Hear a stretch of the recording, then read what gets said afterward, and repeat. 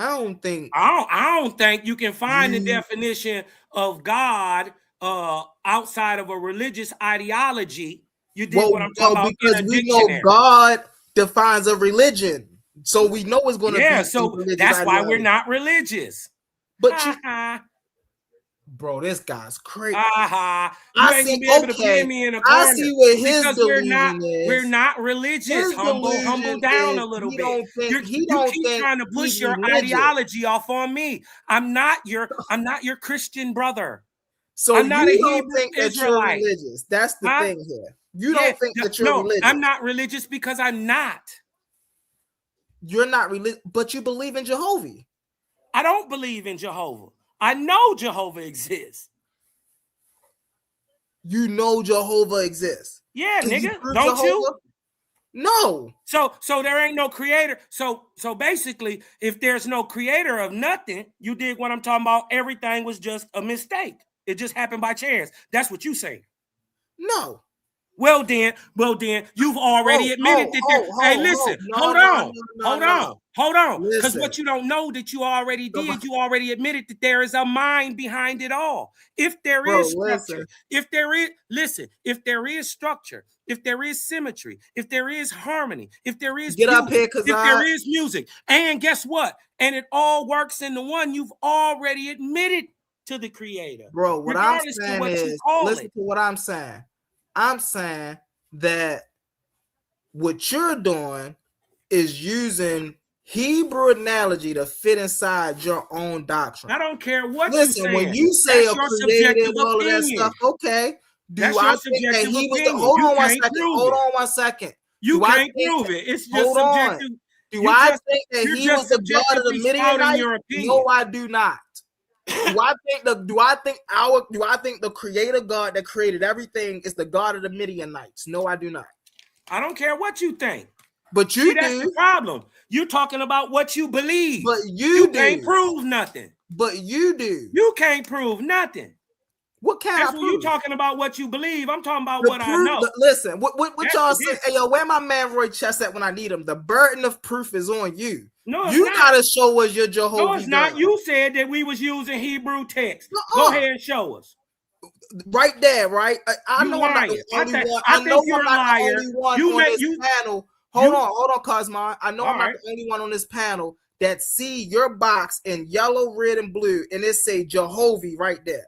Now, if I type that word in right now, Jehovah, right, it's gonna take me back to the Jehovah, to the Tetragrammaton, to the Hebrew. Well, then that should be objective proof that it's wrong, dummy. Because guess what? It's not even the same. Hey, listen, it's not even the same word. How is that not? Oh, hey, wait a minute. So A's are eyes now? Didn't he just say, yo, look, he just died on his own sword, y'all. So he just said, I just said Jehovah. Oh, and he don't know how to pronounce the word. The letters are interchangeable. So now he don't want the letters to be interchangeable. So A's are eyes? I said phonetics are interchangeable. Right. So you just said that I letters are not interchangeable. Hold on. You just said out your mouth that I can be an A. That I can be an O. You said that. Hey, listen. He don't know the difference between a different letter and its phonetic sounds. This bro is crazy. You are batshit So you crazy. saying, listen. You lacking a little bit, bro. Because we going to circles at this point. Listen, what are you standing on that I can attack? And let's see the authenticity of your shit. Because you can attack mine. That's cool. Okay. That's cool. So energy. Hold on. Attack hold this. On. Attack God damn, dog. God. Go ahead, Cosmo. You so triggered. God damn, little nigga. Calm down, little boy. Go ahead. Let me get it out.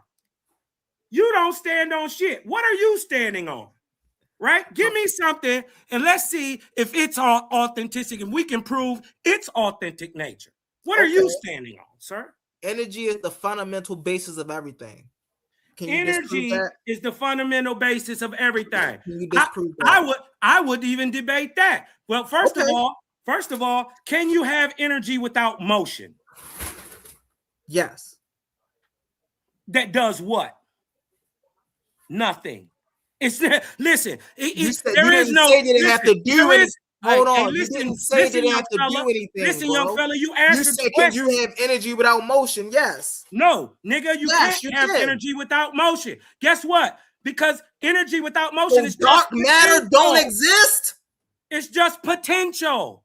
Bro, this guy's crazy. Yeah. So dark energy don't exist. Listen, what I'm saying is, if you're saying the energy is the basis of all creation, I'm saying that motion must come before that energy, and motion creates the energy. You saying motion creates energy? There is no energy without motion. What is energy? Energy. Define it. Look it up. Define energy. In a scientific, I don't gotta look it up. In a scientific format, is the ability to do work, right? Okay. And hold on one second. So guess what? Hold on one second. Hold on one second. To do work, can you do work without motion? Yes. The potential state is not in motion. No. Potential energy doesn't exist, but it doesn't do anything. Now, nobody is talking about it doing anything. I didn't say energy was doing anything.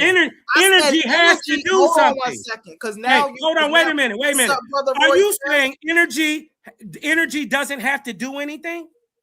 I said, listen, because you move in the goalpost. I say energy is the fundamental basis of everything. I say that's a subjective belief. It's not a belief, it's a fact. I say it's not. Because I say you can't have. I say it's not. Why do I say that? Is because you can't have an energetic force without motion. So the first law of thermodynamics, which is way more credible and authoritative than a book you come from, states that energy cannot be created nor destroyed. It can only transmute from state to state, which means there was nothing here before energy. Bullshit. There will never be anything after this before energy. Bullshit. Or after energy. Bullshit. Energy will be there is no Listen, and to debunk what you're saying, there is no cosmogony in the world that says what you're saying. Bro, all right. So listen, this is what we're going to do, because we're going in circles. Oh, what's up? Where Roy Chess at, man? Come up on the panel, Roy Chess. Come up on the panel. Yeah, you need some help. Help. No, I don't need it. What I need help for, you still ain't show me that book you stand on. Listen, you ain't Let me know when y'all get back to the evolution. You didn't ask for a book. Let me know when y'all get back to the evolution. All right, come on, Sister Issa Queen. Let's get back to the evolution. Go ahead, sis. Good. I don't necessarily know where to start. Like, y'all went from Abraham and now y'all all the way. I was enjoying it though. I'll tell you that much. That's because he keeps shucking and jiving, moving the thing. No, I well, to be very honest, I think y'all both saying the same thing, right? Because I don't necessarily believe that the first people, because animism comes before monotheism, comes before the pantheon, comes before all of that. And when you look up what animism is, it's talking about the energy and life force of all things, right? And that's where we get our concept of what God is. It's coming from the idea of what energy is. I think that y'all are both saying the same thing. The creator in itself is the energy that created all of us. And I think we lost that as a humankind, trying to put a body on it, put an ego on it, put human characteristics on what really we're talking about is energy. But that's I think this is what I think. I think false deity through religion duped man into praising the creation and not the creator. The creation is God. It was taught to man, but it's in fact false. No, like for instance, in whether you believe it or not, in Owaspy, true God, the real one, is not praised. Right? And the way to prove that any God is false, right, is if it asks for praise. That's one of the ways. I would agree with you. I would agree with you wholeheartedly. I would agree with you because it literally goes with what I just said. Because we don't praise energy. We don't praise atoms and neutrons and our nucleus. We don't praise those things. And those are the things that literally is the beginning of who we are, how we became to what we are, right? We don't talk about that as in a praise. It's just a nucleus. Even though the nucleus literally changed the cell to a whole new cell to create all the diversity in the world that we see. But that's not how we talk about the nucleus. So I agree with you, but I feel like I said, we're saying the same thing. I'm just using the term energy and cells and nucleus and all of those things. I just think it's odd that the same structure that is on its microscopic fractal level is the same thing on its macro level. You dig what I'm talking about? We see the same function, motion, form, figure on the largest scales of things as we do in the fractal metaphysical world, which would show a oneness in all things. Hence, like I said, a creator. Now, see, that was subjective. You just threw your subjective thought into there at the end, right? Because what you're talking about is cycles, and that we live in life cycles, and you can find these cycles on from the micro to the macro levels, because we can. Okay, but how are you measured? How do you measure the cycle? I get you. I'm with you. We measure cycles with time. Wait. How do you measure the cycle? Like, what is the mathematics time to measure the life cycle that you're talking about? Because guess what? I agree with you. How do you measure it? Time is literally the measurement of cycles. Of course, we know.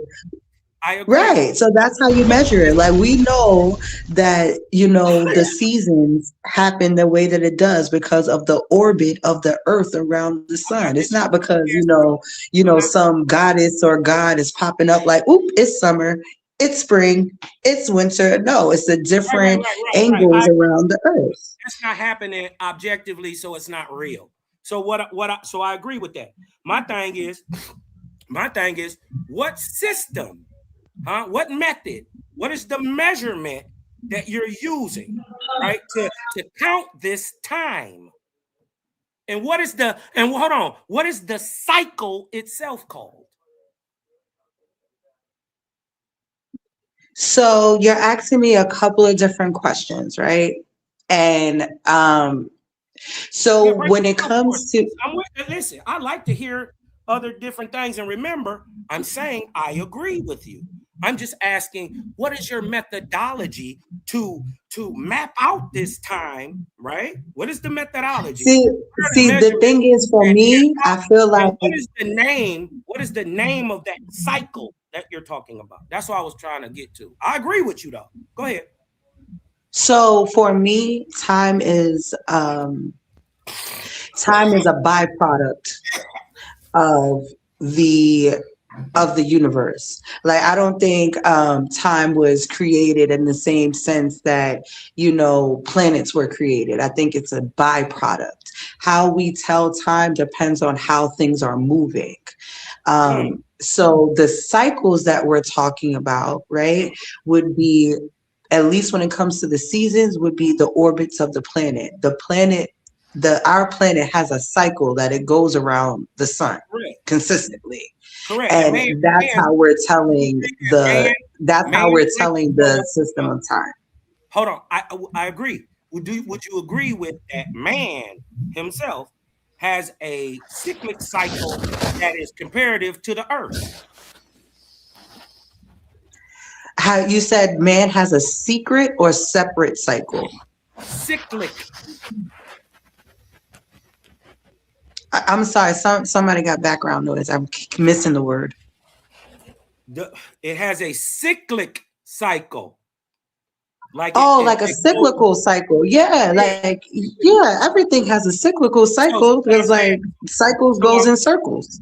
So my question was, just like the earth goes through seasons, do you agree with that man also goes through seasons?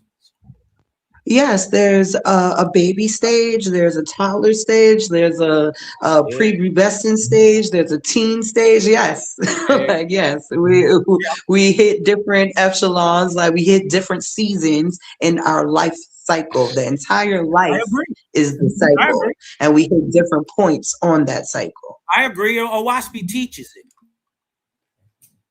I agree. Yep. It teaches it. And the crazy part is it says it just like the sister says it. Just like man goes from infancy to childhood to prepubescent to mature to old age and then death. It says so. It says it just like she just said. The Tao Te Ching said like that too. What that mean? Lao Tzu wrote. Yeah, a lot of people say it like that. You know what I mean? Because there is a universal truth that man can come to on their own, like understanding agriculture. There wasn't one person that walked around the planet teaching everybody how to do agriculture. People can figure this out on their own if they're just intuitive with the earth. It's the same thing that goes with evolution. Darwin was the first person that talked about evolution. And even before his book popped out, there was a naturalist that did a paper basically also talking about natural selection that pushed Darwin to release his book. Him. You know what I mean? So like certain ideas is just true because it's true to our reality, and you can find that from anywhere.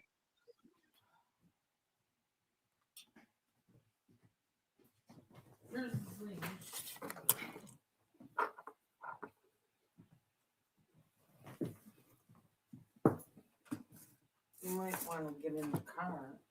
Where the fuck he?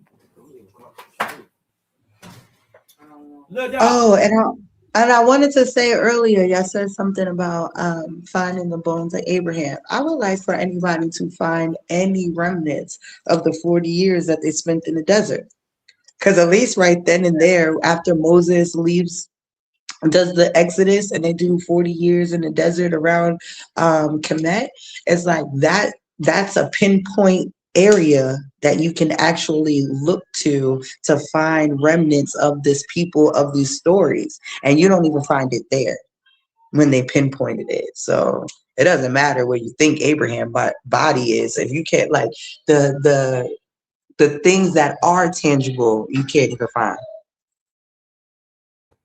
Abraham's body is a mystery.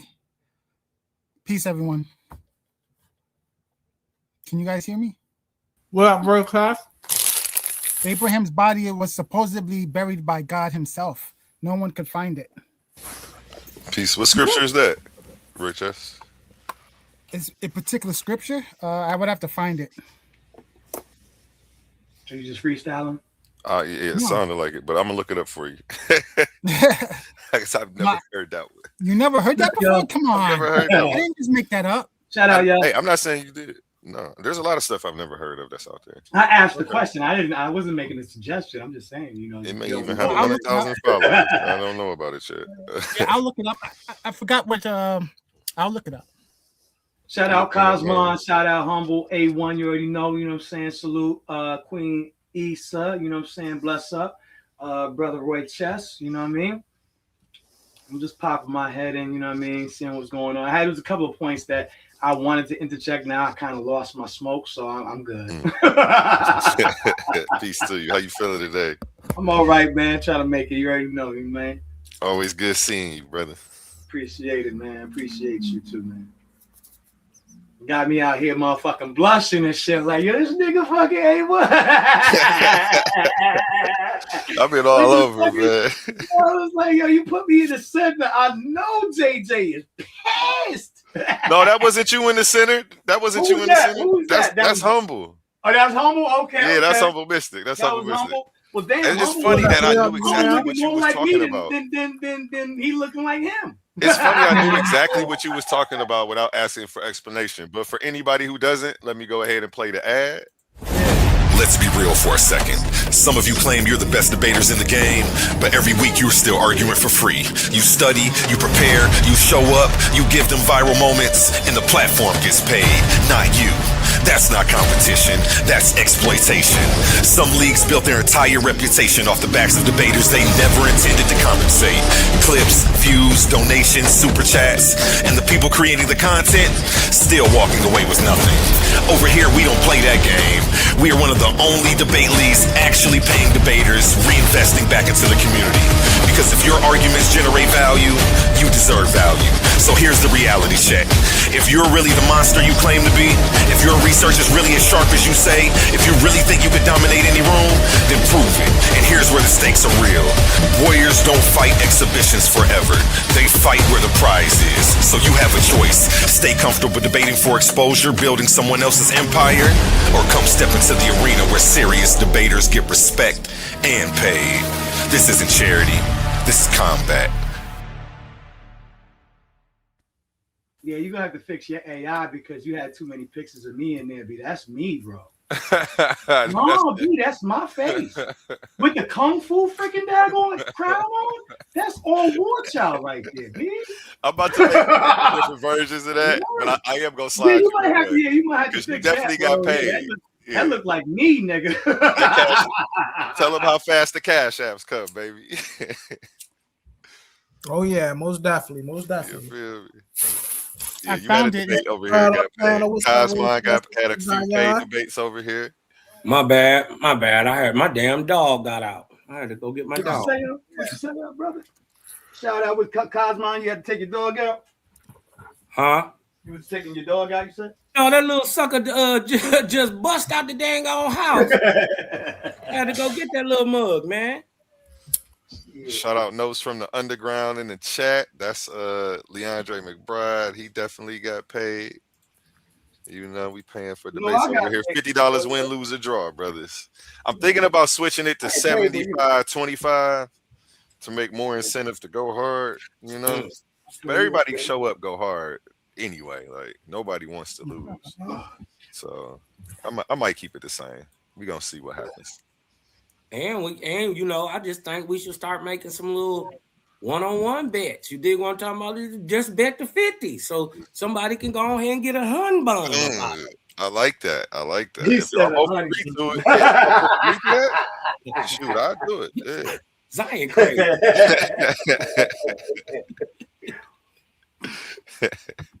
Wow. Yeah. Zion was in the tournament. So, yeah.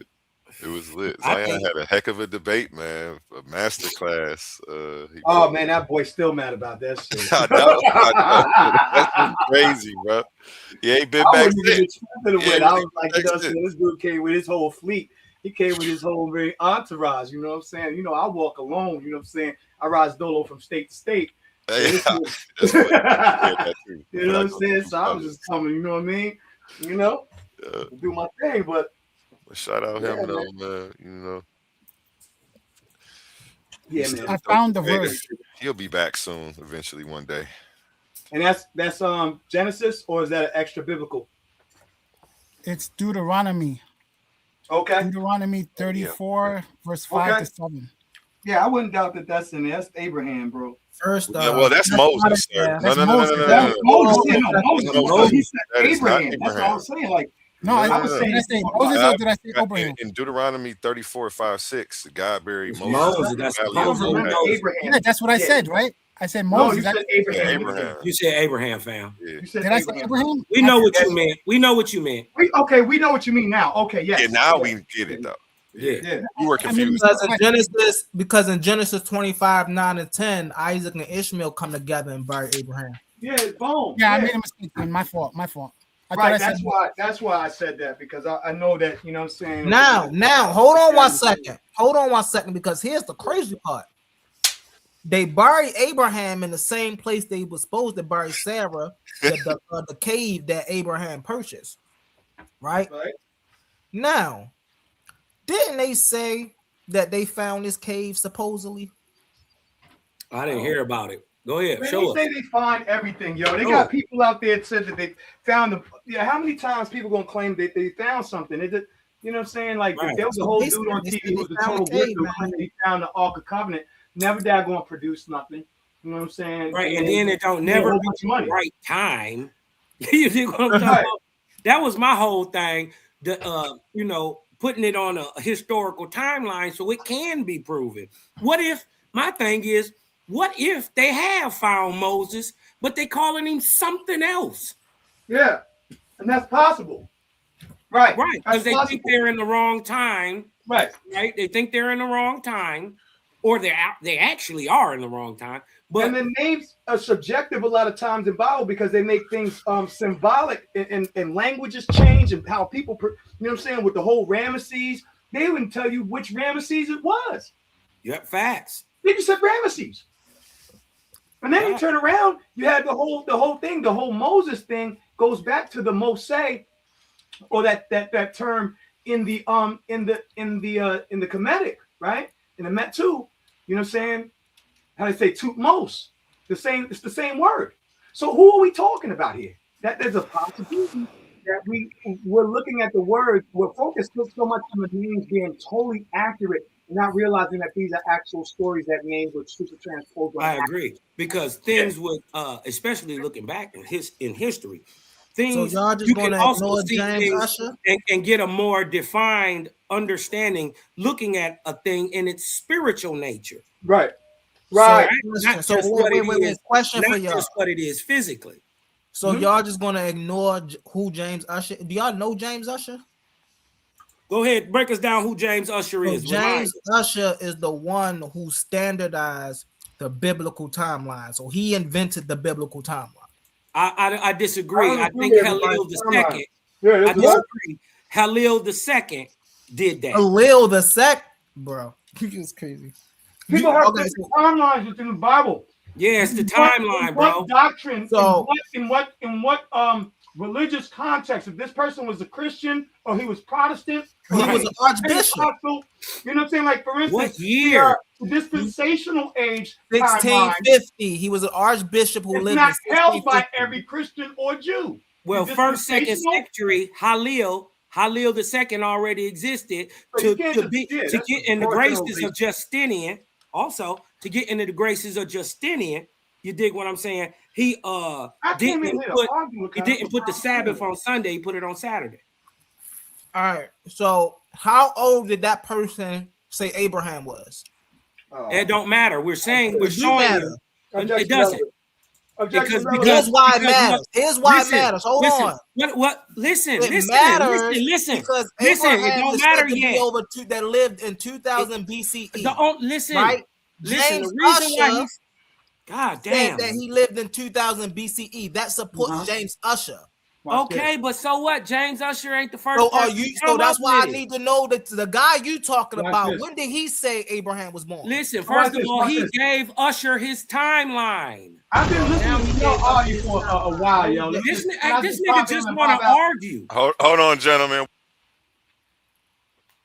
I'm showing that the Hebrew timeline, I want to pass it around real quick. Calendar existed years before this Usher guy you was even thinking about was thought about. It already existed. And the timeline that your Usher guy that you're so big on, the timeline he is using comes from Halil II. That's all I'm trying to get through to you, bro. You trying to push back against everything I say because I say it, because you got some type of bug up your butt. Because I punch you. You dig what I'm talking about? I don't talk nice to you niggas, bro. He funny.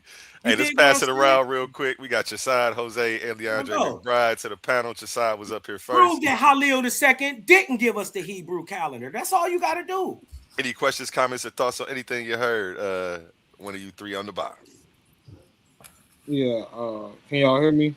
Yes, sir. Yep. Copy. Peace to everyone on the panel.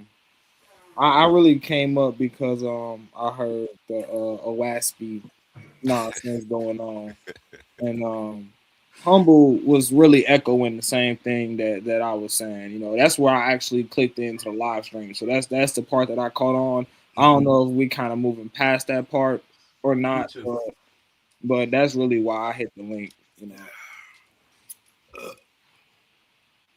See, you got something to stand. I mean, you got a book to stand on when it comes to debate. And Cosma, he was asking Humble what book he stands on. Yeah, I ain't getting no answer. I got a lot of shucking and jiving and sub-Saharan shuffle. Yeah, because I don't have a belief system, so I'm not going to stand on a book. You don't. Well, you ain't got. Well, I asked you, what do you stand on? I gave you a claim of mine you couldn't disprove. What? We're not going over this again. We had Sister Issa Queen break it down. You even said that your own Owaski Bible agree with it. That's what I thought. He terrible. Cosma, let it go for a second, man. We can back to Kazatia, Jose, my bad, and Leandre. Shout out to Leandre. Yeah, good night. Let me just correct something that you said, Zion. Wow. There is no such Medu Neter name as Thutmose. That's Greek. I know. It's Yehudi mess. I know the Greek. Come on, B. Objection. Freaking ridiculousness. No. Like, come on, B. Explain we it correctly. We know that there is the Greek, and that's all I was using. It's like somebody saying, "Well, there was no J in the." Are you done? I'm not gonna do that argument, man. That's what children. Are you done? Yeah, come on, B. Right. Like, I wouldn't argue with him about the Jehovah title because there is finesse. Are you done? I would. I wasn't finished. I mean, I really didn't get a chance, but since you, I wasn't finished. Since you opened the door, what you opened the door for? But I wasn't finished. But this was my point. Like with I think that's a moot argument, bro. That's all. You would think so. You would think so. I wouldn't think so. It's nitpicking. And yeah, I shouldn't nitpick. Nitpick. Because that's like not. I didn't know that. Like everybody in the audience don't know that. They don't. They don't, because you didn't know that until I said it. Yeah. No. Oh my God, bro. Objection, speculation.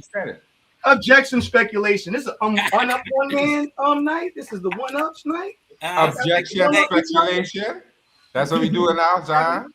We objecting, we in court now. Come on, bro. Yeah, that's exactly what we in, Jose. That's why I'm fed up hearing you. One up, man. Calm. That's why I'm fed up hearing you. I don't want to hear you right now.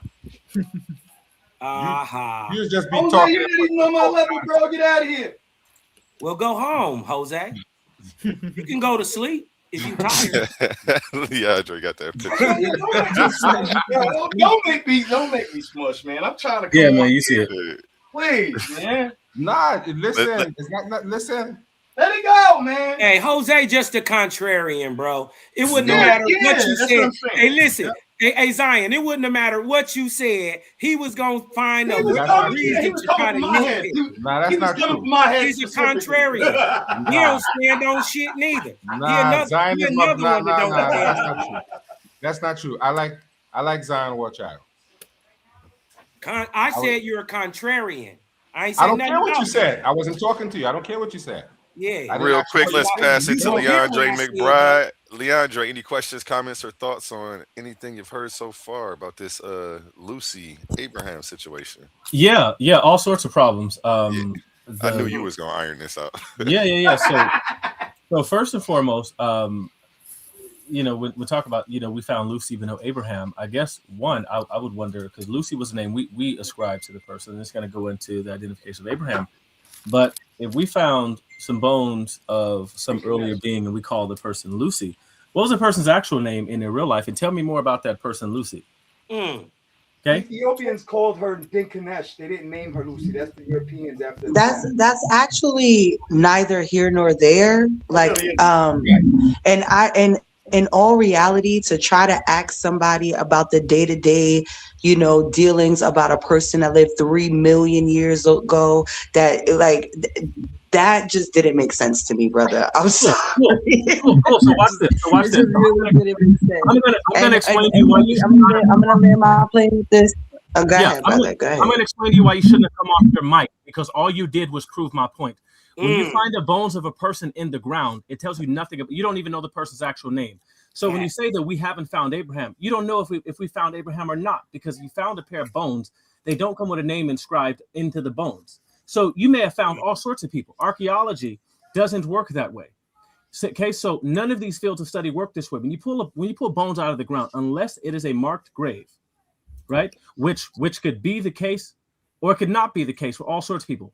Okay, 0.9% of people who have ever lived on the planet archaeologically leave no single archaeological footprint. Will probably never find their bones. But that has no bearing on the existence of the person. And just like when we find Lucy, who we named it being Lucy because we have no idea about the person. So it's part of, like, for example, the bones of the person, Lucy, that could have been anyone. We don't know anything about her story. They could have been mentioned in some other ancient story. They could have been mentioned, and we have no idea whether there's no right. name. But the reason why what you're saying doesn't necessarily mean that you and I both cannot be talking at the same time. So here's the issue. I want you to be clear that you definitely cut clear. me off. I am being because clear. you did cut me off while I was speaking because you started with a question that you already had an answer to, and now you're being a little girl about it. No, actually, you cut him off, sis. Go ahead, brother. No, actually, he cut me off. And I don't respect when people ask a question, wait till I'm answering, and then cut me off while I'm speaking to continue on what they were saying because it was a loaded question. You never let me answer the question because you already had the answer together. I never finished. And now you're going into a paragraph about what you want to say, cutting me off. There was no opportunity for you to finish because nobody asked you anything. Leandre was asking. You asked a question to the panel. What I'm not about to do is deal with men who have issues with the fact. You should have just said that I have something to say instead of trying to be a sarcastic asshole and sit there and talk and ask a question when you already have the answer. I said what I said, so you can continue now. Man, we supposed to be brothers. Come on, man, we supposed to be brothers. Okay, when I play that means break it up, everybody. We're supposed to be brothers and sisters. Let's go, Titan family. I missed what happened. I think you said he asked you a question and cut you off. I didn't ask her a single solitary question. No, he asked the panel a question. He asked the panel a question, right? I went to go answer the question, and he already had his answer, so he cut me off before I could even finish what I was saying. So you can watch the playback, but go ahead, sir. We're not about to play playback. The question was rhetorical. He wasn't really asking a question. Exactly. If it was rhetorical, why did he stop? Why did he stop? Let me start speaking, and then said, "See, this is why you should never came off your mic when he cut me off." Exactly. So whoever's playing butt buddy for this dude needs to calm it down and recognize what actually happened.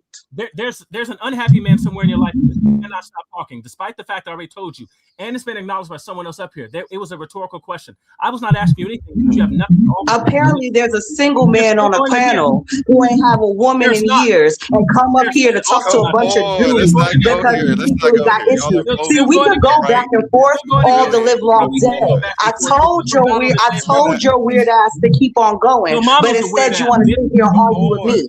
Finish what you were saying so I could demolish the little point that you think you made. Finish the point that you think you made so I could demolish it, brother. Finish. Don't tell me not to do nothing. Go ahead and finish, Leandre. You got the floor. Anyhow, as I was pointing out, when you find bones in the ground, there's no name chiseled into them. So who they belong to, we have absolutely no idea. We may have found Abraham's bones some of anywhere. We may have found Hector's bones from the Iliad. We may have found Hector's bones. We found an almost 1-to-1 grave burial of some Greek figure buried along with his horse in the way that Hector was in the story of Iliad. Is it Hector? We have absolutely no idea because there's no way for us to determine that. There's no way for us to determine that whatsoever. So as I said, the question on the table in and of itself is a loaded question because it assumes that we would know that if we did. Lucy is a name ascribed to some being that we put that name on. We don't know anything about that person's life, their being, their existence, nothing. We don't know what their kids were like. We have no idea about any of that stuff. So the question itself is problematic. When we're doing history, the primary means of reconstructing history is going to be in written documentation. These are called auxiliary, even our archaeology. These are auxiliaries of history. But history itself is determined by written documentation. 99.9% of people are going to leave zero archaeological trace, especially the people who've already existed. So questions about why we haven't found Abraham, assuming that we haven't, assuming that we don't already have his bones and with no identity, right? Those questions sort of assume that archaeology, right, and digging up bones are going to do something that it can't. It's likely not going to identify the person who's there unless you have a marked grave. And so it's why the question on the table is stupid. I've heard you break that down like a year ago, so I already knew you came up here what you was about to do. I agree. I think I started saying something close. Yeah, I've heard it break. I've heard him break it. You broke it down more eloquently before, actually. Oh, absolutely. That was still a good one. Several reasons why it's like this question is like kind of it's loaded. I have a question. It kind of makes a couple assumptions. Like I have a legitimate question because I don't know. But is it somebody who we derive from, like we evolved from? Because that's not a human like us. That's like a pre-human, right? That's why we think evolution is correct, right? Right. That's why may I? Before is that correct? I don't know. I'm asking. To respond, are you asking Leandre specifically? No, I'm asking anyone. Anyone. Okay. Yeah, I would say, you know, that people prior to that the Bible says formed, right? God formed. And we don't know the mechanical way of how God did that. We don't know every single detail of how he formed.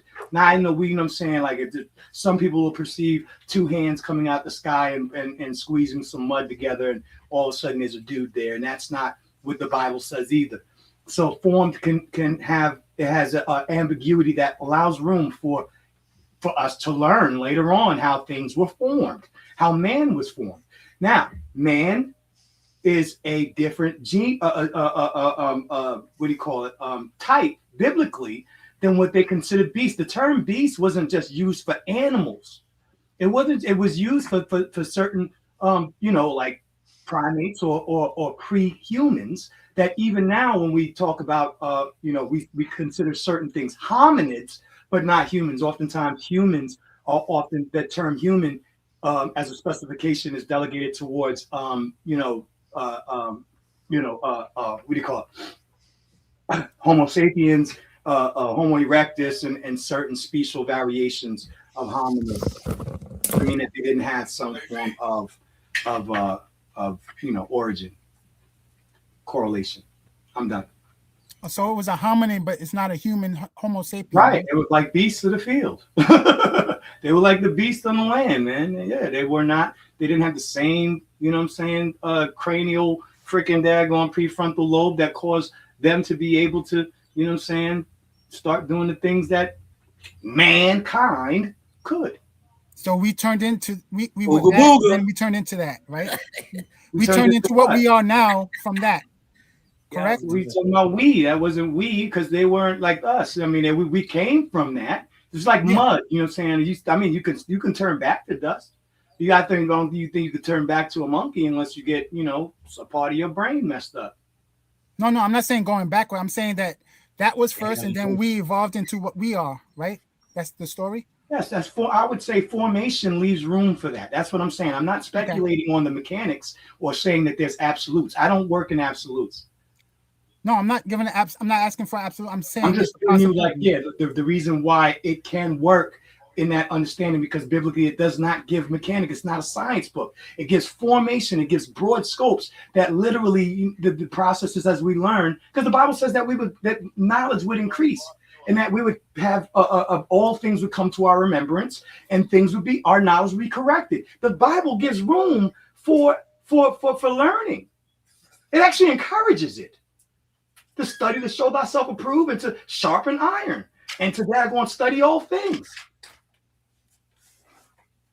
So there was never a in the Bible, oh, this is how it happened, you know what I'm saying? 6 days, you know, this is why I'm gonna smush Naphtali, you know what I'm saying? Oh, yes, the 6 days of 6,000 years, and then, you know what I'm saying, man was formed out of dirt, you know what I'm saying? No, it's not, y'all are reading in crayon. Hold on. After you, it's a queen. Was supposed to be next, but she jumped off the panel. She was supposed to clean up. Land your plane. I wasn't trying to cut you off. I'm done. He asked the second question. I was already finished. Can I say something next? After it's a queen, you got it. Thank you. So what I was trying to say about the brother's point about the Lucy not being able to identify who and what Lucy is, according to her day-to-day life, depending and using that as a segue into why we can't find Abraham was it was just null and void for me, right? Because one thing does not automatically equate to the other thing. Abraham's story isn't made in a bubble. It has a unique history to it. There's a whole bunch of people on the planet. It's not even that long ago. Like, there's so many different things that's going on that finding Abraham's skeletons will be way easier and way easier to identify than it would be a Lucy, right? Because Lucy, you're right. I agree with you. Lucy is something that somebody, named for it. But it's not just they named them. They were able to classify Lucy in the animal classification chart, because that animal classification chart was already out there. So we know that she is of a hominid because based on her hips, based on her shoulders, based on her hands, based on her feet, we could tell that she's a bipedal based on her skull, based on her spine, based on her feet again. So there's literally metrics that you go through to figure out what a hominin is, what a hominid is, and everything else. So trying to equate those two because we can't tell her daily single life, well, guess what? We could tell that she broke her shoulder twice and was healed. So Lucy's tribe believed in medicine. We can tell that from the bones. There's a whole lot of things we can tell from the bones. And when it comes to Abraham, there's a whole culture as well. Because when we start burying people, that's our first sign of culture. There's a whole thing that goes around it. Sometimes you have beads. Sometimes you have, pelts and all of these different things that will classify you underneath a certain culture. That's how we know the Israelites. We were just talking about the Israelites and the way they built their homes. So we can look and see by the way they built their homes that's an Israelite home. So what you were saying for me just didn't make sense when you was trying to correlate it to the Abraham skeleton. That's just how I feel about it. You can take it or leave it. No serious archaeologist thinks that direct archaeological evidence will be found that can verify the historicity of Abraham, Isaac, and Jacob, or the latter and his clan to Egypt. As a field archaeologist myself, I'm keenly aware of how little has actually survived from the ancient past owing to natural forces such as moisture in many forms, deflation, and earthquakes, as well as human impact in the form of later occupation in ancient times, reusing earlier building materials, human destruction, war and burning, and modern development, urban and agriculture. Realistic expectations about what archaeology can and cannot do for biblical studies must always be kept in mind. Now, that is the archaeologist James Hoffmeyer on this topic. So the idea, again, the whole point is that we know nothing about who the person Lucy actually was, whatever that being was, what they did every day. So you wouldn't know that person's name.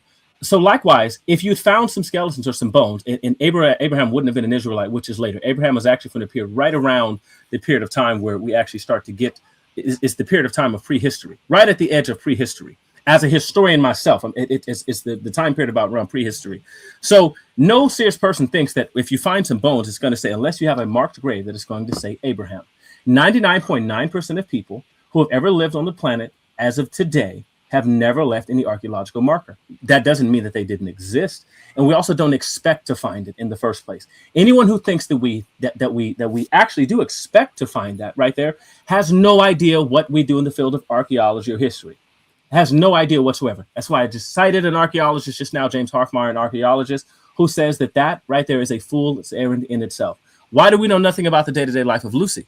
Because when we look at the bones, we don't even know if that being had a name, if how it communicated, what it did on Tuesday. Like, we have absolutely no idea if there was a following, if it was the leader, if it had religious practices, if it was a member of a cult. We have absolutely no idea, because that's not what the bones are going to do. Anyone who thinks that the bones themselves are going to do that is playing a fool's errand. History is done primarily by written documentation. How do we primarily discover things in history? By written documents. So again, So talking about we found Lucy's bones, but not Abraham. We have no idea whether we have Abraham's bones or not because the bones are not marked with names on them. Most of the people who are buried in graves, right, have no burial markers on their graves. Most graves that we found in history have no burial markers, 0. And that's if they were buried in the first place. We have absolutely no idea if we have found Abraham's bones, if they were moved later, if there was a grave that was robbed later, if his bones are ground up and used for wheat to feed a giant. We have no idea. Okay, so again, it's silly. It's a silly argument. It's a non-starter. It's not how history is done. It's not how we recount history of that time period either. Can I go now? Okay. Can I go? It's on you, brother. It's on you. You got it. All right. Thank you very much. Peace and blessing to Titans Debate League. Shout out to Lions Den, JJ7K TV, people watching over there. All right. So, yeah, it is kind of a crazy analogy to say we found Lucy, but we don't find Abraham. It's kind of like comparing apples to oranges. So let's take a look into it, ladies and gentlemen. See, so certain evolutionary scientists have talked of Lucy since 1970 as a supposed ape-like ancestors of humans. It's probably the world's most famous extinct ape. Lucy kind was roughly the size and shape of a chimpanzee. Scientists recently described a tiny foot of a toddler of this extinct species, but this foot looks like an ape's, which clearly clashes with the Live Science article title. Ancient human ancestors had to deal with climbing toddlers. Does this species really deserve human ancestry status? That's the question, ladies and gentlemen. So when you go to the University of Chicago, they discovered the remains back in the 2000s. He and other paleontologists described the foot in Science Advances. He told Live Scientists, I'm almost done, that the big toe on the fossil post this note-sized foot did not stick out of the side like it does modern chimps, but was curved inward like today's tree climbing apes. The study authors speculated that Lucy's kind could grasp and climb tree branches with his feet. I'm almost done. So both anatomy and evolutionary disagree, have already debunked Lucy as any kind of human ancestor. Evolutionists don't all agree that Lucy was a human ancestor because not one of his ape-shaped bones was shaped exactly like the corresponding bones in the human body. So both anatomy and evolutionary disagreement have already debunked Lucy as any kind of human ancestor. And I'm just gonna stop there. I just wanted to say that. I'm gonna let everybody else chime in. But I got more information. Maybe me and Indigenous Black men can come and do a presentation on this. Cause we had me, Indigenous, and Cedric, and Blue Collar Scholar. We beat the shit out of Cedric on this topic. That, come over here and do a presentation. Hell yeah, man. Oh, sure. Hey, you got me. I don't even like using that. Commercial, family. Yeah, I would love for you to come do a. Say that one more time, JJ. Yeah. I'm sorry, I can hear you. I see your new advertisement. I see you got me in the commercial sitting on the line. Yeah, I like man, that. Your animation was so Tommy. fire. I threw you in there, and like I knew you was gonna. I know we gonna set something up with you eventually. You've been around. Let's be real for a second.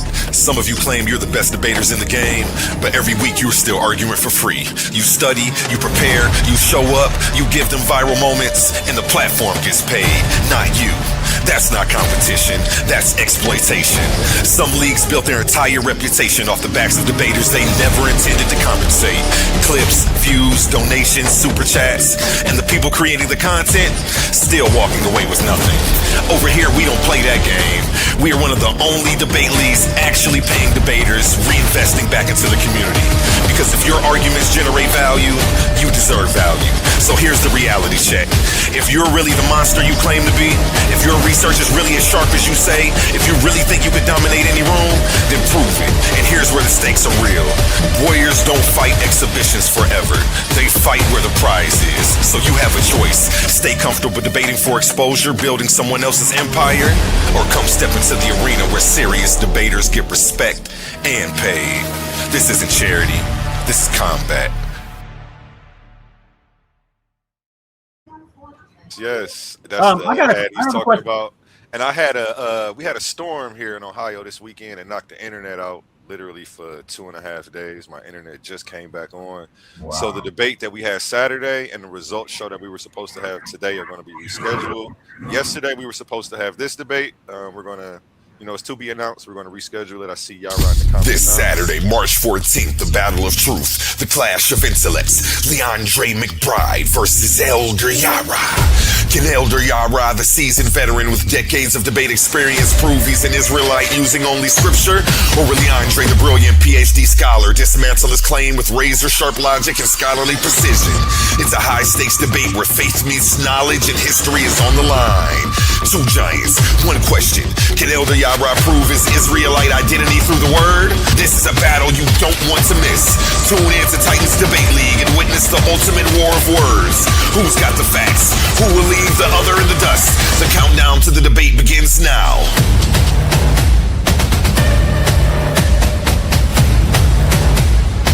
Coliseum of arguments. Only the brave speak here.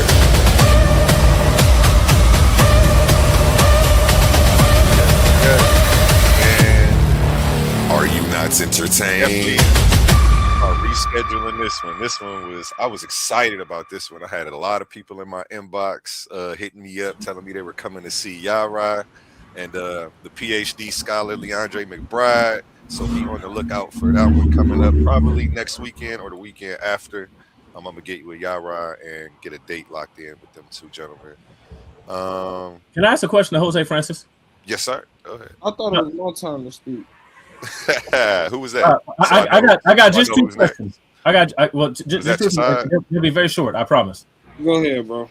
Mr. Francis, how many Egyptian kings or pharaohs were there in the entirety of since the Renaissance of Egypt? How many were there?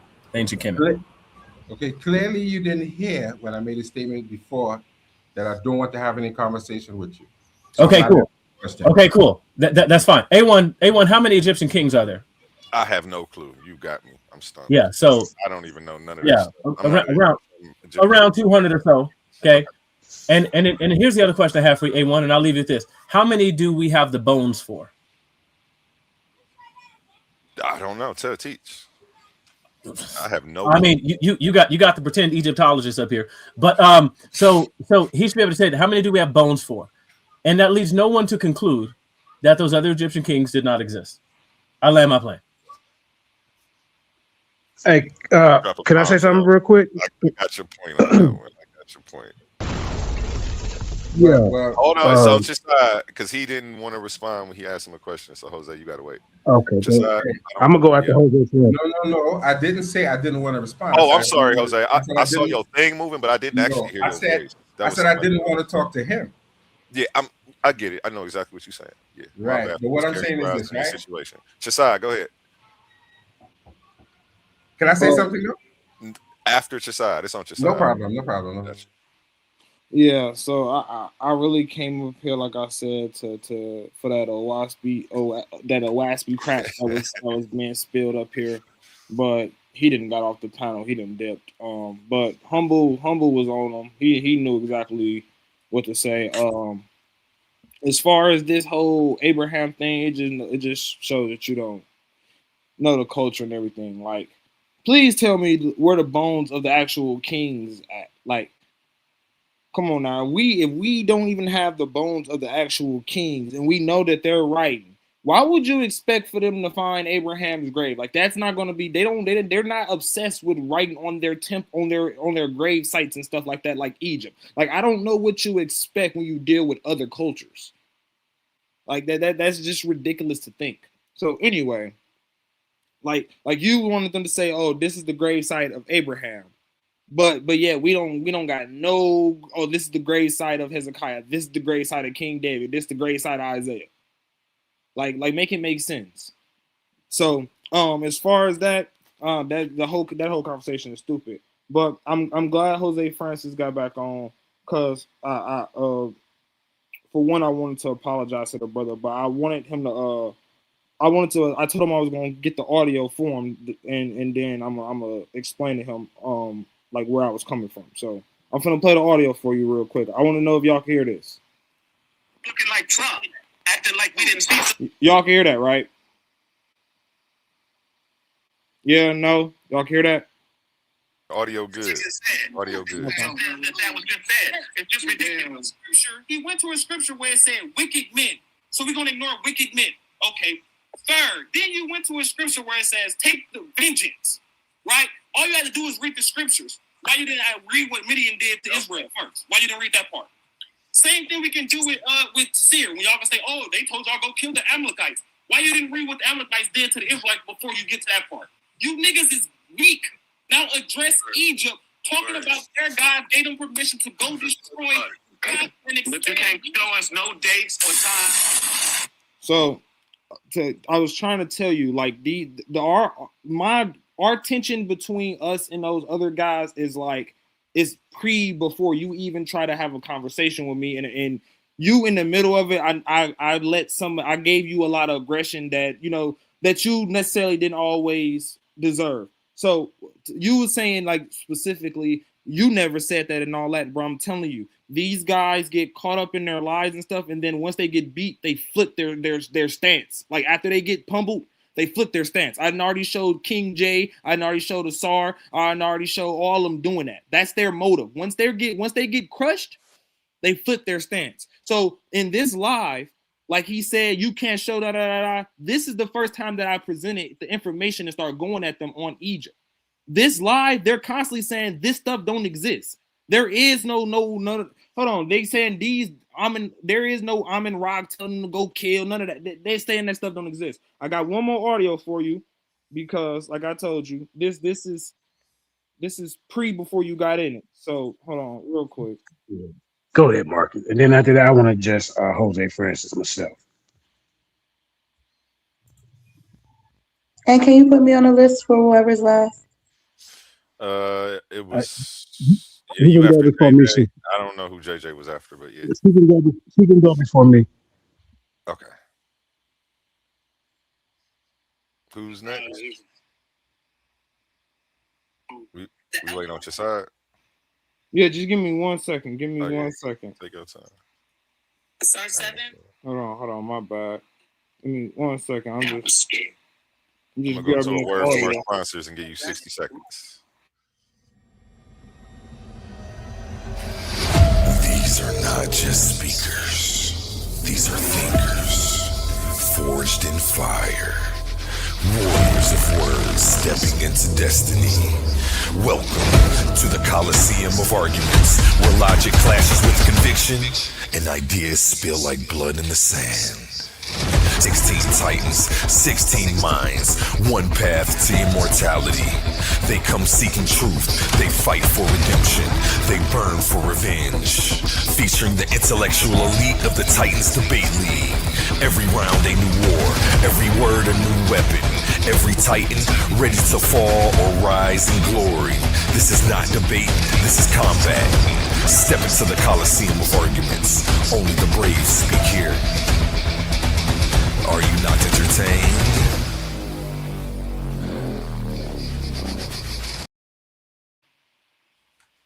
So yeah, I got that audio real quick, and then listen real closely. I say, listen. I mean, not I say, Jose, listen real closely. It's not even giving us a real primary.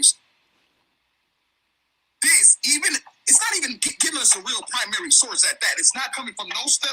It's not coming from no hieroglyph. There's no damn such. There's no law relief of no Amenhotep fucking autobiographies making that up. And so when they said we never said this stuff don't exist, and bro, they be lying. I present information, I cook them on it, and then once they get cooked, they switch their stance and stuff, act like they never said it. Same thing with King J and saying Yahweh didn't give his possession to Yahweh not in Ugaritic text. You can ask Yahweh. Yahweh was going to debate him at the same time I was going to debate Asarim Ka. King J was saying Yahweh was in the Ugaritic text as El's son. He switched his stance after he got beat on. They get beat on the stances. So, like I said, bro, you didn't want to be called the N-word. That's sadly in my vocabulary. I apologize. Like I said, I showed a lot of hostility and stuff towards you, and you weren't necessarily always going against me. So I apologize, bro. It wasn't necessary to go at you like that, and whatever you do with it, I hope you understand that it's truly like unbelievable. I appreciate that, and I'll accept that. But let me address the point that Leandre was making. They have enough recorded history to say that these people were historical, even though they don't find remains. The ancient Kemetic people wrote so much. They're definitely convinced that these were historical figures without necessarily having to have remains of everybody. Right? Because we know the ancient Kemetic people were the first to write. And they took advantage of that every chance that they got. They wrote so much. Right? Like the Bible and other books are not history books. They have some history in it, but it's not a history book.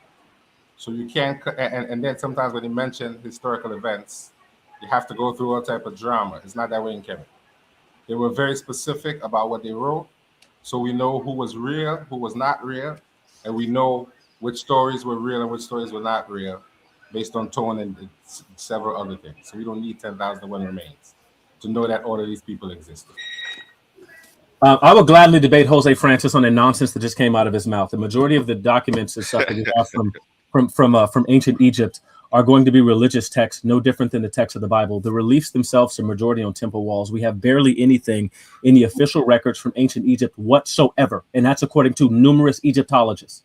There's no Egyptologist going to challenge anything I just said. The majority of the writings that you have from ancient Kemet or Egypt or whatever he wants to call it are going to be religious texts that come from temple reliefs and walls and things like that. And the majority of those are not historically valid. According to Egypt, they started no wars. Okay, according to them, they won every single war. Every single account that they have, because their writings are sacrifices to the gods. And almost every one of their writings, they're not remotely historical. Then they also had damnatios there where they would go and scrap out what was there written before in order to rid themselves of some person before. You don't have any actual official records, basically, except for at best 2 dynasties. Okay, so that is a lie. Okay, and then likewise, the same thing that he said about the biblical text is the same thing that's going to apply to Egyptian text, except for in reverse. Historians of history, the ones who write about historiography and the writing of history, philosophers of history are going to tell you, by the way, he also said some nonsense that the Egyptians were the first to write. That is also cap. That is a lie. They were not the first to write. That is a lie. He got that from nowhere. He made it up. There's no one who's going to back that up. That's a lie.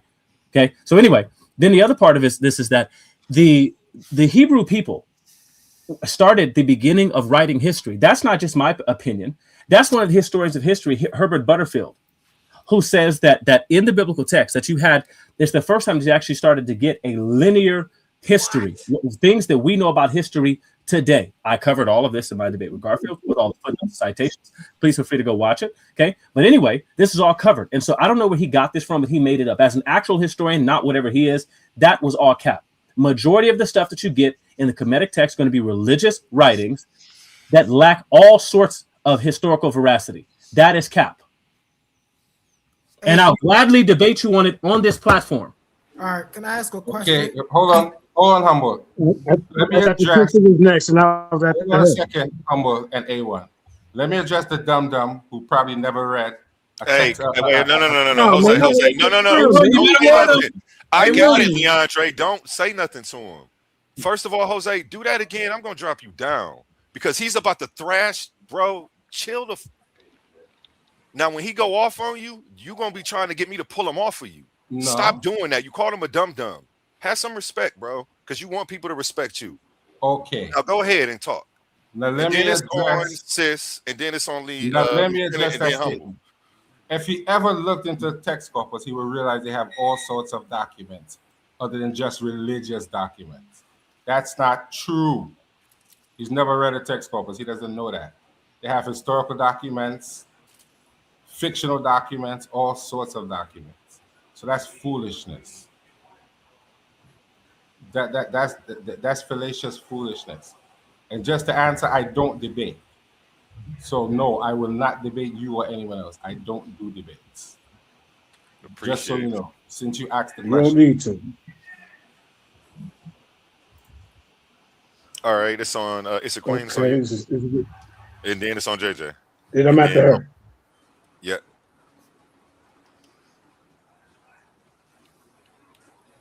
It's a Queen. Are you there? Am I muted? Nope. No, we can't. Go ahead, JJ, until Issa Queen comes back.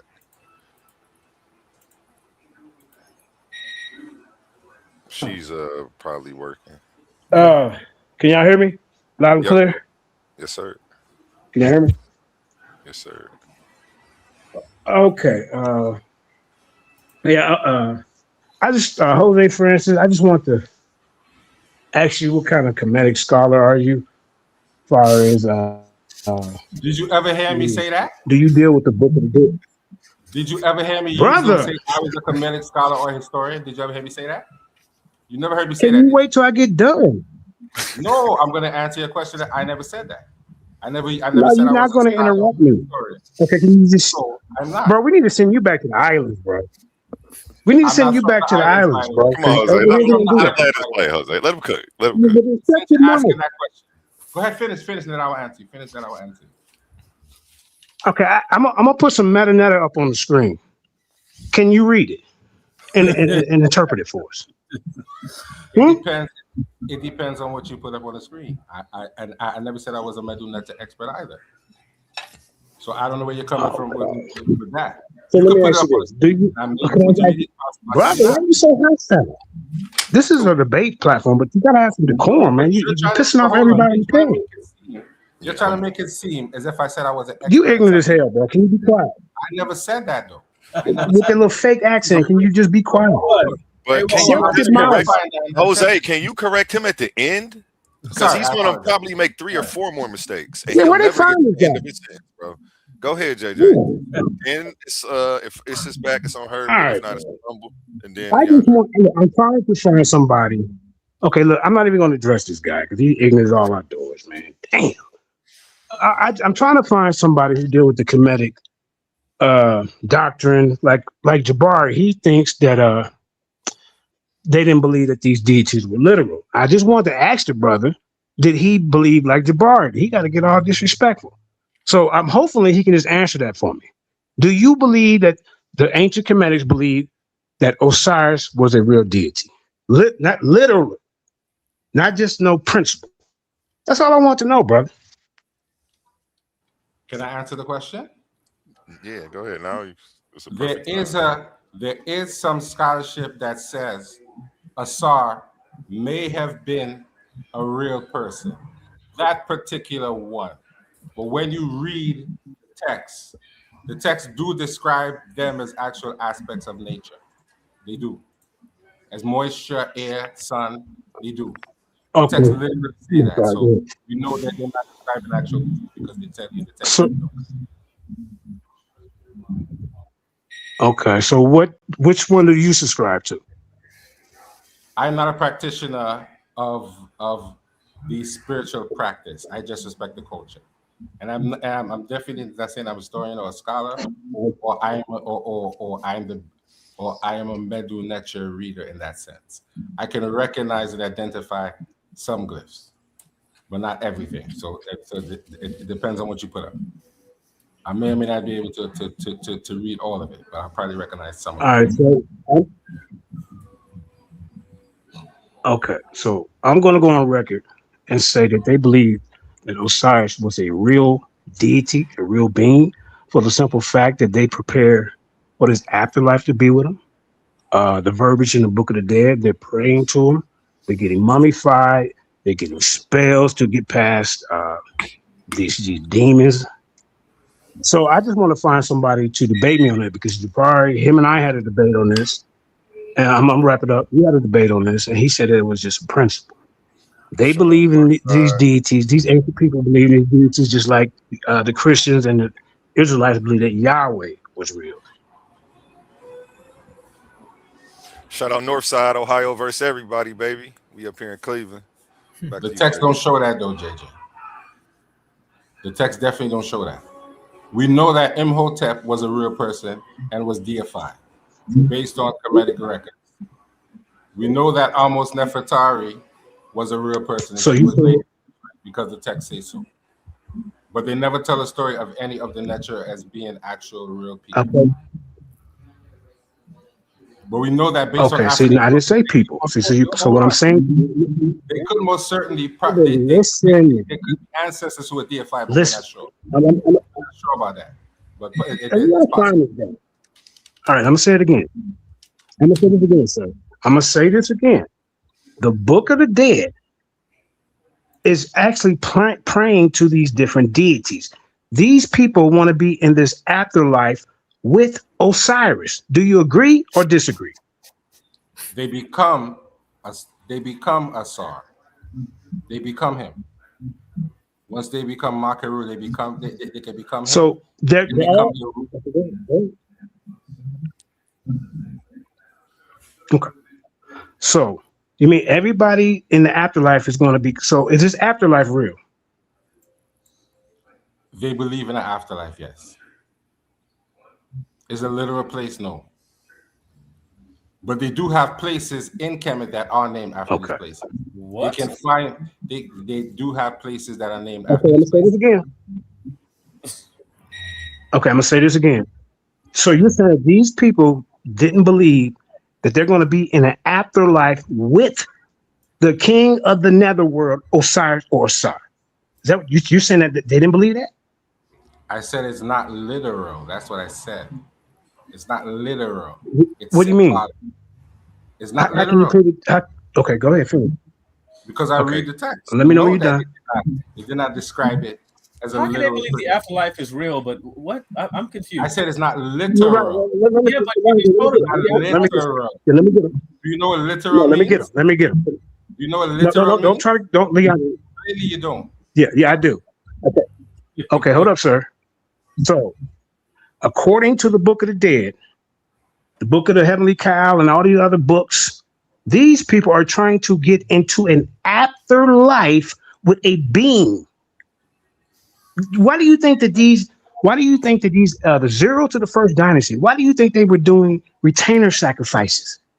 They were taking people with them. These pharaohs and kings, they were kings back then, taking them with them to be with them in this afterlife, so they didn't have to work. They would take their mistresses and their noblemen and their family members with them. They believed that this afterlife was real. They believed that this Osiris was real, literally real, sir. So I'm asking you, is it just a principle, or do they believe it was literal? Yes or no? I answered the question. I said the text tells No, you didn't. I did, but you weren't listening. I said the Yeah, I was text tells listening. you literally that these deities represent moisture, air, the sun, and the earth. The text tells you that, and if you read them, you would know that. The deity Geb Okay. Let me know when literally you're done. is used to Let me know when describe you're earth. That is the word for earth. If you read the text corpus, Okay. that is the word for earth. All right. Ra is the Ladies word and gentlemen, this Heru Okay. means day. so, I'm listening to understand, now listen to respond. So go ahead, brother. And now I'm gonna land my plane after this, and somebody else can go. Go ahead, bro. Say it again. I Are you said done? it 3 times. I'm not going to repeat it. So someone else can go because I said it 3 times. Okay, so now after I get done, hold up. Let me get. I'm gonna land my plane, ladies and gentlemen. It's unfortunate that he would get up here and give out misinformation about these ancient people. All right, they cut off heads. 0 to the first dynasty, and then it became so unhumane that they had to stop doing it. And they came up with these Shabbati dolls. And then with these Shabbati dolls, they would have a spell to go with them to get past once their heart got weighed and they went past and made it past that. Now they got to get past all this to get to Osiris to be in this afterlife with him. So he's playing the Jabari game. Oh, well, literal means not real, and real is really literal. And no, bro.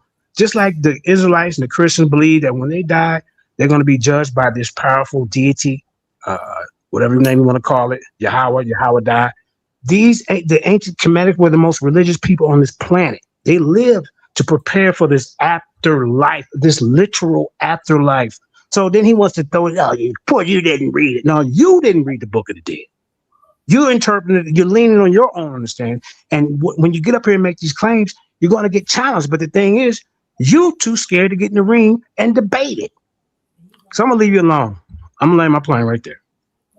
So A1, find me a Kemetic person who don't believe that. Shout out Sapphire. If you Wade Park After Dark, man, what you know about that, man? If you in Cleveland, man, we got a link. I'm all about boots on the ground and putting this together. I've got some community events coming up this summer. You can definitely be a part of that. Get at me though. Back to you, gentlemen. It's a Queen. Are you back yet? Okay, I don't hear her. I don't see her coming off of mute. Humble, it's on you. All right. So I just want to respond to JJ really fast, and then I want to ask Leandra a question. So JJ, I also take that stance. I don't believe the Commission people looked at the Netaru as literal beings. From the text, I understand that they describe forces of nature. It's also the correct title of that book is called The Book of Coming Forth by Day. And when you read it, you start to understand that the book is not preparing you for the afterlife, right? It's showing you how to live in accordance to this life. So when you get to the afterlife, you can be, as you would say, judge righteously, to move on. So that's what we dealing with. The book of Coming Forth by Day. That's what we're dealing with. We're dealing with an instruction manual to teach those people and us, if we're reading it today, but to teach people how to live correctly now. So when you pass on, you see what I'm saying? You can be, it's no different than the Christianity. You gotta follow these rules, or the Hebrews, you gotta follow these rules and to get to heaven, right? I wouldn't disagree with you on that part. Did they believe in afterlife? They absolutely did, right? But the way that they worked with the Netaru was very different than how a Christian deal with Jesus and God, right? These people worship Jesus and God, right? These people worked with the Netaru, right? So they didn't just sit there and pray and do this. And no, they understood that shoe meant air and moisture and things of that nature. It's like he was saying Gab, right? They understood that Gab was the earth. They understood these things. So when they were operating, my brother Ashe just had a debate on, is there such thing as African science? And what we find when we study the Commission people was they had an understanding of agriculture. They had an understanding of building and of agriculture, construction, things of that nature, moving canals and moving water flays. They had an understanding of this, and they show their understanding of this through the Netaru. So that's the correct perception I have when you're looking at this tradition. You can't look at this tradition from a Western world view. Okay. Let me know when you're done. I don't want to interrupt you. Go ahead. No, I want to ask Leandre. Hey, Leandre, did you say that? No, don't switch the subject, bro. I'm not switching the subject. I really want to ask real fast. I don't want, because bro, I'm not going to go back and forth on him. I just want to ask him this because I just want to make sure I was clear. Hey, Leandre, did you say that it wasn't the Egyptians that was writing first? It was the Hebrew people? So you paying people to the debate in 2 weeks? Will you? Okay. Go ahead, JJ. My bad.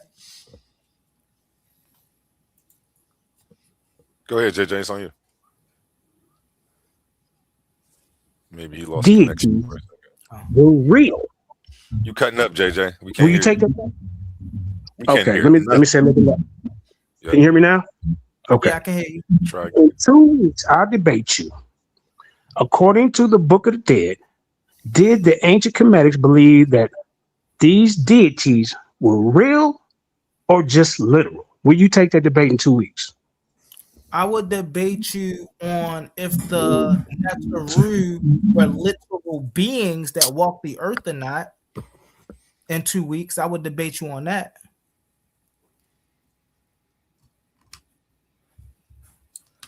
Literal beings that walk the earth? Yes, because he got to get in line though. You got to debate with real. Hold on 1 second. Hold on. Hey, I ain't gonna lie. He got to get in line though. He can't jump. Yeah, he got to get in line. Yeah. Who got to get in line? But he's debating Chasad next. They already have a topic.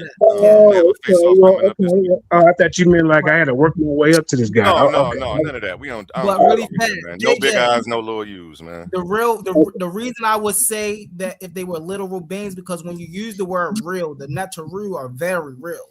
They're just not literal physical beings that walk the earth, right? No. Rain is real. I'm not saying. Listen, real. The sun is real. No. See, that's semantics. I'm asking you. Did these ancient Kemetic people, according to the Book of the Dead, believe that they're going to be in the afterlife? We'll simplify it with Osiris, a real being. I'm letting you know the stance that I'm coming from. He ain't represented as no wind, no earth, wind, and fire. No, that's what I'm saying. Hold on, brother. So who judged them, man? So who judged them in the halls of Ma'at, sir? Who? Asar. Who judged the people? Who? Asar judges the people. So you don't even see Asar? Huh? Who? Asar. Ashe. Okay, so Asar, what was he? What he was just what? A principal judged him? No, bro. Do you not understand the underworld scene, bro? Hold on, time out. See, this is the point. This is where you're again. Hold on 1 second. I got you. You can't look at these things from a Western world view when you're looking at who judged them, right? They're not looking. Tell me how I'm supposed to look at it. Go ahead. Okay, I got you. So when you, I don't feel like doing all that right now. But so when you look at it, right, you see Ma'at represented as the scales, right? You see the dude come down there. That's a real person. Now he's in the underworld, right? This is not. They're not talking about a place that's here on earth. When you see the underworld judgment scene, that's are you still talking? I will concede with you. That's literally. So, what was the purpose of returning the sacrifices, sir? Go ahead. Huh? What was the purpose of the pharaohs? Excuse me, the kings, because there wasn't no pharaohs zero at the first dynasty. What was the purpose of them cutting off these people's heads and taking them with them when they passed away? Go ahead. There was no kings that did that. Oh, what? Hey, play that what? I'm going to destroy you, young man. Because you've been listening to the kings, pharaohs that ever did that when it come to Kemet. I don't know. Okay, how about this? Okay, so you're saying that there was no such thing as a return of sacrifice. Is that what you're telling me? No, I'm telling you, pre-dynastic Kemet, there was no kings, right, cutting people heads off for sacrificial ritual. Okay. All right. You in some trouble. No. Jose Francis, you ain't no debater. You just a talker. So fall back. Nobody wants to hear you. You're too scared to get in the ring. Shut your mouth. No, shut. I'm not talking to you. Hey, could you this guy? Send him back to the islands. Shut your mouth. Shut the coconut eating lip. Somebody got a bad echo in that mic. Really? No, because this bozo did. Hey, one. Let me get this humble guy. What you got a tag team? I take on both of y'all on this topic. But he's too scared to get in the ring. He already established that. So what you opening? Why you opening the fight? Really, bro? Probably. No, hold up, bro. You're trying to make a debate. You have nothing to do with debates. You just a talker. You feel that's gonna make me want to debate you. Shut your island. That is really gonna make me want to debate island monkey. Shut your mouth. Acting like a 5-year-old. I don't want to debate you. You ain't in my league, bro. You haven't had one debate. Hold on. When I said something, don't try to have it say you. You a trouble. You was when I say something back, and I start to all right, let the bozo talk so I can get back to home. Go in there, bozo. And then I have a problem. So you need to tell them to either stop it. No, you need to be quiet, bro. You don't get in the ring. This for real debate. Wait for a second. What did I miss? Why you up there? Well, what you missed is DJ asked. No. Talk to me that way. And then when I say something, hold on, one mic. I'm about to mute you, Jose, because somebody's answering my question, and you jumped in. Go ahead, DeAndre. So JJ and Humble Mystic, they were discussing whether the afterlife was real, and JJ asked about retainer sacrifices. Of the early Egyptian kings and about people being beheaded or killed to be buried with the kings of pharaohs. And Humble Mystic said that never happened. So they then said he was going to destroy it, and they challenged him to a debate. So okay. I just wanted to make sure nobody was fighting or disrespecting nobody crazy. So the man can call me a monkey, and that's okay, right? Well, he certainly did call him a monkey. You didn't hear that part, though, did you? You didn't hear that part, though. You didn't hear that part. You interrupted. You didn't hear that part, though, did you? You're not okay. Yeah. Jose doesn't debate. Jose doesn't debate. We heard that. So you didn't hear the island monkey part, though, Leandro. You didn't hear that. I just said that he said that. What are you talking about? And I said he still told you to shut your coke in your mouth. I just said that. All right, so all that's be nice, gentlemen. But if I do that, you gonna tell me. Why is he here? That's good and funny. Okay, go ahead. Get it out so I can get back to you. Go ahead. No. JJ, you have some reverb. I don't know if your audio is loud and it's coming back into the microphone. So I want to establish my debate and get up out of here because Jose Francis or Franco, whatever his name, he's in the way. You stop the progress of it. You know that, JJ? You're a real idiot. Nobody was saying your boring presentation. If you can do it, I'm going to do it too. And let's do that then. Let's just you didn't do it. That's going to make you feel better. It seems like that's what you want. That's what you want. So I can get back to you. You have the intelligence. Oh, JJ, are you a conversation for more than 5 minutes? So let's set up a debate and Bozo Francis. No, insulting me is going to actually make me want to debate you because you're intelligent. That's something intelligent.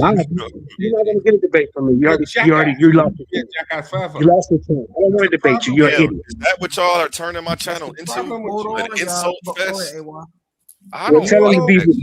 No A1 because every day, like y'all know I don't like that. Right, but nobody's telling him not to do that. You told me not to do it, and I stopped doing it. You're allowing him to do it. You didn't chastise. Okay, I tell you what. Let him talk, and then I'm gonna get back to him. Go ahead, cry. But if you don't stop him from doing it, and I do it, then you can't blame me. That's what I'm saying. You have to tell him. Okay, are you done? So I can get back to him. Go ahead, get it out. Cry your river. Go ahead. If you don't know how to speak to me, then don't address me. All right. Can y'all hear me? Because when I did, he told me not to do it. So Humble Mystic is really trying. If you want to talk, don't do that. Can you put him in the back? Hey, is this a debate platform or this is somebody just up here? We just talking. I don't just talk. I get in the goddamn ring. That's something that you ain't never did in your goddamn coconut eating life. I'm sick of you. There you go. I'm sick of this. There you go. And they're gonna laugh at the best. I don't like you. I don't like you. I just don't like you because you disrespectful. You just ain't one mic. Hey, Jose, hold on. Let me and JJ get it in. I like that type of talk, JJ. Get in the ring with it, Brody. Go ahead, JJ. Yeah. So okay. So we got to come up with a title. Hold on 1 second. We can do a two. We're gonna do a two-part debate. Okay. Okay. Yeah. Because I know y'all can barely hear me, so I want to set this up. So we're going to debate about the retainer sacrifices, right? Is that okay? Can we establish that? Humble Mystic. And what period? What period you talking about retainer sacrifice? Well, the point is you said it didn't do it. It never right, happened. Andre. Yes, yeah, I'm saying what period? Okay. Well, he was telling you is that in pursuit of their afterlife goals, sacrifice, they would kill people to go with them to the afterlife. You said that never happened, and so he wants to debate you on that. It doesn't matter what period. If he shows any period, it would be relevant to the topic. Oh, you switching the debate topic? Hey, yo, he's terrible. No, I'm not. So you trying to switch the debate topic for me? No, I'm not. I said a two-part debate. Listening is an art form. You trying to scamper up out of here? Okay, go ahead. Yes, because it could all tie into really. This all really ties into what they really believed, and see. So we're gonna, and then the second part of this debate, we're gonna get into the Book of the Dead, and I'm saying from the verbiage of the Book of the Dead, they actually believe that these deities were real. They're going to be in the afterlife with them, and Osiris is a real being, not no human being walking on earth. They believe that he was a real being in the afterlife. They believe that they're going to be with him in their afterlife. Do you agree or disagree? Yeah. I wouldn't, based off that belief, I wouldn't disagree with you. You can't come up, brother. Well, maybe I'll go back out and come back up. On their belief system, when they go to the afterlife, as if we're calling it, right? do the people in Kemet think that they would be with the Neteru? That was the point of the afterlife. Yeah. So can I just say this? So and JJ, and y'all correct if I'm, because here's what I'm hearing. It sounds like JJ is asking the question of whether or not they thought that these were like, and I'm using a big word, ontological, but whether these beings actually existed.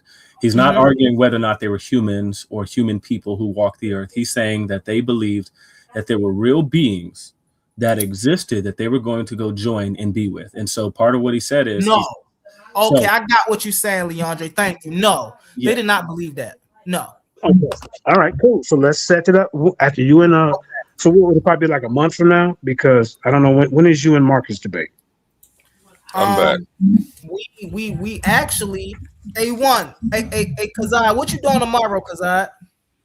I'm back, baby. I'm back. My bad about that. Dog knocked the cord out the wall and shit. I dropped the link for you, Yara. Tomorrow we can do a face-off for y'all. So y'all man, Kazai gonna do a face-off and we're gonna set everything up tomorrow. But JJ, you hopping in the tournament? You hopping in that next tournament, JJ? Well, actually, I mean, last time I hopped in the tournament and the number one contender guy you had ran, but yeah, you got a new tournament going. You know, I jump in there. But I the finals of the one I got now. We down to the last 4 debaters, so we're about to start getting the bracket together now. Yeah, I'll jump in. I mean, I'm semi-retired, but you know, I guess I could do it for you, you know, to help with the ratings. You know what I'm saying? But I'll put y'all together in the first round if you want me to do that for you. You and Humble in the first round. For the new tournament. Okay, yeah. We can do that. Yeah. We can do that. Okay. So that's just hold on real fast. A little public service announcement.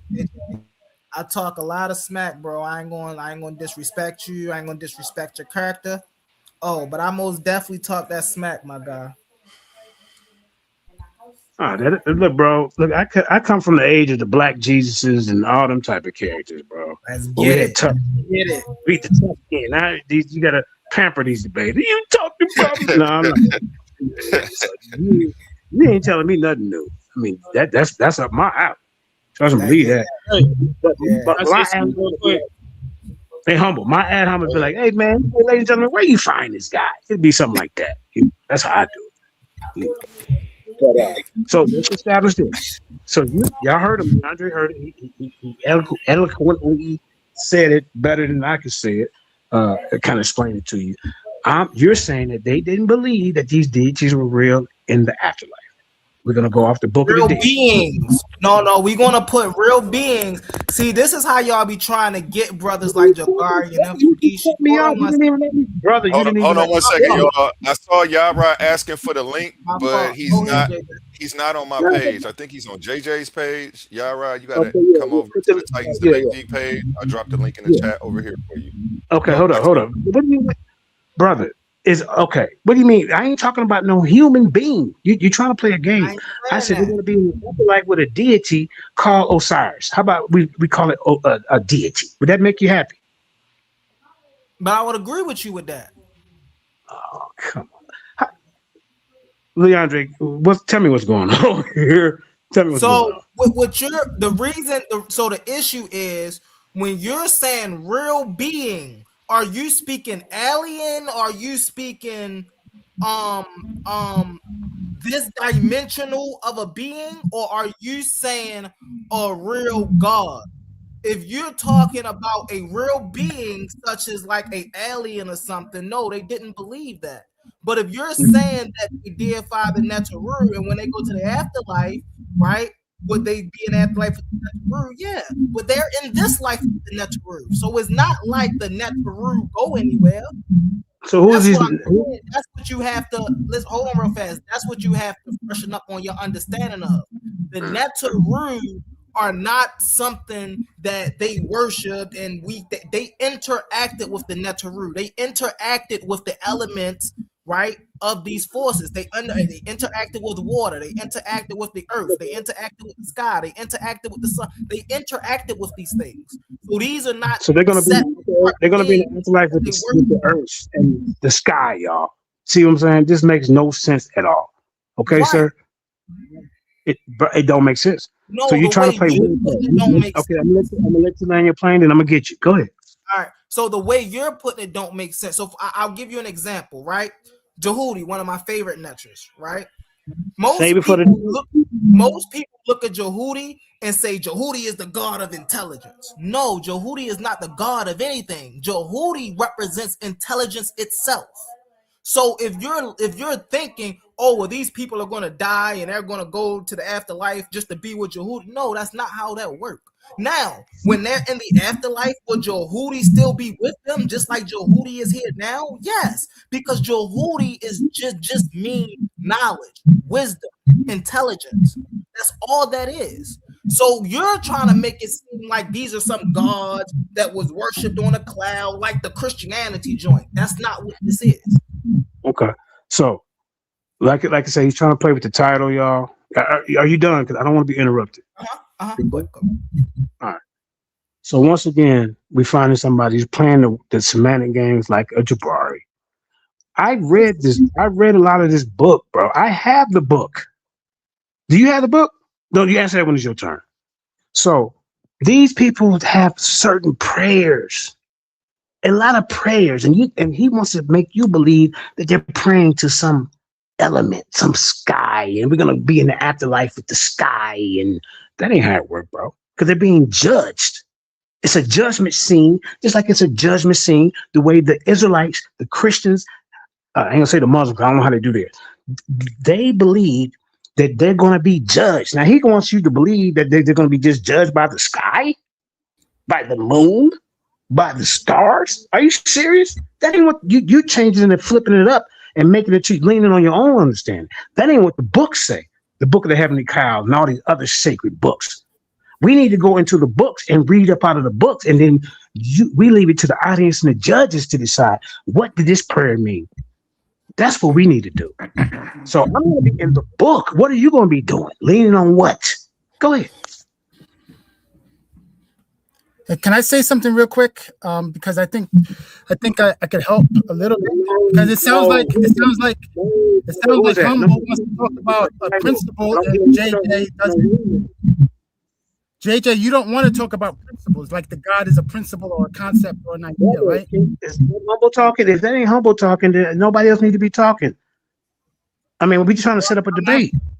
Yeah, I'm asking you to be clear, though. I'm trying to clarify it, because it sounded like Humble was talking about. This is clear. I'm gonna say this. This is clear as I'm gonna get. According to the Book of the Dead, the ancient Kemetic believe that the deities, they're going to be in the afterlife with a deity. Okay. Now, how much? Correct. I got you. How much you need me to be? Huh? I got you, but I think that other people are not understanding that. Brother, if you're not going to debate, if you're not, why I don't ever need a wingman to help me set up a debate. Why do all you guys need wingmans? Is it my turn yet? Is it my turn yet, JJ? Debaters, man. Brother. So Humble. Yeah, is it my turn yet, JJ?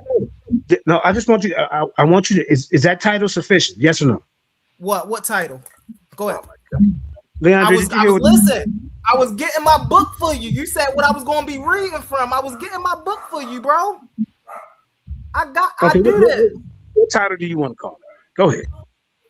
Are the Neteru literal beings, or are they forces of nature? Okay, so that title sucks because we're talking about what the people believe in. I'm talking about an afterlife. What are they going to be in an afterlife with a force of nature? That's what they.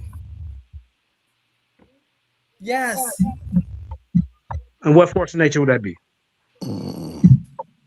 You saying what? All of the Neteru, they will be in the afterlife with the Neteru are not. Hold on one second. The Neteru are not something that's here and not there. You're looking at that wrong. That's not how that works. So okay, go ahead. I don't want to interrupt you. Go ahead. So just like Yara, I'm not picking on you, brother Yara, but just like Yara believe that God is here and God is in heaven. Hold on, JJ, I got you. But just like Yara believe and Kazad, how Yara and Kazad believe that God is here and in heaven, the Commission people believe that the Netaru were here and in the afterlife. I muted you, JJ, because you got an underwater thing going on when you're not talking. So go ahead, though. Just unmute yourself when you're ready to talk. All right. And if you can, try to mute yourself. All right. You don't want to deal with him neither. Focus on 7,000. Because I'm trying to. Okay, bro. So did the Kemetic believe in a heaven and a lake of fire? Yes or no? Yes, they believed in the afterlife and underworld. And underworld. Hey, what was the purpose of that? Because they didn't believe that life ceased after you was ended this physical life. They understood life after death. So did they have to work in this afterlife? Do they work in the afterlife? Not that I know of, no. Okay. See what I'm saying? So this man, you're not ready, man. I'm telling you. And it's the same thing that happened to Jabari. Okay, brother. So why you can't take the listen? I'm gonna be real quick. Why you can't take the title? Did the ancient Kemetics believe that they would be with a Sar in the afterlife? Is that easy enough for you? Because you can explain with you with that. I would agree with you about that. Okay, but now we had two different definitions. You're saying they're going to be in the afterlife with some kind of wind, earth, wind, and fire. I'm saying that they believe they're going to be. You know what a star is? Hold on, brother. Do you know who I'm a saying they're star going to be in. I talk like they're going to be in the afterlife with this deity who's in charge of this afterlife. You not believing it? Yes or no? So no, that's not what a sar is. The all-seeing, which emanates right from the which we today in English call the void. So a star is all-seeing, and so when they go to or the overseer, so when they go to the afterlife, a star will still be the overseer. Like I don't understand. You're trying to put it into a. Does it have a form? Is it shapeful? Does it have a physical texture? No, that's not how these people looked at these Netchers. Yo, A1, can we say something? Yeah, y'all can all jump in. Y'all ain't gotta wait on me. We've been just I ain't. But JJ, yo audio be so horrible. Like we gotta fix this because it be ruining the quality of like long blocks of content. Right. An hour or two. I'm in the mountains. And it's a storm. So, but this guy, look, bro, you just big on quality. You see how much. Can I cook before you, Kassar, right quick, brother? Go ahead. You got it's on Kassar, Omar. I don't want to skip him. Shalom, I don't get a debate. You do get a debate. This ain't the face off though. We don't gotta iron it all out right now. You got them in your scope. Okay, well, face it off tomorrow then. Whatever you want to face. I'm gonna go, but let me know when the face off because all you're gonna do is the same thing in the face off. So what's the difference? Set the title right now. Yeah, set the title right. We don't need no right now, JJ. But y'all lined up, and we not gonna let it pass by. I promise. I'm actually making flyer tomorrow. Everything in order. Yeah, well, you're right. It's probably better for a face off that way. Jose Francis ain't. Francis ain't getting in the way. I'm out. Okay. Just holler at me. I appreciate you tonight, man. Have a good night. No, don't leave, JJ. Don't leave. No, that audio is horrible. Let JJ go fix his audio. I don't need that water sound in my ear. I got these headphones on. It's driving me crazy for real. This Omar, y'all mind if I cook right quick? It's on Shasai, then it's on you. Shasai, go ahead. All right, I'll mute out. Shalom, Kassar. Shalom brother. To you too, Omar. How you doing today? All right, I'm doing good. I'm gonna let you cook. Go ahead, bruv. Shalom, Mark. Shalom. Yeah, bro. I just wanted to get in here real quick because honestly, this was getting they was like chasing each other in a circle. Like it was getting repetitive. Like just y'all set that up between y'all two later on. Like it was y'all was chasing each other in a circle. It wasn't going nowhere. So real quick, I wanted to because I'm finna get up out of here, man. Peace to everyone that's on the panel. I see you, big brother Elder Yara. Hey, shalom, Mark. I see y'all. So I wanted to finish playing this audio real quick from earlier. Where they got cut up real bad. I want to play this real quick. Let's go to the primary. No dates. So I want y'all to hear first. Y'all heard King J said, "Show the primary." That was King J that said that. Then you got another guy yelling in the background. And Humble on the panel too. Just to let y'all know, Humble was on the panel too. So let me finish playing this. Him expanding the conquering people on the Karnak temple. What? Karnak? What? Oh, Ramesses. Look at Ramesses. Look, Ramesses. So it honestly, man, these guys is getting beat so bad. His own teammate jumped on and agreed with me. Like he want to challenge me to a debate. Like I don't think he know who he dealing with. So I wanted to put this out there, and I'm mad. JJ Mike was messed up because I wanted to ask him something. Did not when JJ first came out going against the Most High God of the Bible, was not Asaram Kai and King J all three of them saying that Yahweh was in the Ugaritic text as a son of El? Facts. Like we all was literally in the comments. Literally, you was finna debate King J on it. You told him I would debate you anywhere, anytime. I'm mad. None of them took down the video. But guess what? King J got on the panel and said the other day. I never said that. I never said how it was in you. These dudes get beat up bad and they switch their stance. They run over here, act like they ain't been getting beat up. Yes, Humble. I'm all taking day. shots. Since you think you actually can step into the Shots ring fired. and get this, you want to step in the ring and get this work. You know something about the Hebrew culture and the Israelite Bible. I'm telling you, I'm finna beat you up. You ran over here like you ain't been getting cooked to get on the big stage. So. Hey man, I don't know if y'all heard me. I do work tomorrow. I didn't know if y'all heard me say that. I work. Oh tomorrow. no, I ain't hear you. Yeah, so y'all just shoot me a text, man. I'm off. I got some off days this week, so we all right. You got A1 number? Yeah. You got okay, my phone bet. Yeah, you do. Did you shoot me that picture? I don't think so. No, that's the only thing I'm missing because I usually make the graphics immediately. Like I don't be procrastinating. I like getting ahead. Actually, I be having stuff made and put to the side. So. If you could shoot that to me, I appreciate it. I got you. And then a description of what you want me to make you look like, unless you just want to leave it up to me. Just don't make me no goofy, man. That's all. No, never that. I'm gonna try to add a Hebrew element to it. Like I just put GD and Capone together. Let me pull up his picture real quick. Share screen. Oh shit! I gotta pull up the image. Excuse my language, but yeah, go ahead. Back to you, gentlemen. That's all I wanted to say. Hey, these brothers be going over here just because they think the other crowd ain't get beat, and they ain't see him get beat up. That he didn't get beat up. Nah, bro, you got beat up every time you step to me. You got beat up.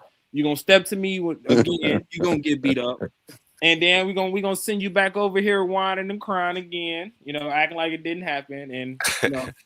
You see GD and Capone, Humble. Yeah, okay.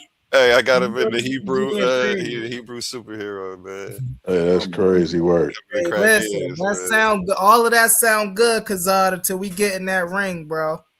All that sound good until we get in that ring, and please don't forget what the time. Listen, I'm begging you, don't bring the same slides. But if you want to bring the same slides for this debate, you can do that. You know, far as listen, far as Kazad cooking it, my man Kazad do be holding the stand on his own square, right? But something I listen, this debate, I'm gonna have to show Kazad, man, there's levels to this, and he just simply not on my level. You feel me? Wow. You're right. It is levels to this, and I'm not. I'm above you. You're right. You're right. You're right. Man, I'm finna get out of here. I do gotta get up. I gotta be at work at 6 a.m, so I'm finna get up out of here, man. Peace to y'all. Yes, sir. All right, Kane, be safe, Brody. Shalom, fam. Shalom. Easy, Kazad. Shalom, brother. Yeah, though. So yeah. So I didn't want old biscuit head ass JJ to leave because that nigga get on my nerve. But you know what? I gotta give honor when honor due. Because JJ said something.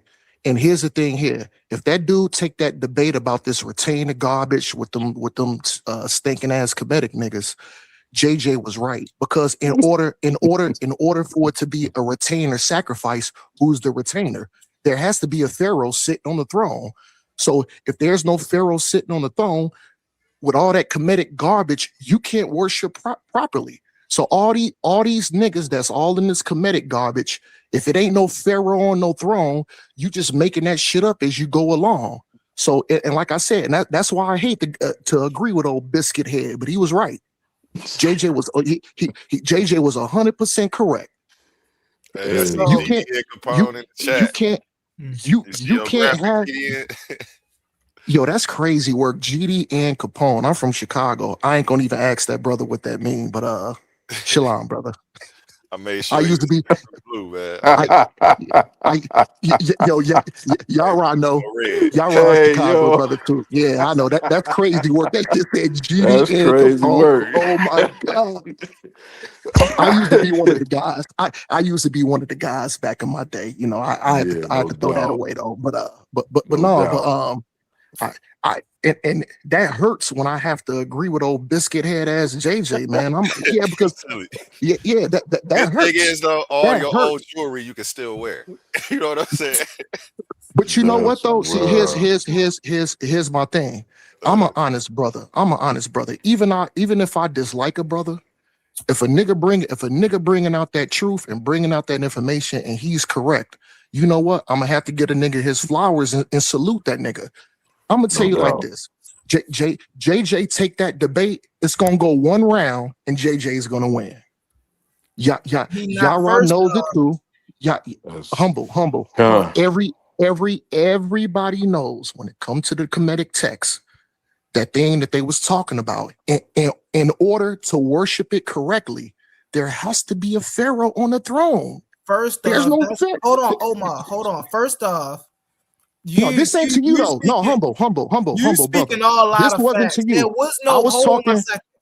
I was talking to that nigga. There was no that nigga Jose Francis. This nigga. Is why you're wrong. Hold on, Omar. This is why you're wrong. Number one, the retainer sacrifice was only practiced in the first dynasty. No, it didn't go past the first dynasty. That's number one.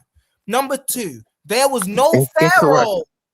There was no pharaohs when they were doing this because it was taking place on pre-dynastic.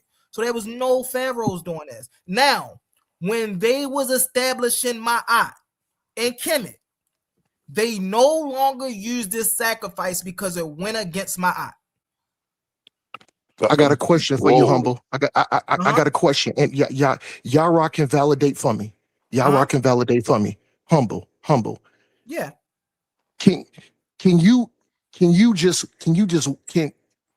a stranger just walk into the halls of Kemet, grab those ancient texts, and be a priest and practice and be a retainer? No. Or what? Mm-hmm. No. That's a yes. Say that. Oh, Yara, did you hear that?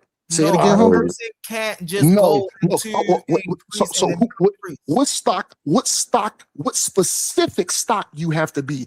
You just can't be an ordinary Kemetic citizen. You have to be of a priestly stock. No, you don't have to be of a priestly stock either. You have for you to be a priest. Hold on 1 second. For you to be a priest, you must first be initiated. And for you to first be initiated, you must first be trust. You must first be. What are the qualifications? What are the qualifications to be initiated? First, you have to prove that you can retain silence.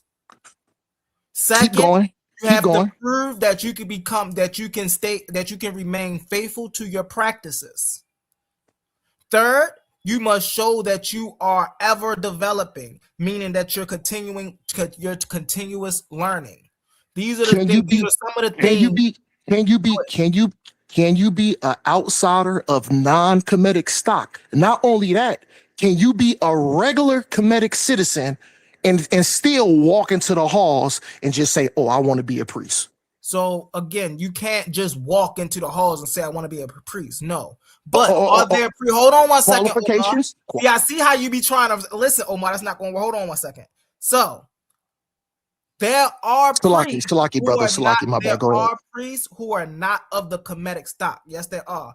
Akhenaten had a priest who was not of. He had a Semite priest. What was his name? Priest. I apologize. What was his name? What was his name? What was his name? Hold on.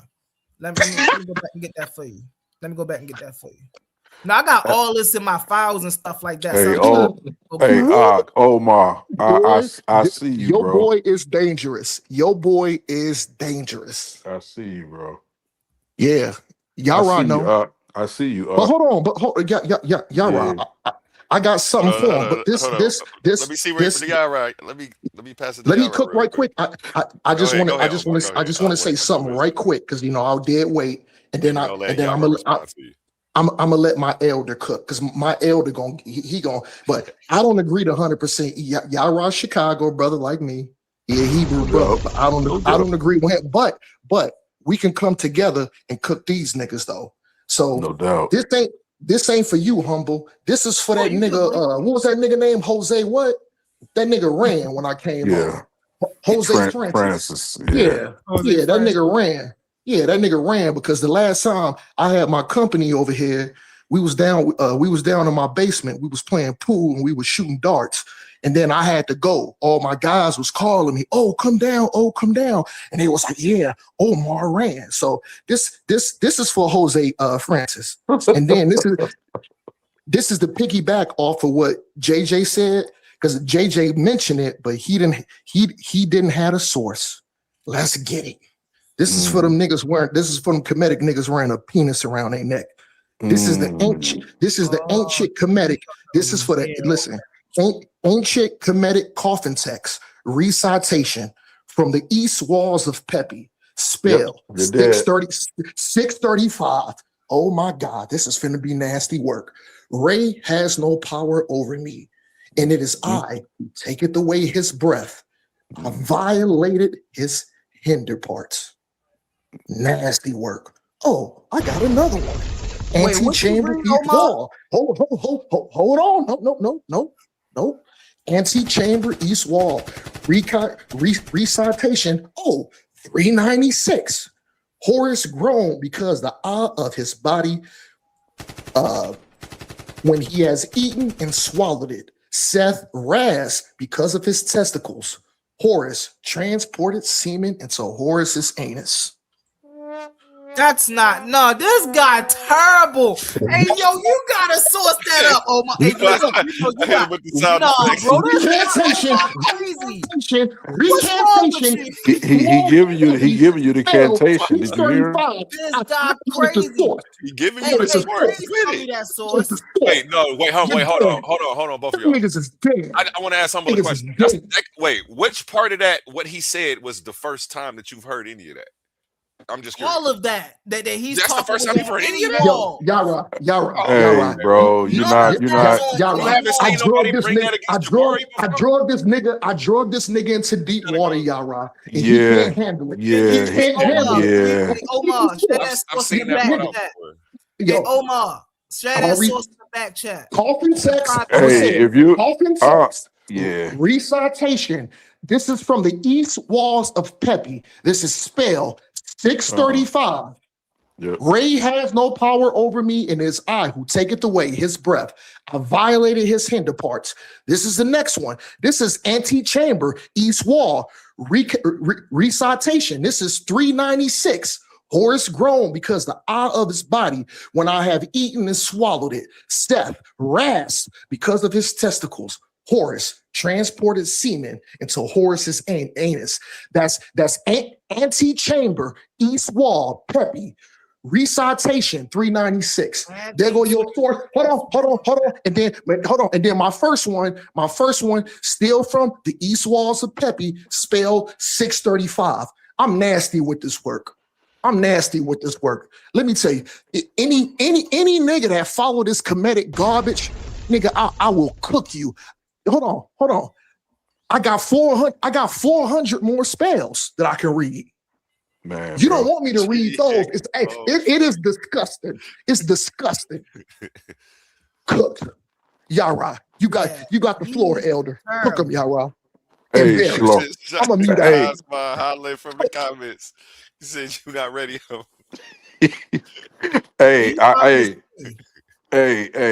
Humble's a cool cat, bro. I rock with him. But I want to say this, bro. If that's the first time you've heard that, you're not ready, bro. You're not ready. Get out of here. If listen, I'm gonna say it again, bro, and I'm being sincere with you, bro. If that's the first time you've heard that, you're not ready because what you've been giving us, bro. Shalom to Marcus, my brother Kasai. He not listen, hold on 1 second. 1 second, y'all. Number one, he not gonna drop them sources that he reading from. He just did. He just did. The east wall of Pepe. No, bro, that's a citation. That's a recitation. He just dropped it. Ain't no recitation. Put ayo. That's a spell. 635. Yo, humble. Don't be mad, humble. Bro. I'm not mad. Humble, why you mad, brother? Hold on, I'm not Don't mad. be mad at me. Hold on 1 second. Humble. That wasn't even for you. Hold on. That wasn't even for you, humble. That was for that nigga. That was for that nigga Jose. That was Jose Francis. Yeah, that was for that nigga. That was for that nigga. That was for that nigga. Right. Fuck out of here, man. I'm nasty with this one. 1 second, y'all. I'm not taking no shots from what Omar is bringing out. No, yeah. I want to know where to go look and read this at. Right, that's what I'm saying. He just gave you that. Right, nigga. I said it 3 times in a row. Right, he's saying he getting that from the east. I need to know like. Maybe he didn't hear you. Maybe he didn't hear you. Just go type up the east wall chamber of Pepe. No, maybe he didn't hear you, bro. Maybe he didn't hear you. That's what I'm saying. Like he dropped the source. Because I know I heard you say it's ancient Kemetic coffin text. It's recitation from the east walls of Pepe, spelled 635 and it's spelled 396. Hold on. And they even got an even nastier one, spelled 365. I ain't even say that one because it's too disgusting to say. Hey. If I say that spell, they'll probably take Titan channel down. So I ain't gonna even say that. Yeah, you already said they was wearing phalluses around their neck, but you used the P word. Yeah, hey, listen, niggas wearing penises around their neck. Man, get out of here. Listen, man. This is what we know, bro. And this is why what Omar is saying. I be saying this to Jose Francis all the time. That's cook who need to be cooking. That's Jose Francis, right? I agree with you. Because I'll be trying to tell this dude, like, if you study what the people said, right? They'll tell you that they did have retainer sacrifices past the first dynastic period. They'll tell you that. We can show. Listen, here's the thing, and this I don't want to get into JJ debate, but the purpose of a priesthood was because these people believed that these deities were not just principles. They were not just acts of nature. They believed that these deities were real. And I've been holding this one, but I'm going to throw this out here for y'all. One of the greatest Afrocentric scholars of our time, John Henry Clarke. John Henry Clarke states, and I quote, that Asar was a real person.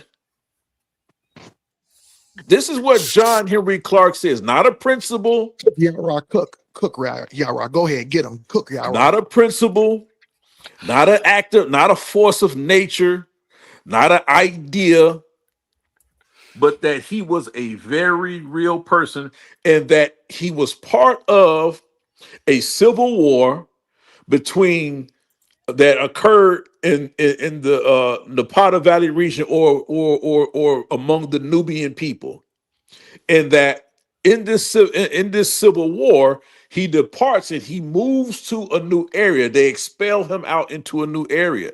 This is where they claim that this first king he calls Asar, establishes what you know is ancient Kemet today, right? But John Henry Clarke says this. I actually have the video of him saying it out of his mouth. He's not saying, "Oh, this is an act of nature." He said Saul was a real person. So this is what he said, and that this is what they believed. We know that this is what they believed because here's what I'm gonna say too.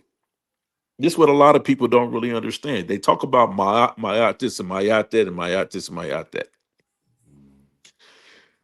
The laws of Ma'at aren't even codified until circa 735, 740 BCE. There is no, I'm going to say it to you again. The laws of Ma'at are not even codified until 735 BCE, circa 735 BCE. So when you know what that means? What you're saying is they're not put into a codex. They're not put into a codex exactly until 735 BCE. But you know what was in a codex before 735 BCE? The Torah. I'm gonna get you. So this is what I'm trying to tell people. Like a lot of what y'all be trying to regurgitate to us is New Age Kemetic science. So all of that 7 pillars of Ma'at and all that. You're not gonna show me that in any coffin text, arterial text, on the walls. You're not gonna show us that in a codified manner. It did not exist. Humble, before you go, I want to ask Yara to expound even more because Yara hit the nail on the head. Here's the thing. It can't be codified because when one pharaoh died, the next pharaoh could come in there, take all that shit up off the wall and change that shit up. And that's why it can't be codified. Well, hold on. And we know that they actually did that. Hold on. I wanted Yara to expound. Yeah, we know that they did that. Go ahead, y'all. Gotta and y'all gonna have to correct me, but I know I know it was during the Ramesses period. It was one of the during the Ramesses period. There was an uprising of the people because the pharaoh wasn't paying them for their labor, and he wasn't upholding to them what they thought was Ma'at, right? Because what he was that was Akhenaten. But no, that was not Akhenaten. That was a rant. No, it wasn't Akhenaten. It wasn't Akhenaten. It wasn't changed the Akhenaten. deities up. Go ahead, Yes. Yara. He was switching up the deities. It wasn't Akhenaten. What he was saying was, because I am Pharaoh and I am the keeper of Ma'at, I have the right to set what Ma'at is. And what he basically said was, I can take your wife, and that's Ma'at. Exactly. What? Where y'all be getting? Hold on. Hey, bro, hold on, bro. Listen, because hold on, bro. Listen, hold on, bro. Because y'all study Kemetic science, y'all don't study Kemetic history. It hurts. Y'all don't study Kemetic history. Y'all study Kemetic science. Hold on. It ain't even and about that's different. Exactly. Hold on. It's not even about studying Kemetic history or studying Kemetic science, right? My thing is, when you go into this culture, right? Even when you go into the historical context, GD and Capone was right. It was Ramsey, I think, the second. But go yes, ahead. I believe he is absolutely correct. It was Ramses the second. Yeah. I knew it was one of the Ramses. I just didn't want to say it, but I appreciate it. I'm gonna mute out. Go ahead, Salaki. John Henry Clark never said Saul was a real king. Hey, bro, stop right there. Hold you just said that. Hold on, bro. You just said that without even studying the information. You did not just say that without studying the information. Hold on, yes, let me get it in. I'm gonna talk to you. Hold on, let me get it in. Don't make me share my screen on you, bro. I don't want to embarrass you because we were taking shots at Jose. Let him go. He's dead. They dead in the water. Let him go, Yara. They dead in the water. Let him go. Dang. See, y'all made me y'all made me forget. Y'all made me forget. All right. So he wasn't the real king. Pharaohs. What dang, what was he saying, bro? What was Yara just saying, bro? Y'all made me miss my train of thought, man. Ramses II was the one that changed. Hey, humble. The law. Hey, humble. Talking Hey, about humble. Ramses Hey, II, humble. the one Hey, that humble. changed the law about my eye. Hey. Right quick. Okay. Hold on 1 second, Omar. I saw you googling them spells. No, that was early. I I was looking for the spells early. I couldn't. That's why I was trying to ask you to drop it in the back chat.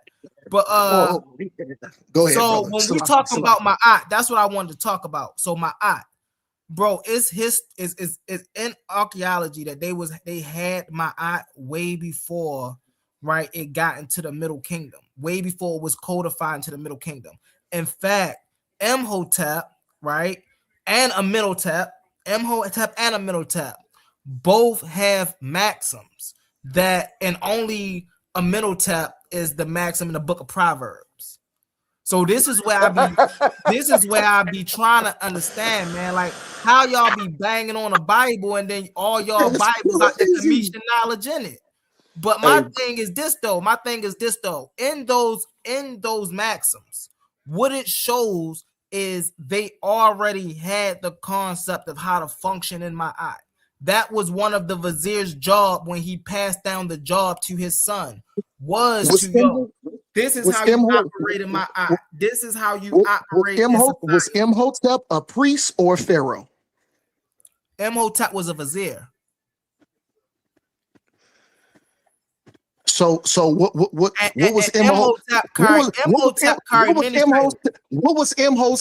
Imhotep's specific job? What was his job? He had many jobs. He was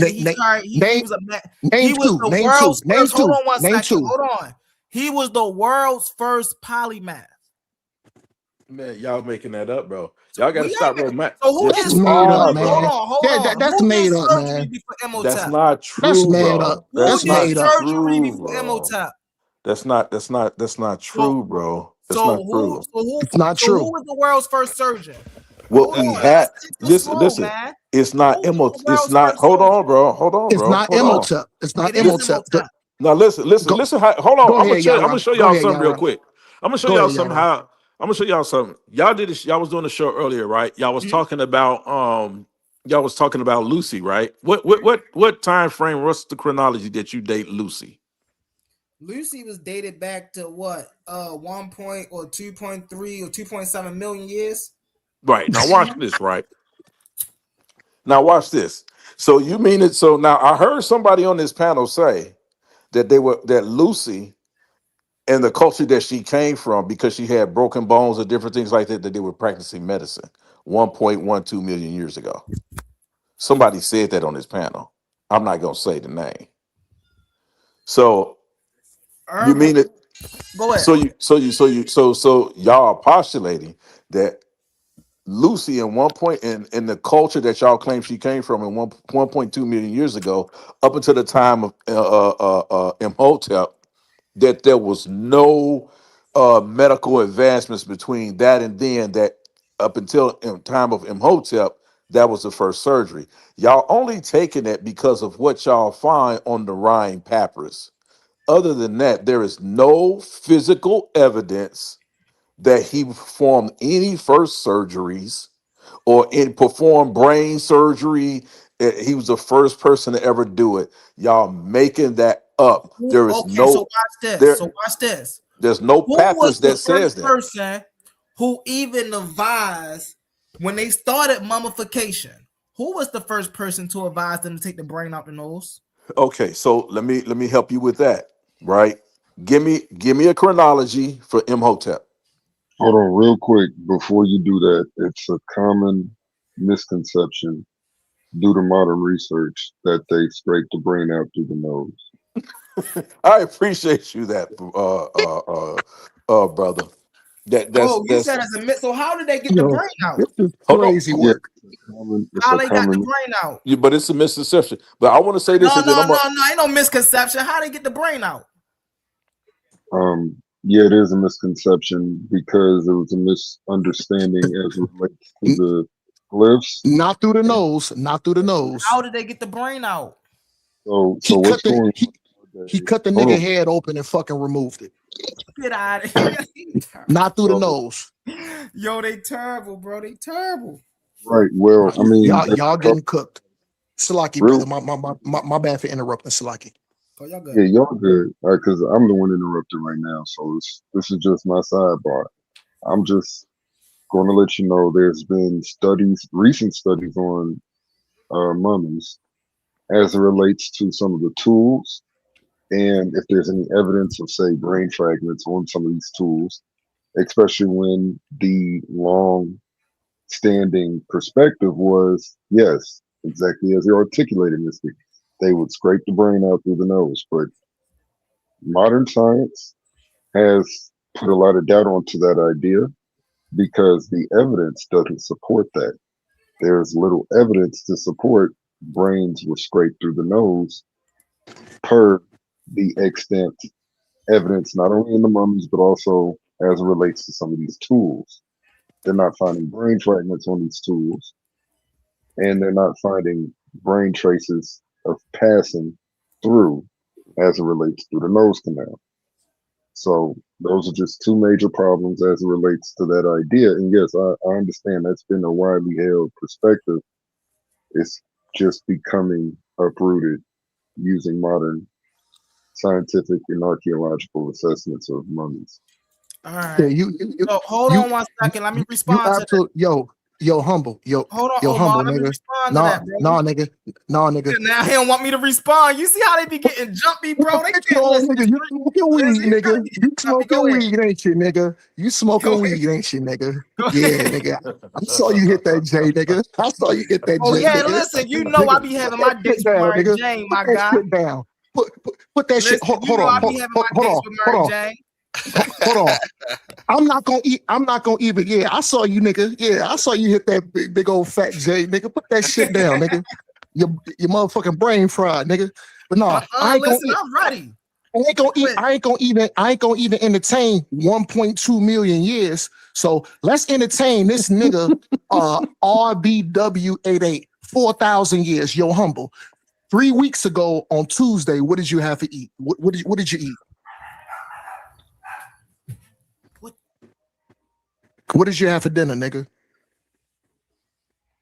3 weeks ago on Tuesday.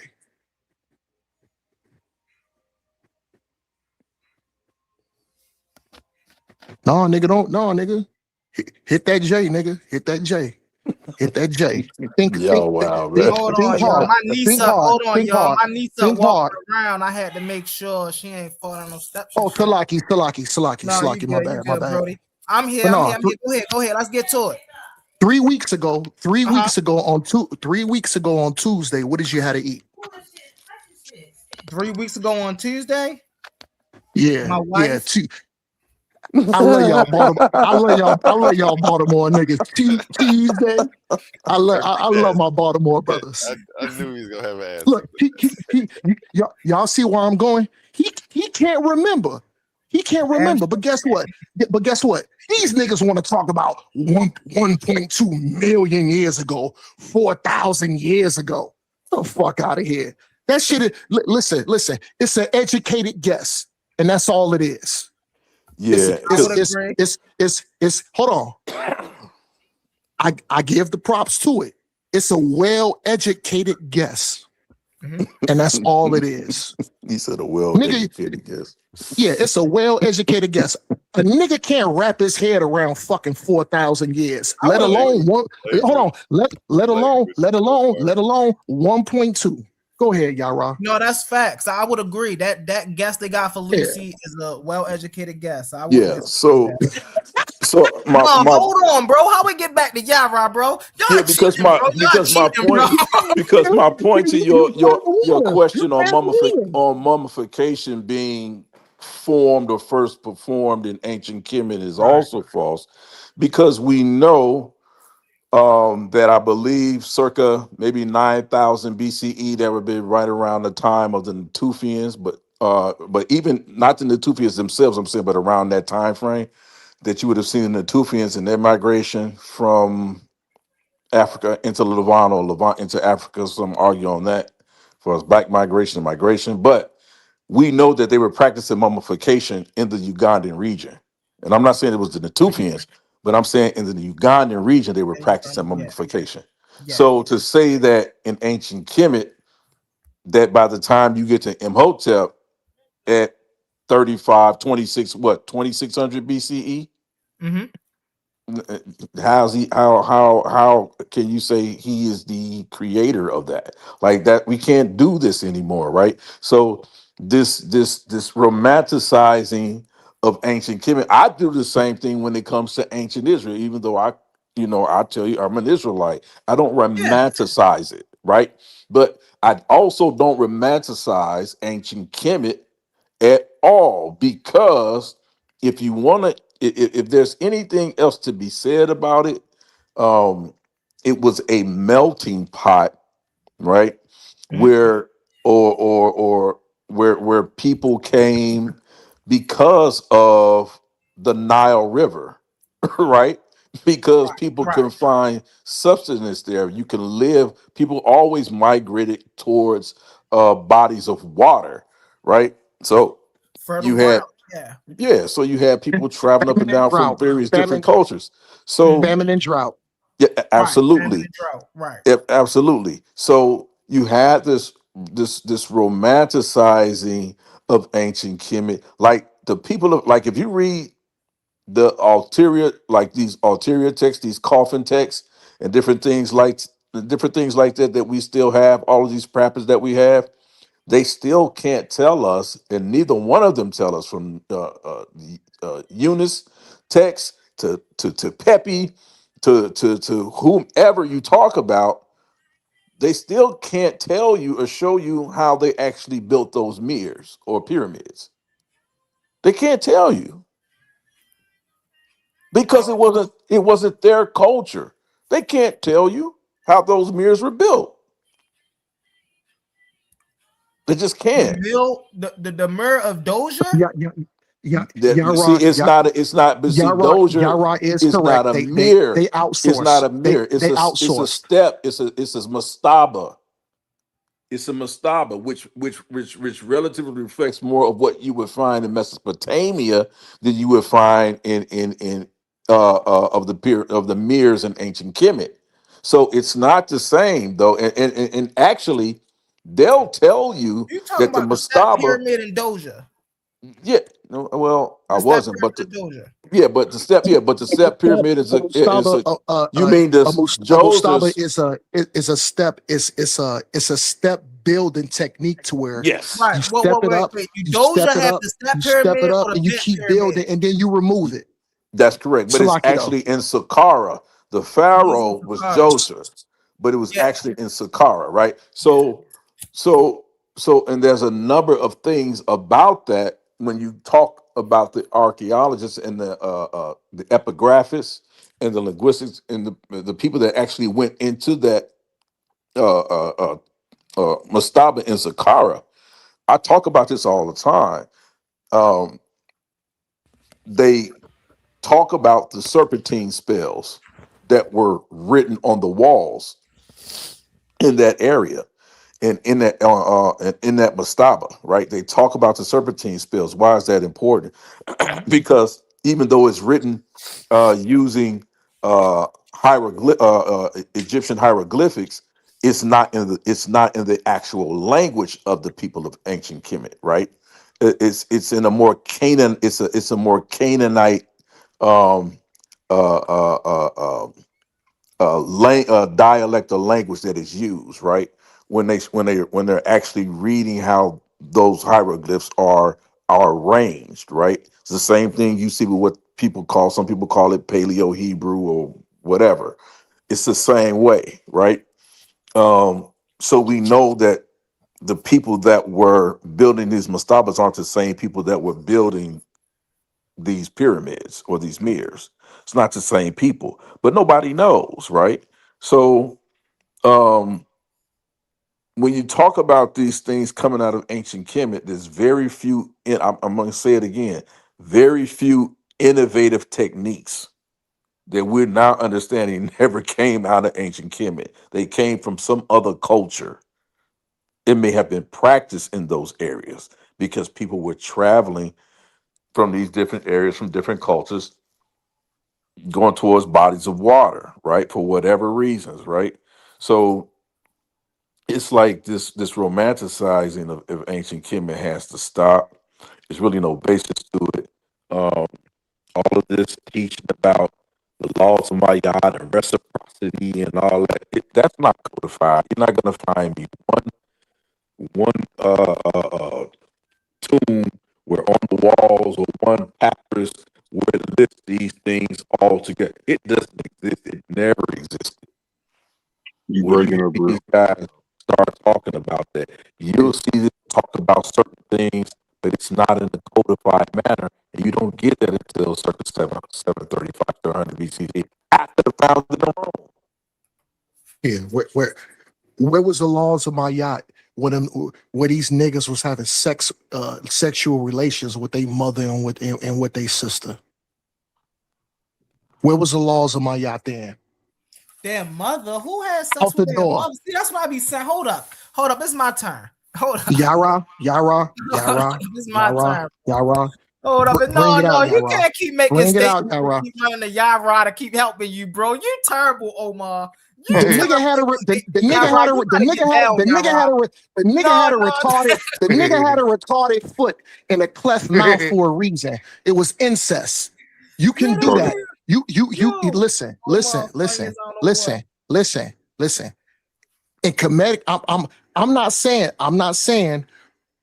regular civilians. I'm talking about the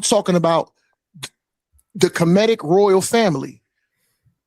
If the nigga had a wife and couldn't bore a son, guess what he would do? He asleep with his mother, asleep with his sister. It's absolutely disgusting. That's proven. That's proven. That's proven. Oh my God, Yara. Where Yara go? Where Yara go? Look, you see him Where calling Yara me go? like, yeah, Yara gone now. I'm asking you, where is that? You ain't got Yara to back you up. I'm asking you, where is that? I'm on my phone. I only got certain of my notes. I can prove that. I can prove that, humble. I can prove that, humble. I can prove that, humble. Hold on one second. Incest. Hold on. Incest through genealogy and our land. Because I saw the other brother Sadiq Ra and cut him up, barbarian. And I know those brothers didn't get a chance to cook. So I'm gonna mute out and let those brothers cook. And I'm just gonna listen in. Salaki. Oh, he muted. So let me hold on one second. I want to address the brother because that said that them taking the brain through the nose was debunked, right? I hate not trying to share stuff. It'd be too much, so I'm gonna just read it. It say the ancient embers of did remove. It say the ancient Kemetians did remove the brain through the nose, but the exact method was refined by modern research. It was not debunked, as the guy was trying to say. No, it was debunked. They ain't take it through the nose. It said it was clarified. They didn't pull out solid chunks. They liquefied the brain and drained it. Right? It said, how do we know they did this through the nose? Ancient eyewitness testimony, Herodotus, 5th century BCE. Herodotus directly described the procedure, right? This comes from a writing of Herodotus. They drew out parts of the brain through the nostril with iron hooks. This is the earliest witness descriptions of the Egyptians' excavations, archaeological evidence, and it's a embalming tools have been found that match the description. The ethema bone, them bone behind the nose is often punctured. So mind y'all, this guy said that, oh well, that's a huge mistake. Herodotus, hold on. At that time, Herodotus was never in Kemet around that time. Get out of here, bro. Impossible. You cited Herodotus. This guy's terrible. The father of medicine.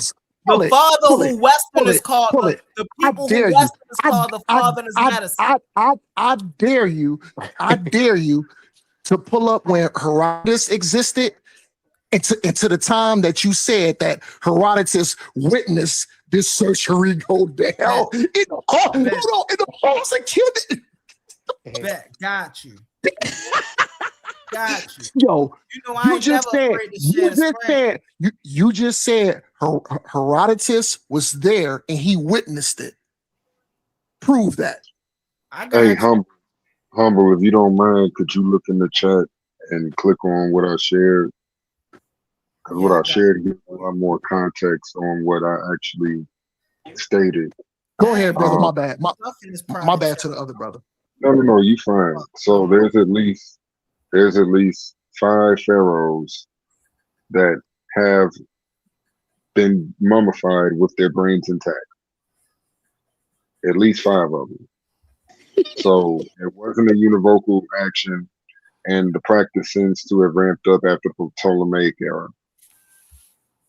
So early on, there's inconclusive evidence that this was the mandatory action done for the preservation of particular inward parts in the Egyptian mummification practice and system. So there is some evidence of the action. Not AI, Humble.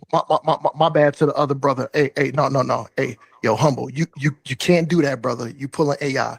But that ain't me. That's not my source. That's her source. I pulled an AI, but in I don't know if it gives everything I'm looking at, but if it does, you would actually see a couple of the news articles that are re-articulating the misconception that this was a standard practice that was always done, because the evidence, again, does not agree to this.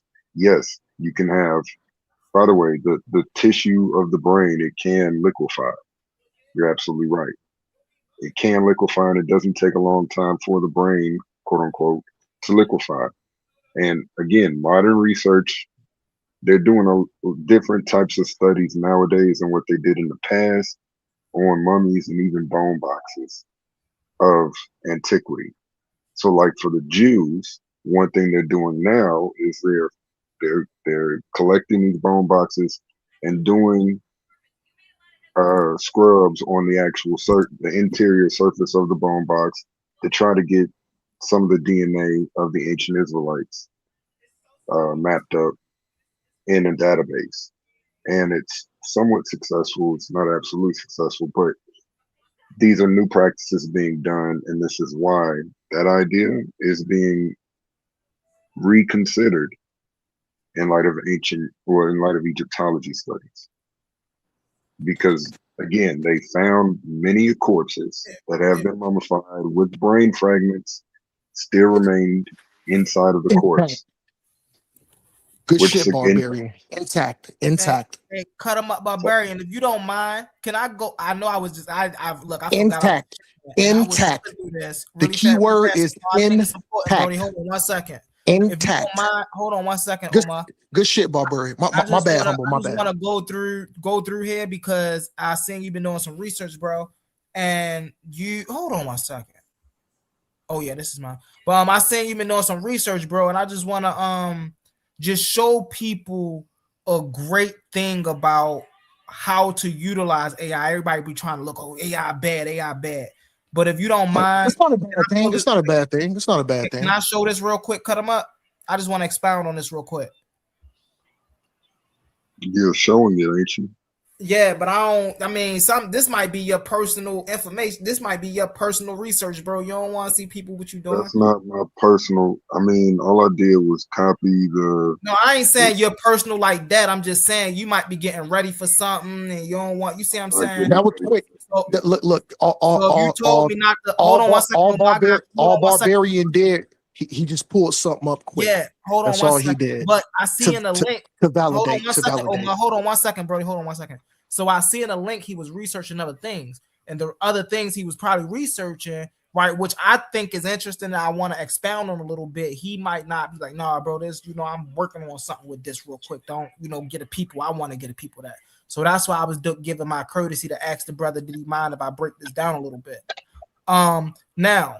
So this is how one properly utilizes AI. This is an amazing way to utilize AI, right? So he starts out, how does Richard Carrier identifies the religion of Jabari Ozaze, right? that got lumped in there. Okay. So he start going in, right? Now, what this is doing is literally giving Richard Carrier's views, everything that Richard Carrier put out on his aspects of Jabari Ozaze, right? This have. Right. So then it comes down here. You can see it gives the archives. So if Barbarian was ever debating Jabari on a subject matter, he could literally go back to these archives and say, okay, well, what did he say in this video? What did he say in this video? You can even go to show more, right? And then, so the reason I'm showing y'all this, or the reason I was showing y'all that is because our content is on YouTube. So for an example, me and Kazad is debating, right? I'm not going to do this, but if I was, I could just really go to Gemini and be like, hey, you know, what is Kazad point of views on bop, bop, bop, bop, bop, according to the last YouTube videos he was in on the HOK? It'll pull that up for me. So then I can go through those YouTube, because I can even say, hey, can you turn these YouTube videos into 3-minute clips? It'll turn it into a 3-minute clip, so I can then go back and I can abstract the information I need without sitting there watching the whole video. You see what I'm saying? So this is a brilliant way to utilize AI if you're a scholastic researcher, right? And getting ready for these debates. This is an amazing way to sharpen up on your debate skills and on your intellect portfolio, your sources, like we say. You see what I'm saying? So, hey, brother Barbarian, I see you doing your thing, bro. Keep it up, my guy. Look, humble. I saw y'all pulled this dude Jabari up. Let me tell y'all something about Jabari, because everybody hold this guy like he's some like, and you know what? I give him his props. He got PhDs. He's a doctor, but I'm gonna tell you where Jabari would easily do it. Jabari is he is a professor that teaches a college curriculum. He has to give his students a curriculum. Based upon that curriculum, outside of what he come on all these other channels and shit and teach that garbage. If you go to Jabari class, his curriculum on what he teaches in the college curriculum, he has to go with the consensus. He's gonna die by that every time, because guess what? He's an accredited scholar. He's a professor that teaches a curriculum. He has to go by the consensus. But guess what? I got outside of that, he come on these platforms and feed people word salad and garbage. But guess what Jabari do to his students? That nigga teaches the college curriculum. Conversation over with. Jabari, he like I said, outside, he's clever with his debates. But how you jam Jabari up? What do you teach your students? Oh, I got to open up a book and I have to teach curriculum, and then I have to grade the papers. Conversation over. This dude ain't no scholar all like that. It's as far as debating and all that garbage. I'm about, the netters wasn't literal. It was all spirituality. This nigga got beat up. He got beat up as a youngin because he was a Catholic, and that nigga hate the Bible so he hate the Bible so much. He will disagree with the curriculum that he teaches his students, and this is all accredited. He'll disagree with the curriculum that he teach just to come over here and debate, to disagree with the curriculum that he teaches. Conversation over with this guy. I ain't putting that nigga on no pedestal. I don't put that nigga on no pedestal. Could you tell now, me one thing I will say, bro, is I do give Brother Jabari a whole lot of credit. And when it do come to teaching this information, I do put him up there with the Infodijis, the Baba Hirus. And the reason I do that is because I can literally today go to YouTube and see him leading a tour in Kemet. He's not listening to a tour guide. He's not following a tour guide. He is the tour guide. He is the one that's doing these things. So I do have to give him respect in that regard. We talk about, hold on one second, Omar. Let me land my plane and you got it next. Let me land my plane. I'm gonna land right here.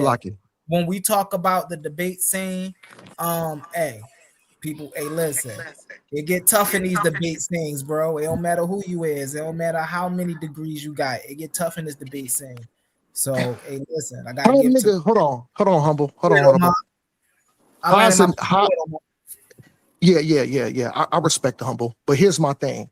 How's a nigga gonna debate one thing, say one thing in a debate, and then the next day when he wake up in the morning and he shows up as a professor teaching a class as a curriculum, totally disagree and contradict himself from what he just said the other night before, teaching a curriculum. You can't do that, man. Listen. Well, it's the same thing Kazar about to do in this debate, right? He do that, brother. Talking about brother. God and Ella's the can't same. do that. But then when we debate, he got to prove that God and Ella different, or Yahweh and Ella different. So honestly, I want your opinion, humble. Mm-hmm.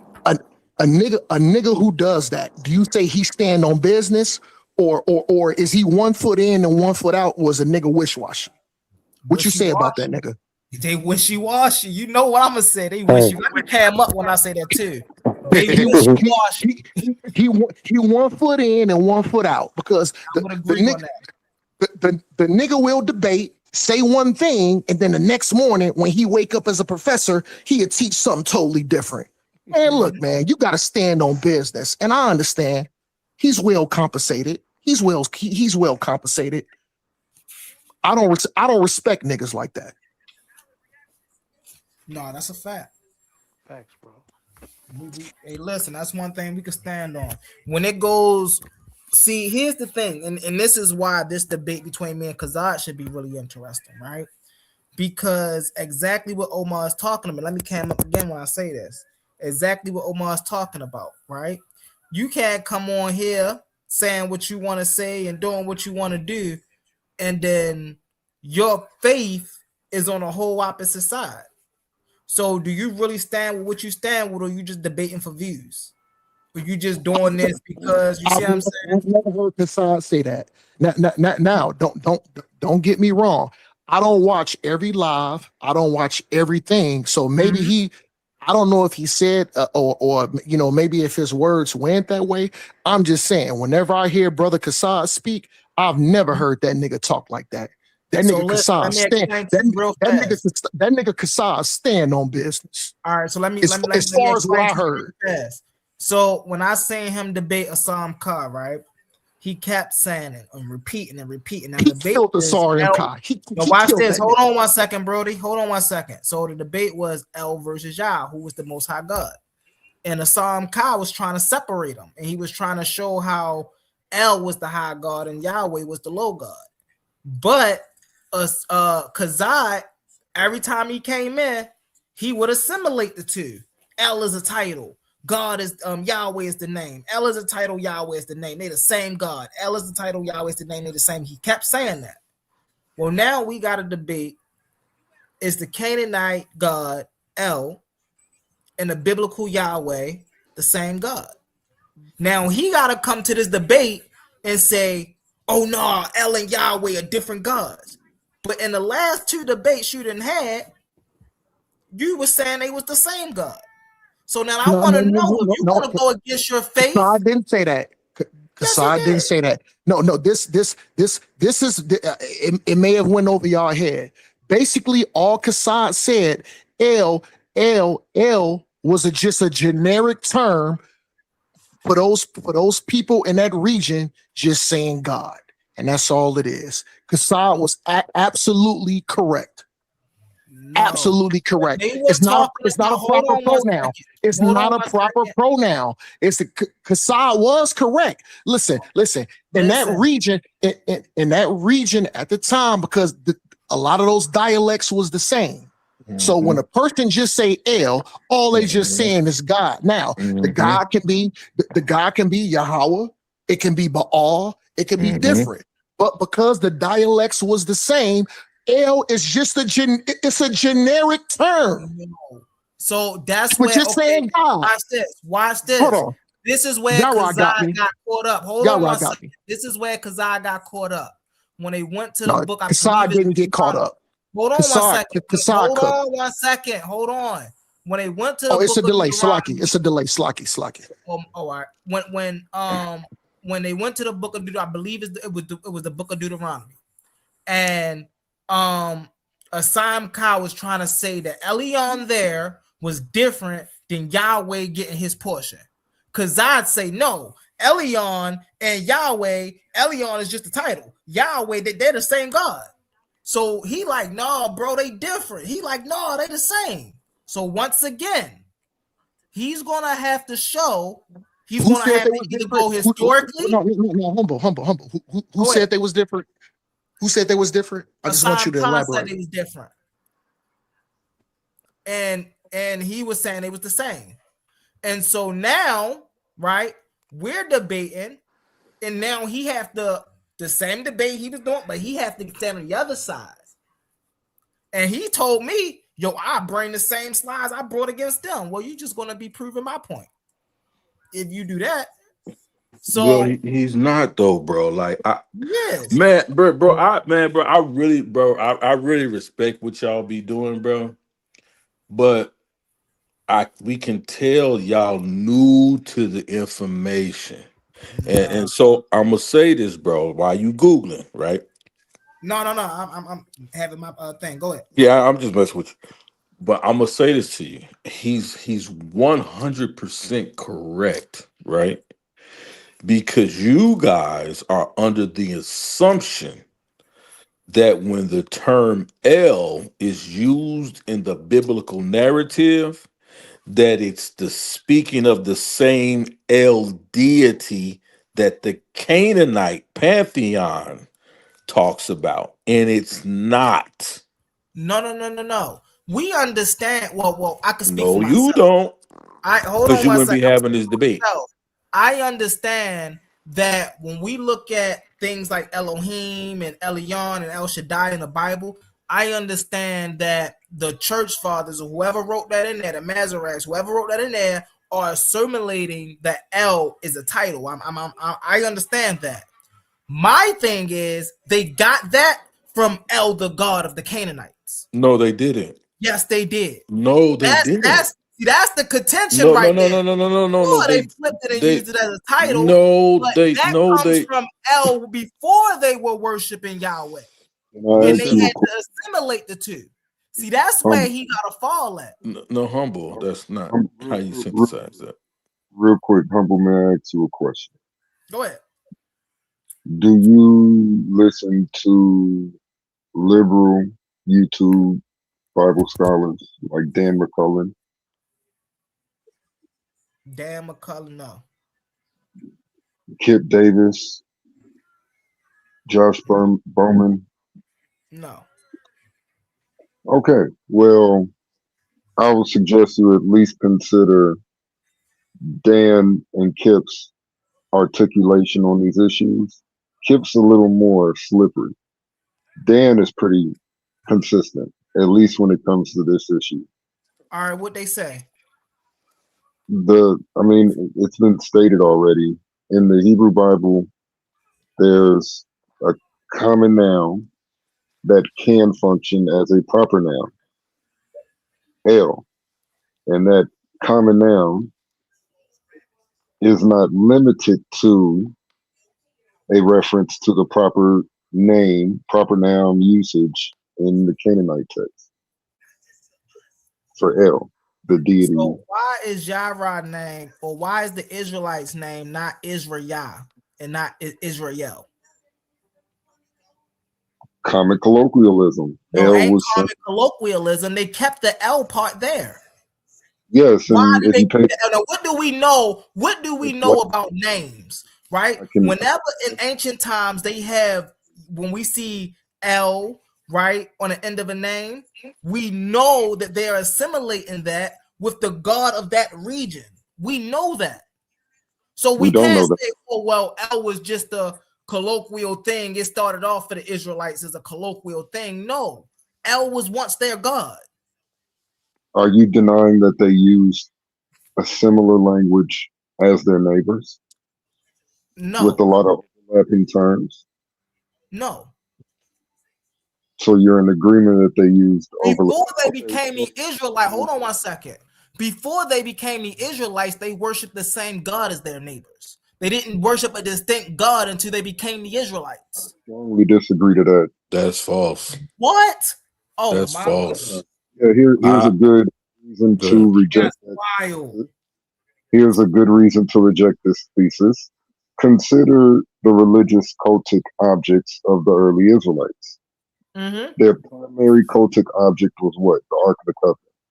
No, There you was- said early. It's hold on. Are you trying to say proto because y'all be trying to flip flop these names?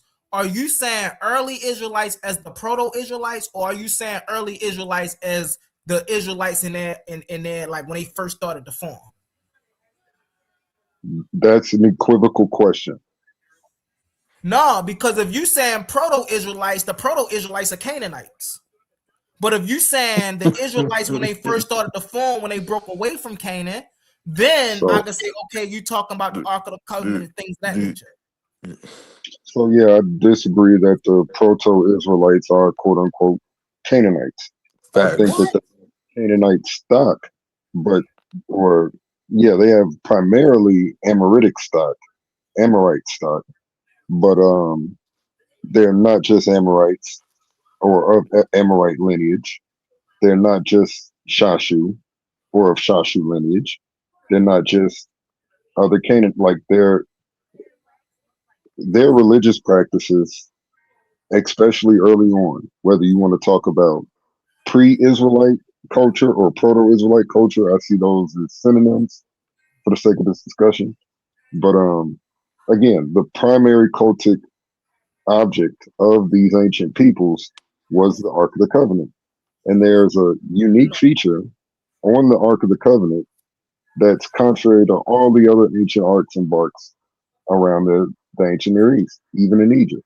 And that was no deity and icon in the on the top of the quote unquote mercy seat or the lid. Well, that's not true because and we're talking about proto-Israelites, right? The Canaanites. There was no Ark of the Covenant then, because they were polytheistic. So we sing El, Yahweh, we sing Asherah, we sing Baal, we sing all of them in there. When we talk about the Canaanites, there was no, all of them assimilated about the Ark of the Covenant and this, that. No, that's not how that went down. Right, but let's just deal with the Canaanite issue real quick. Hold on, real quick. I got a point. No. I just want to tell y'all, brothers, I got a dip. I just got a dip. I just want to land my plane before I go. I got to go spend some time with my rib. Man, shout out to Titan Debate League, my brother who given me a voice. Much respect and love to Titan. Much respect to Humble. Even though I ain't gonna front, I was cutting that nigga. I was interrupting the shit out that nigga Humble. He's a good sport though. I love that brother. He's a solid brother that does a good job. Is leading the panel. Shout out to A1. Shout out. Of course, I gotta give my L to my Chicago brother Yara. Shout out to Yara. Much love. Cut him up to Barbarian. Cut him up to Barbarian. And then I gotta give much love to my guy, GD Capone. Man, much love. I gotta go spend some time with my red man. Y'all brothers keep doing what y'all doing. Much love and respect. And let the information lead the information. You know what I'm saying? Iron sharpens iron. Much respect. Love y'all brothers. Love y'all brothers. Hey, Yara, what part of our city is this brother from? That's all my question was. I think he's from the west side, bro. Oh, so we just west side is in there. All right. I can't hear you no more. Cut him up. I said, so we all just west side is in here. That's why I felt like home. Man, I can't hear him. I got knocked out some kind of way. I got to go out and come back in. Yep. Mic check 1 2. Can you hear me now? Yes, sir. That was his mic. We heard you the whole time. Did you shoot me a picture for your graphics? Yeah, I sent it to your text messages. Okay, let me double check. All right, so real quick, Humble. There is an interesting aspect of early Israelite culture that is uniquely anti-Canaanite. Are you familiar with this? No. It's both anti and of Canaanite. It's both. I think it's definitely not. Canaanites loved pig. The early Israelites did not.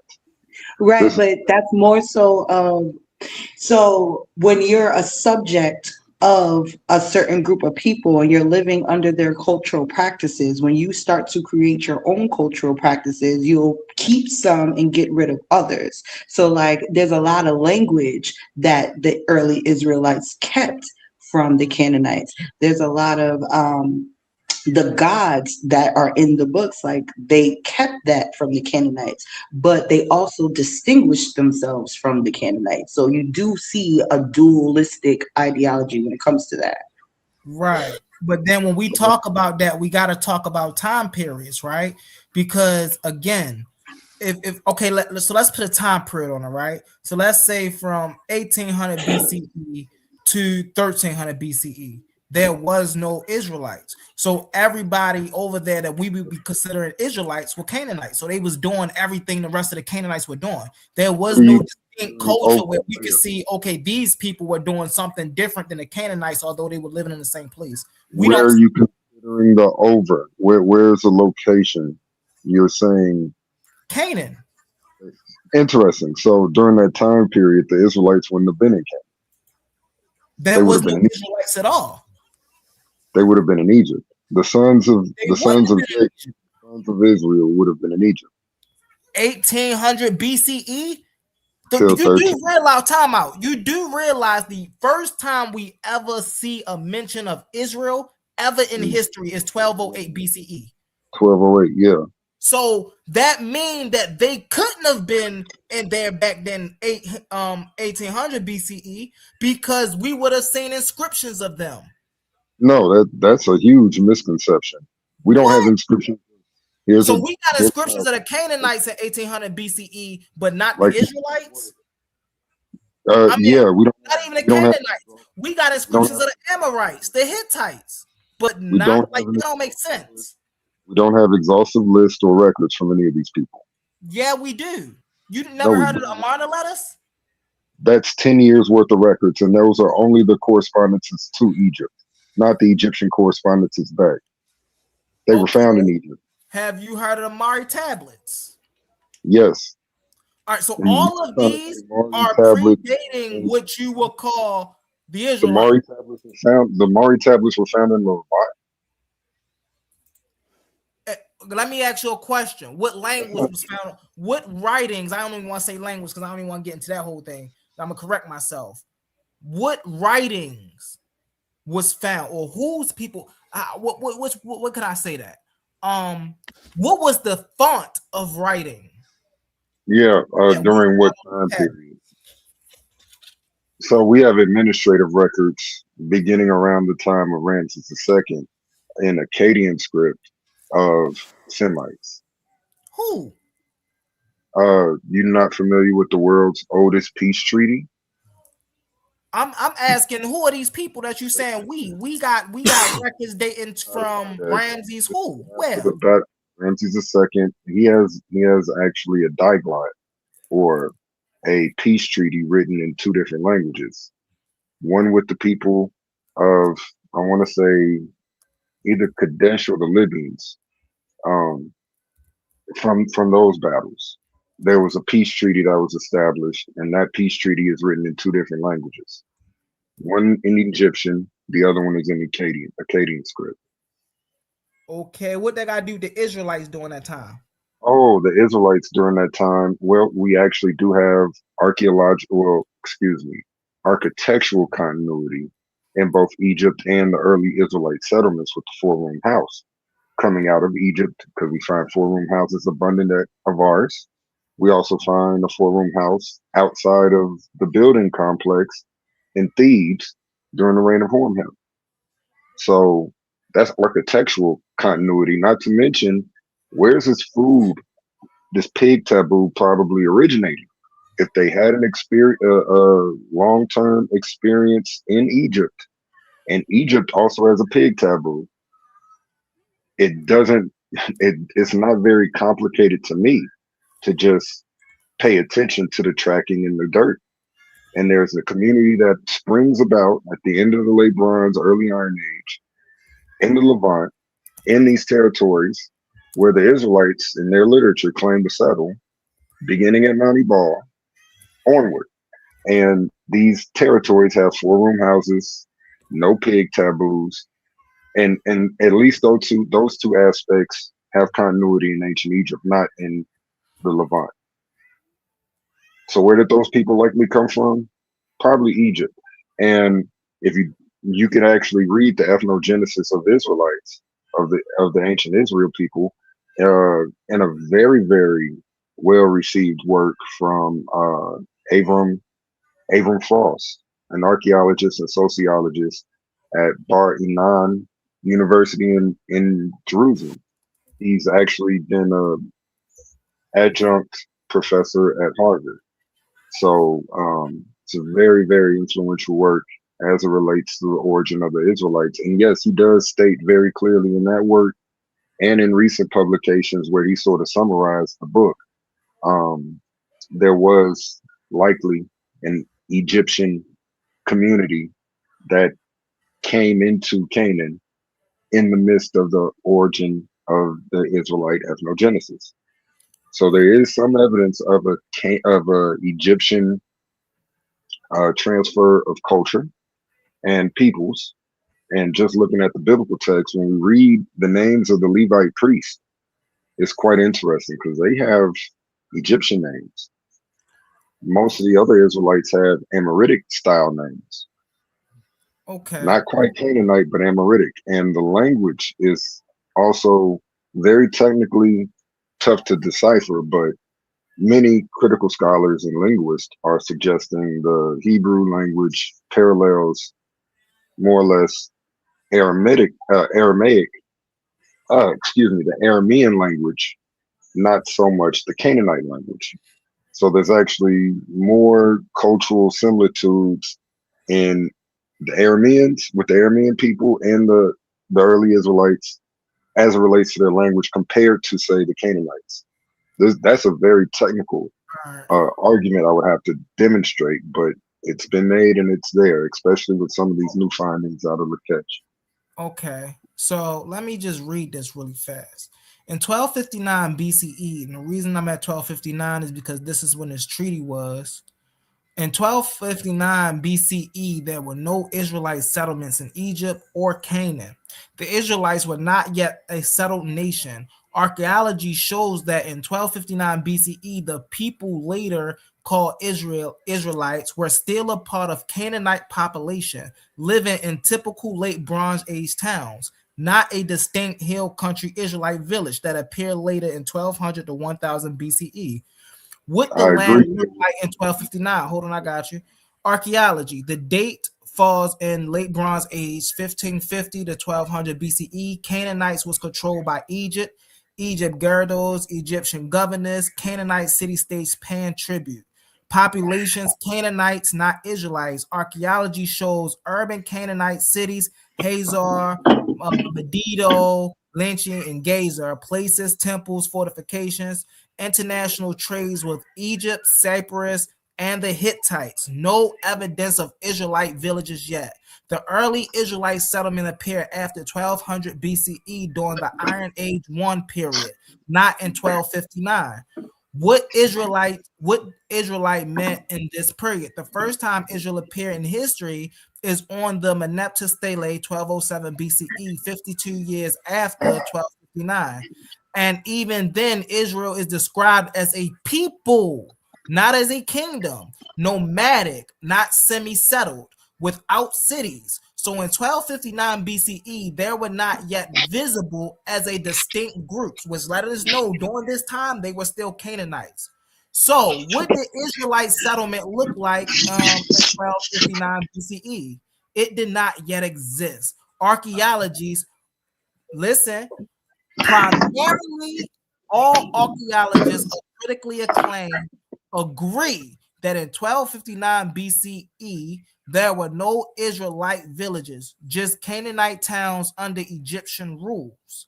The Israelite settlement patterns, 4-room houses, no pig bones, collard worms, does not appear until when? After 1208. So what he was just saying was flim-flam. because the 4-room houses and all that didn't appear during 1259.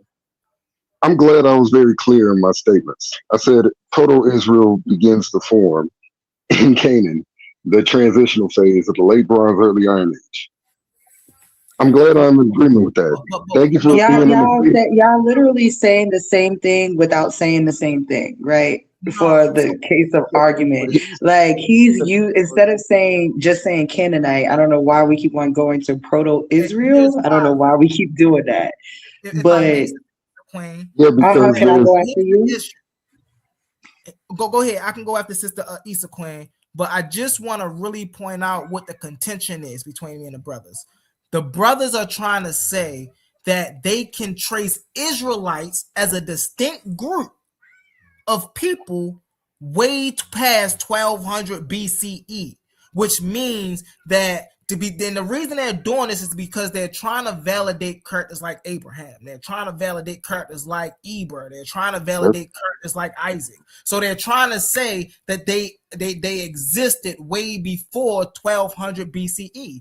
And so some of the arguments they bring is, oh, well, we can see the 4-bedroom houses way before 1200 BCE, which you can't do. Actually, we can. And I just gave you evidence. I just showed you couldn't do that. So I gave particular instances and locations and time periods of rulership for these 4-room houses. You didn't address that. I said, when did you address them? Time out. You gave me a peace treaty and that happened in 1259. So I took the date. Hold on 1 second. I got you. So I took the date 1259 and I said, bro, do we got any 4-bedroom distinct houses that separate the Canaanites from the Israelites in 1259? No, we do not. The 4-bedroom houses don't come into after 1200 BCE. That's incorrect. That's okay. Go ahead, Sister Issa Queen. Go ahead, Sister Issa Queen. I could start citing BTOC right now for you if you really wanted me to, because BTOC's the one who dug out of ours. He's the one that has that evidence and argument for the 4-room houses before they begin to pop up in very succinct, tight urban environments throughout Canaan. And that's happening in Egypt, out of ours. And again, prior to the Canaanite settlement of the Israelites popping up in history, you also find evidence of this going down, not only in Avaris, but also in Thebes during the reign of Horemheb, which is right before the Ramsonite period, which is where we have actual archaeological evidence of Avaris becoming abandoned during the time of Ramses II. Early to mid reign of Ramses II, Avaris becomes abandoned. You said in Avaris during Ramses II, right? Can you please repeat what you think I just said? That y'all found 4-bedroom houses, right? Israelite 4-bedroom houses in Avaris during the time of Ramses II. Is that what you're saying? Yeah. Number one, 4-room houses, at least by ancient Near Eastern archaeologists, are generally considered to be quote unquote Israelite houses. Okay. I'm claiming that housing structure is present in Egypt prior to it becomes prevalent in the Levant. Cultural continuity. And the other point of cultural continuity that I made earlier is Egypt has a no pig taboo. The Canaanites loved pig. The Amorites, everybody in Canaan loved pig until this brand new community pops up and sort of takes over the Judean foothills. And there you find less than 1% of pig attested at their initial settlement. Less than 0.5% to less than 1/2 or to less than 0.5% of pig founded at the early Israelite settlements. And by the way, it's not me who says the food thing is significant to identify ancient Israelites. You can blame Israel Finkelstein for that comment. 1996 Brill publication, E.J. Brill publication, he said explicitly, if there's any way to identify the Israelites from anyone else in ancient history, it would be by means of the food taboo, the no pig taboo. And then Finkelstein traces the no pig taboo from Mount Ebal all the way through the early settlements of what we believe were ancient Israelites. initial settlements to identify those settlement locations due to the no pig bone being Israelite settlements, not Canaanite, but uniquely Israelite settlements. It would be easy to identify these settlements as Canaanite if they maintain their pig consumption. Okay. They don't. So, check your messages, Issa.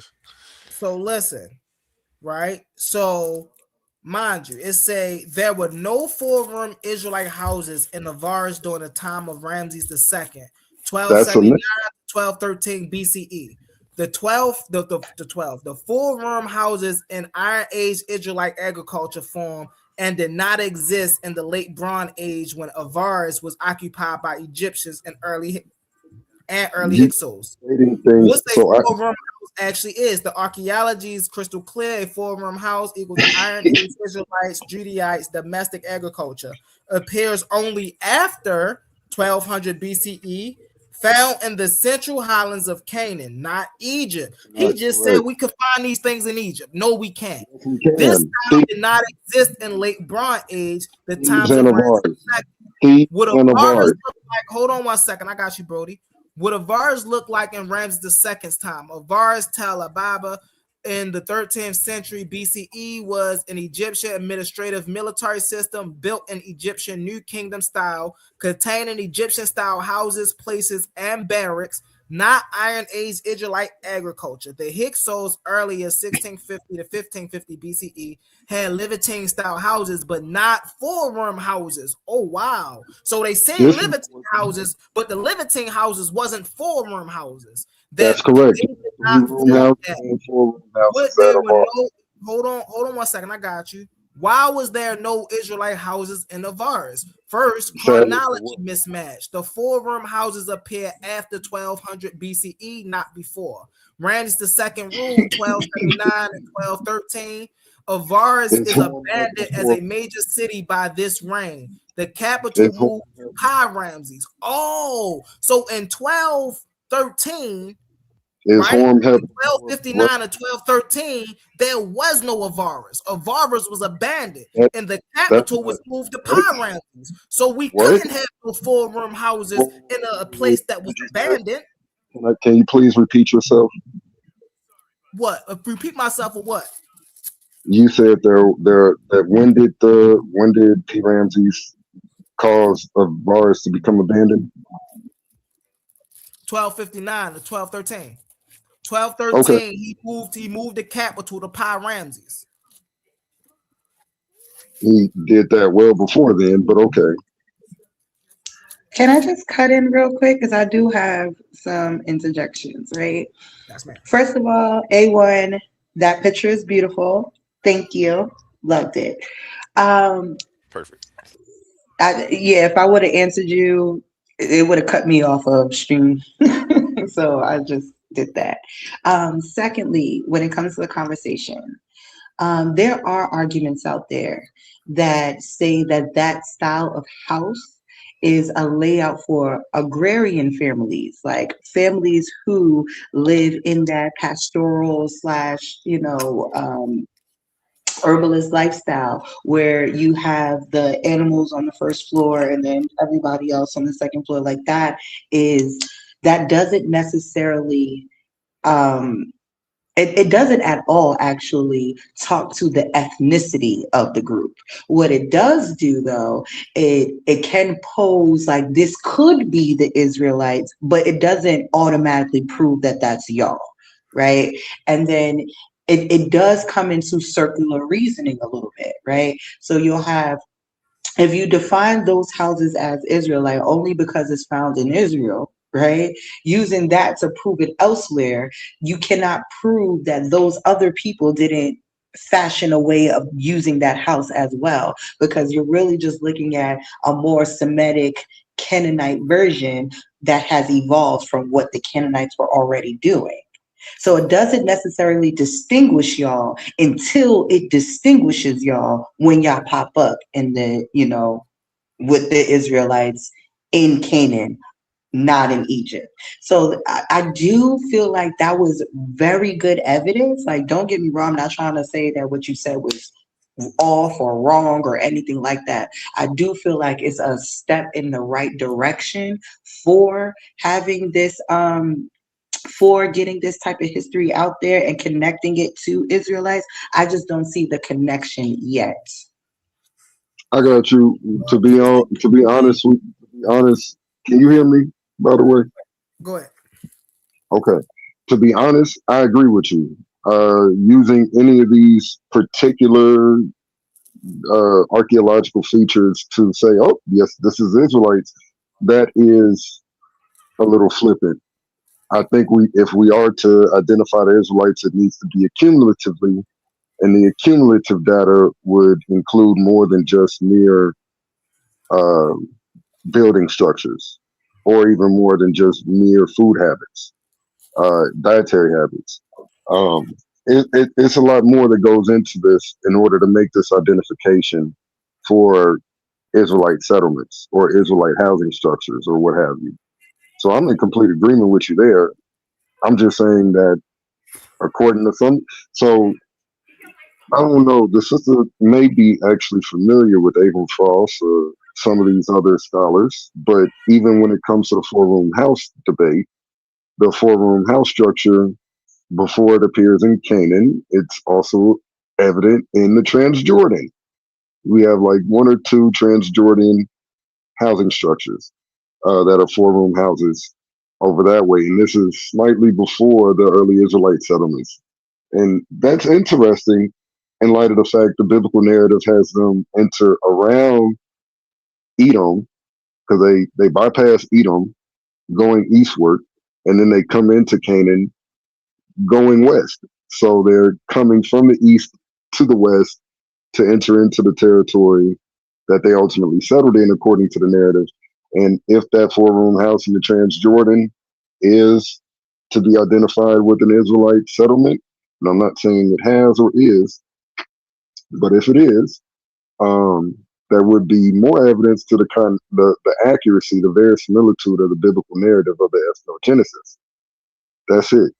But yeah, again, there's four-room housing structures abundant out of ours, and there's one four-room house structure at Thebes in a temple complex just outside of where Horemheb was reigning. Again, this is right before Avaris becomes abandoned, and there's archaeological evidence for the abandonment of Avaris sometime during the period of P. Ramses being fully constructed. And it's also very interesting. The evidence for abandonment on the ground at Avaris is not Semitic evidence. I'm sorry, did he cut out, or is that just me? I don't know. It might be me. Can you hear me? Mic check. Yeah, I think that was me. I'm sorry. I think that was me. Is this any better for y'all? You sounded great to me, but that is clear. Okay. All right. So I just took y'all off my Bluetooth. But yeah, Humble, there's plenty of evidence of four-room houses in Egypt. And there's a little bit of, so the main reason why the four-room house argument even gets made is because over 97% of them are found in Israelite settlements. That's why they are often identified as Israelite housing structures, because they tightly appear in very succinct fashion throughout the Judean foothills, etc., for this particular community. And so that's the primary reason. It's very tight-knit, univocal type of community. They have essentially one type of pottery. They have one type of housing structure. They have they clearly are abstaining from pigs, which is contrary to everybody around them. During the same time, you find an abundance of pig usage, over 10% of pig in most of the neighboring cities.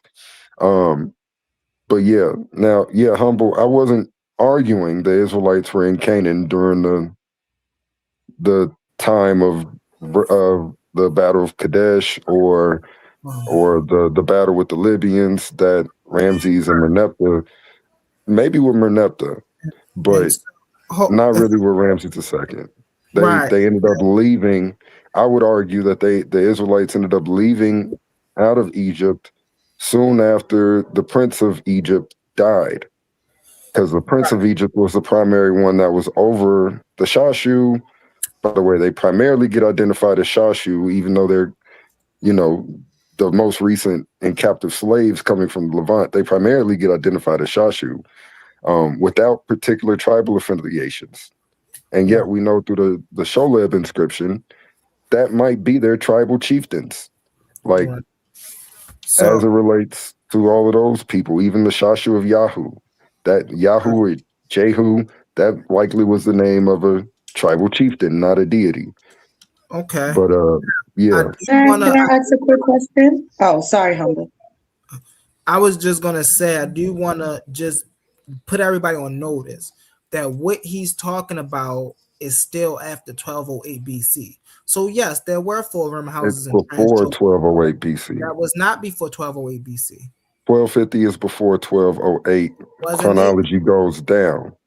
Okay, bro. So you're saying in 1250 there were houses, 4-room houses, Yes, the Transjordan. they were there. They in the Transjordan, yeah, they were there already. Like, they were there at least 100 years before they began to pop up. Well, correction. The Transjordan 4-room house is, if I'm not mistaken, almost contemporaneous with the Israelite housing structures. Well, of course, because they right there. Yeah, that's where they settled at. Yeah. But that's after 1208 BCE. That's what I'm telling you. It's around this time, like it's very tough.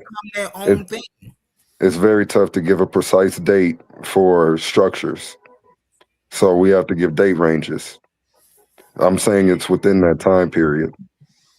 Well, because this is another argument that's out there as well, right? That these houses could have just as well been built by the Hyksos, right? And I think that's why the Israelites constantly try to connect themselves to the Hyksos, because there is a history of, them being in that area. The houses being built could have been built by the early Hyksos settlers before or after. Well, before they actually came into power, because I believe the place Tel Adava was the capital of the Hyksos reign. That's correct. And Ramses II might have been part of that lineage, of the Hyksos lineage. Right. So what I'm saying is, right,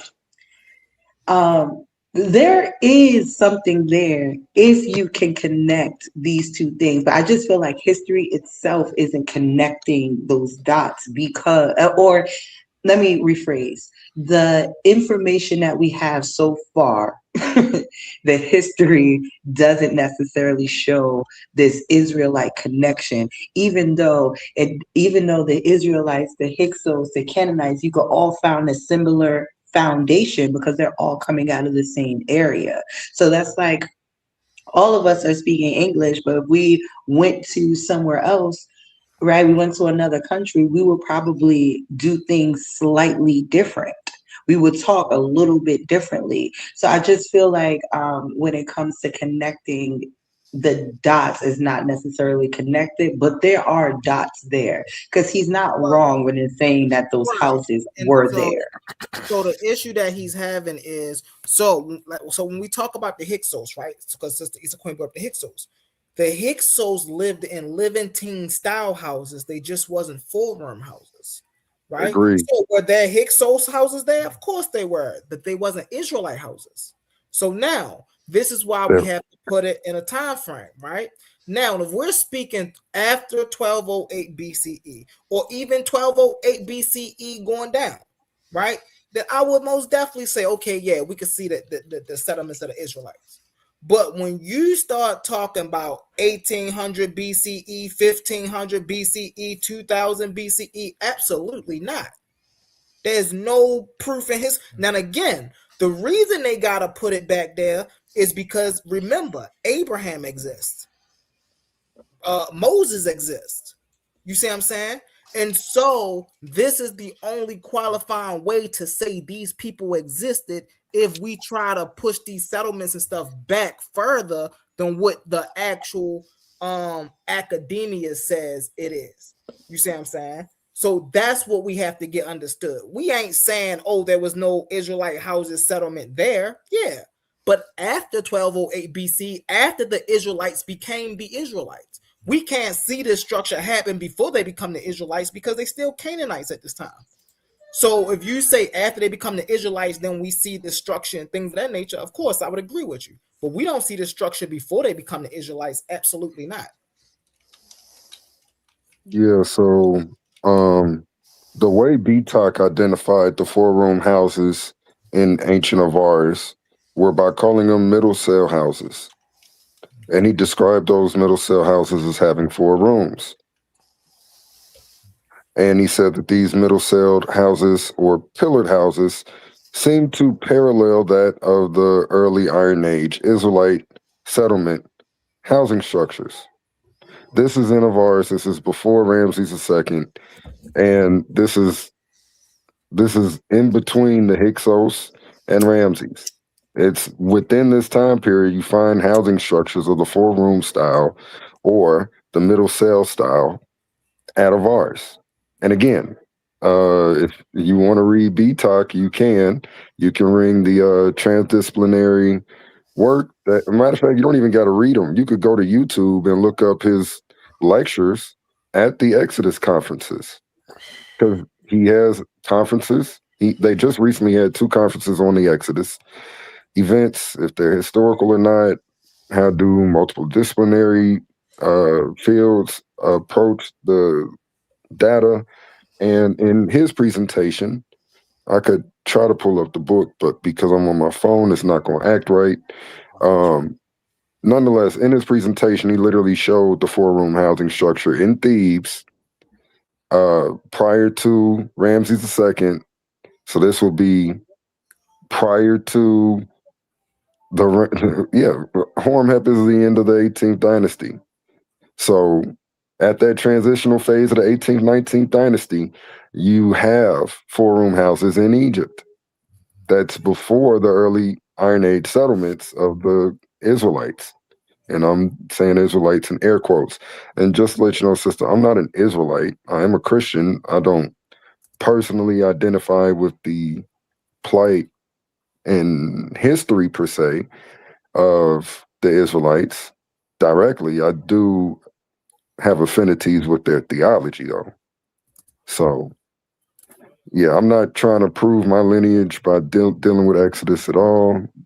I'm not saying that's what you gained. I'm just letting that's her not know. what I'm saying about you. I was actually, I was actually splitting hairs a little bit because I do see where you're coming from with this, but for me, the information leads me to a Canaanite basis in this area. The foundation of, for me, that foundation of that house, of that architecture comes from Canaan. So it being in other places doesn't necessarily speak to it being of Israelite. It just more so speaks to like that structural evolution that the Israelites soon enough inherited from these proto people, whether you want to call them proto Israelites. I like to call them just Canaanites, right? Because when you look at the Israelite history, when they are here, they're making their temples. They do have shrines. They do have little ways to worship. And I don't necessarily see that type of cultural inclusion into these houses when we're talking about them, because it wouldn't just be a house, it would be a culture that people lived in those houses. And that's what's missing from all of it, is the culture of the Israelites, because a people don't become a people until they have a whole set of things to distinguish them as that. And that's why we can distinguish them with the steles, but not before that, because before that they were just one of everybody else. It was just Canaanites. And that's kind of where I come from with that. But I do see the case that y'all making. I see the case that y'all making. I need a little bit more information, but I see it. Oh, well, here's an interesting bit of information. A lot of people don't even realize this, but Merneptah is actually mentioned, and possibly his conquest is alluded to in Torah, but Merneptah is actually mentioned. His throne name is mentioned a couple of places that the Israelites initially camped at. For example, Kadesh Barnea. That's a throne name of Merneptah. We also find Merneptah's name explicitly mentioned twice, at least twice, in the book of Joshua. So by the time they entered into the land of Canaan and are beginning to settle in Jerusalem, according to the text, they're clearly just outside of territory that has been marked by Merneptah. So Exodus 1:11, they're building buildings, storage houses, for Ramses II's building constructions, namely P. Ramses, and the Temple of Amun, or Pithom. And so those locations have been excavated. Tel El Rataba, Tel El Kantir. Tel El Kantir is where P. Ramses was, and Tel El Rataba is the original place of the Ramsonite period Pithom, House of Atum. So those have been excavated. We know when the foundations were laid fairly well, and yet the Bible also articulates once they enter into Israel, they're about 2 kilometers away from a body of water that they call the springs or waters of Merneptah. That's interesting to me, because now you actually can get indirect appeals to particular kings that are ruling during the time that they're allegedly making these movements, especially when these place names have what's the word? They have eponymous place names. They're named after individuals. Ramses II, P. Ramses, Springs of Neptoah, Springs of Merneptah, with Merneptah, and it's succinct. It's not like a jumping around of pharaohs in the narrative. It's successive. So Ramses II, they're building houses, or they're building storage units in Egypt for P. Ramses and Pithom. And then once they enter into Israel, 2 kilometers away about, you got the Springs of Merneptah. So, I mean, chronologically speaking, in the narrative, the primary source of the Exodus is the Exodus tradition itself. But within that narrative, we do see succinct chronological succession through place names and toponyms of eponymous ancestors, namely particular pharaohs. All right, real fast, Barbarian. Hey, brother A1, you there? Yep. All right. I'm about to hop off, Brody. Hey, yo, I see y'all tomorrow. Most definitely. I appreciate everybody. I appreciate brother A1. Thank you for coming through, Sister Issa Queen, everybody. Y'all know we be here tomorrow. I'm out. Peace. I'll keep it running for you. Peace, Humble. And just peace, Humble.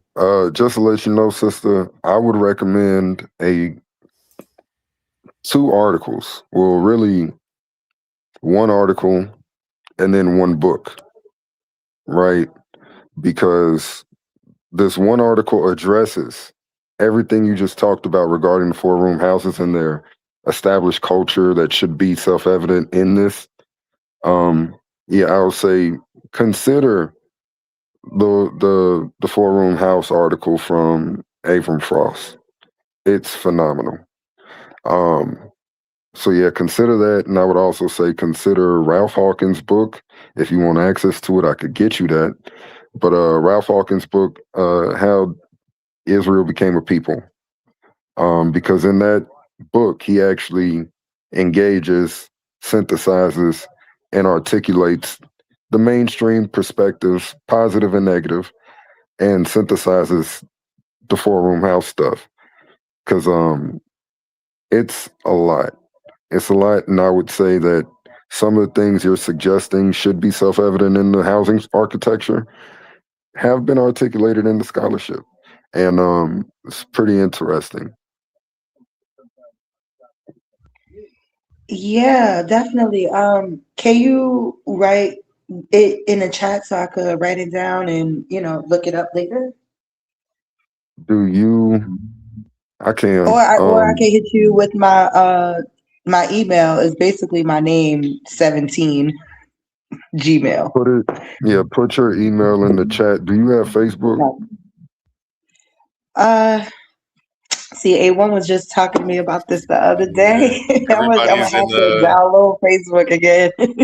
Just download the Messenger. You don't necessarily need the actual Facebook, but Messenger gets you in our group chats.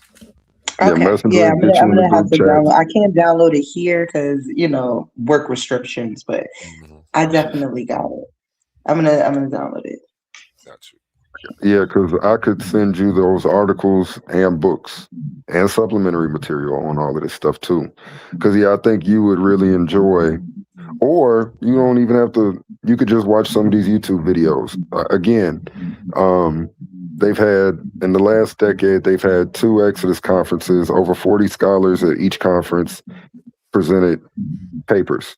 I would suggest watching Avram Frost's articles that he presented at both conferences, but it looks a lot better on the second Exodus conference. He did not have a good slideshow presentation. I mean, like he did, it just wasn't as well succinct and as the second presentation. The second presentation flowed a lot better, if that makes any sense. Same information, it just flowed better the second time he presented it. You see what I'm saying? No, I get that. Oh, okay. I see. Yeah, I'll definitely look at the information. There's nothing wrong with, intaking new information, especially if it's accurate, and it's coming from archaeological, paleontology, all of that. If they're coming from that standpoint, I would definitely look into it. For sure. Do you have any archaeological training? So I'm actually supposed to be doing a dig soon. I'm very excited about it. I can't really talk about it because I signed some paperwork, but I will have some training in it very soon. That's what's up. I have not. I've only attended a dig. I've never participated in a dig, and that was when I was at Jackson State University. I was doing mass media broadcasting and journalism, and I didn't know Mississippi Ole Miss had a top-notch archaeological department. So I went over there and was able to observe them while they did a dig. I have some training in archaeology from Lorenzo Nigro through online courses, and he's an ancient Near Eastern archaeologist. I don't know if you've heard of Lorenzo Nigro, but his name, I don't even know how familiar you are with like some of these topics, biblically speaking, but the Jericho, right? He's the current lead excavator at the site of Tel El Sultan, or Jericho, ancient Jericho, and yeah, he's causing a few uproars in the community, even though I would argue nothing he said is new. Nothing at all he said is new. None of his articulations are new, per se. But because he's the current excavator at the particular site, he just gets a little more weight behind his name. But yeah, it's interesting though. Jericho used to be claimed, it doesn't line up with the biblical narrative. And now, arguably, there's some evidence in light of his research, in particular, in light of his research over the length of Jericho, quote unquote, City 5. Because he says Jericho City 4 was the city that was destroyed in 1550. That's Garstank's destruction layer. There are some problems there in light of his recent research. One of those problems is he hasn't found it. some of this evidence of the destruction layer at Jericho during a particular time. And that time would be around the time of Joshua's conquest, or at least around the time of Hatzor's conquest.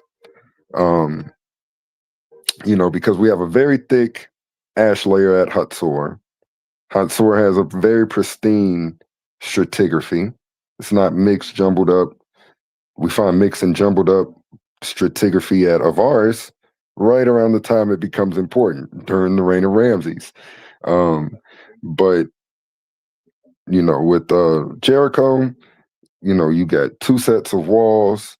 You got the mud brick wall. You got the Colopian wall. I'm sorry. I feel like I'm going off into a tangent, even though this is something that might spark your interest. No, I'm not too okay, so I'm not too knowledgeable on this part of history. Like, I kind of know ins and outs about what pertains to my subjects, right? What is your subject? Because my subject absolutely overlaps with y'all. What is your subject? Because that's what I should have asked beforehand. Right. So I'm more so into evolution, Paleolithic, Neolithic culture, theology, history of Black women, history period of Black people, but I do a special look for Black women. Just within that wheelhouse.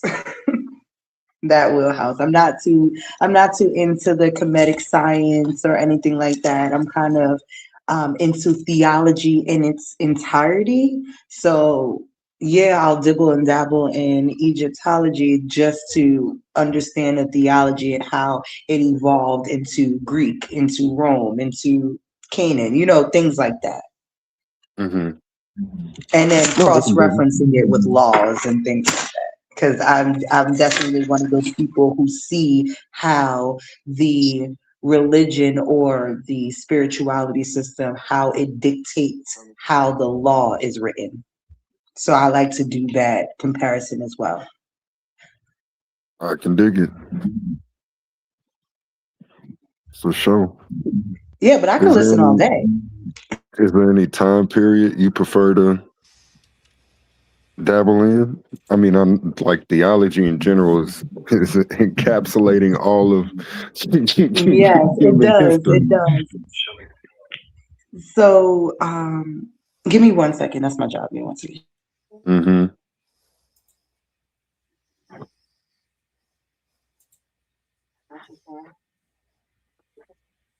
A1, I'm just glad somebody other than me and Leandre can sort of talk about some of these problems as it relates to archaeological or historical justification of things. So I appreciate the addition of the sister. Definitely. She's a part of the freshman class. I'm over here working on the graphics now. Getting some new animations together for this week to drop. That made me feel like I was in like the Source magazine or something. Oh, you definitely are in the Tighten Up Debate League Source magazine for sure. That's what's up. That's what's up. And you picked my favorite color. Purple? Okay, yeah, I did good. So you got a presentation Wednesday and a face-off Thursday. Yes, I do. Yes, I do. I'm very excited for both of them. And just to answer your question, my favorite time period would definitely be late Paleolithic, early Neolithic, hunter-gatherer information. That's my favorite time. That's when the world made sense. Before, everything went crazy.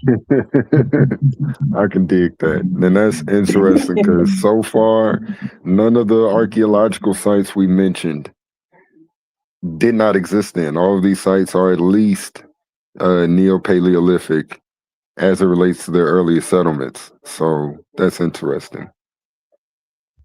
Yeah, I'm into the people, the hunter-gatherers that were cultivating that land for the agriculturalists to come through to build the cities that later come.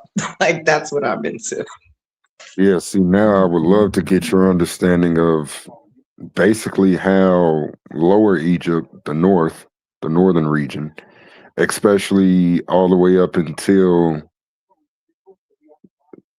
Amos, how that territory was just sort of there for the hunter-gatherers and people that wanted to feed off of the land to feed off of the land. And then how all of that switched once Amos came through, rode by Avaris, and then plundered the city of its goods. And it's interesting. A lot of people think the abandonment of Avaris happened then. That's a myth. The ancient records do not mention, the records from Kamos don't mention mass removal of people. It does mention a mass pillaging of the economic value at the port.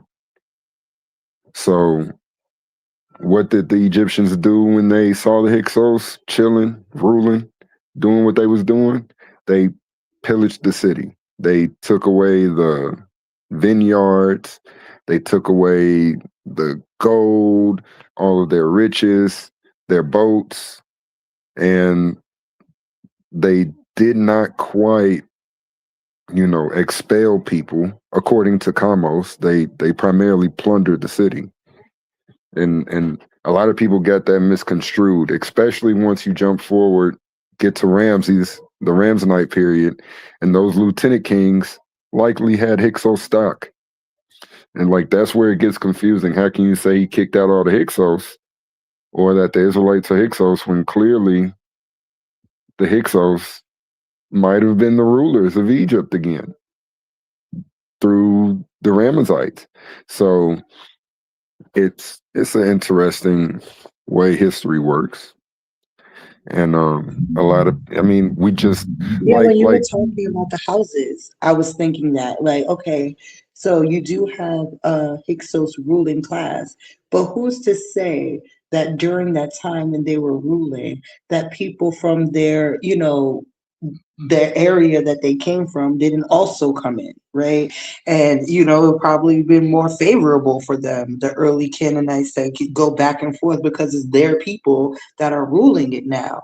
It doesn't automatically prove that, regular people, because we kind of always focus on royals, but regular people spread their DNA too. Of course, yes, absolutely. You know what I mean? So regular people could have been there. The borders could have been open a little bit better. You know what I mean? Who knows? And so that's why I was saying, I do see some precedent for what you were talking about. I do see that. It's just I don't see a smoking gun or a connection to every dot. But you know how history and science work. We could have it 2 months from now. Who knows? Yeah, I personally don't think substantial evidence will be dug out of the ground that demonstrates, hey, the Israelites, friend. I don't think they're going to find an inscription in the next or future excavations at Avaris or even at Tel El Kantir, where where P. Ramses was, or even in Goshen, just south of both of those locations. I don't think we will find Astrakhan or literature saying an Israelite was here. You see what I'm saying? It's going to be a little more discreet as it relates to how those people articulated themselves in history, especially if this, the time period we're talking about right now, this is pre or proto nation of Israel. I wouldn't really say Israel is a nation until the 9th century BCE, 10th century BCE. So we still got a couple of hundred years after they begin to settle in Canaan for the nation state to sort of be functional, from my assessment. And yeah, but like, Sorry, I got a work emergency. I didn't hear the last thing that you said. I'm sorry about that, but I have oh, to go. it's But if fine y'all still here, I'll definitely pop back up. for sure. Peace. And I'm gonna email you, sister. Hmm. So what's up, brother Sadiq? What you not talking about today, my boy? Sadiq might be taking a nap over there, man. Oh, nickel fritz.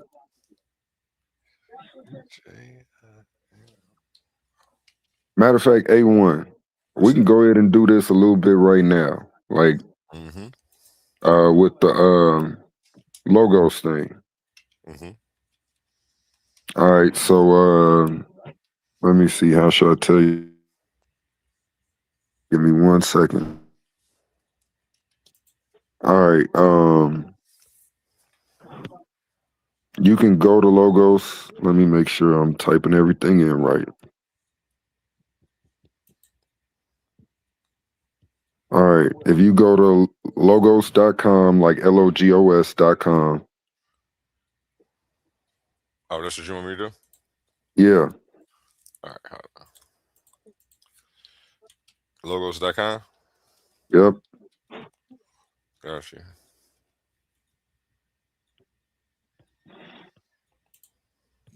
I'm trying to. Okay, yeah, you can do it that way. Let me know when you're there. It's there. Okay, yeah, now I can see it now. All right, so in the top right hand corner, you should see the little person logo. All right, click on that. Top right hand corner. Oh, the sign in logo?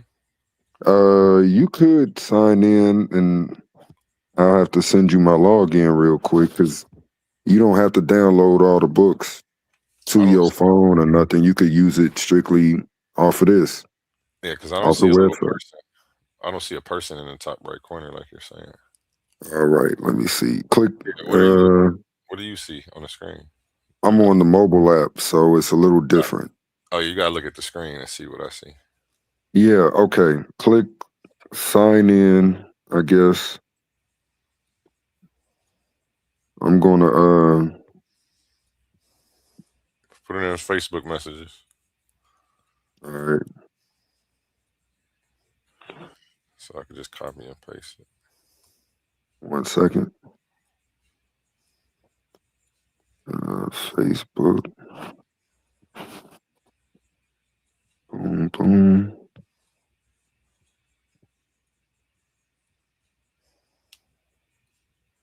All right, so that's the that's the login.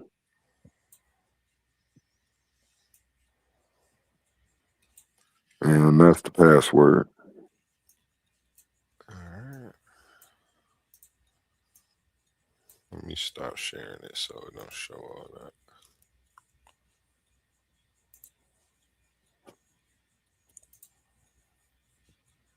Okay. Hold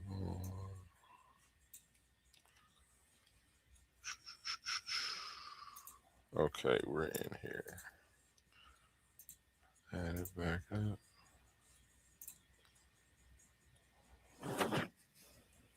All right. So yeah, that faces the pictures in the top right hand corner now. You can click that. All right, and use on the web. Do it say that? Yeah. Click that.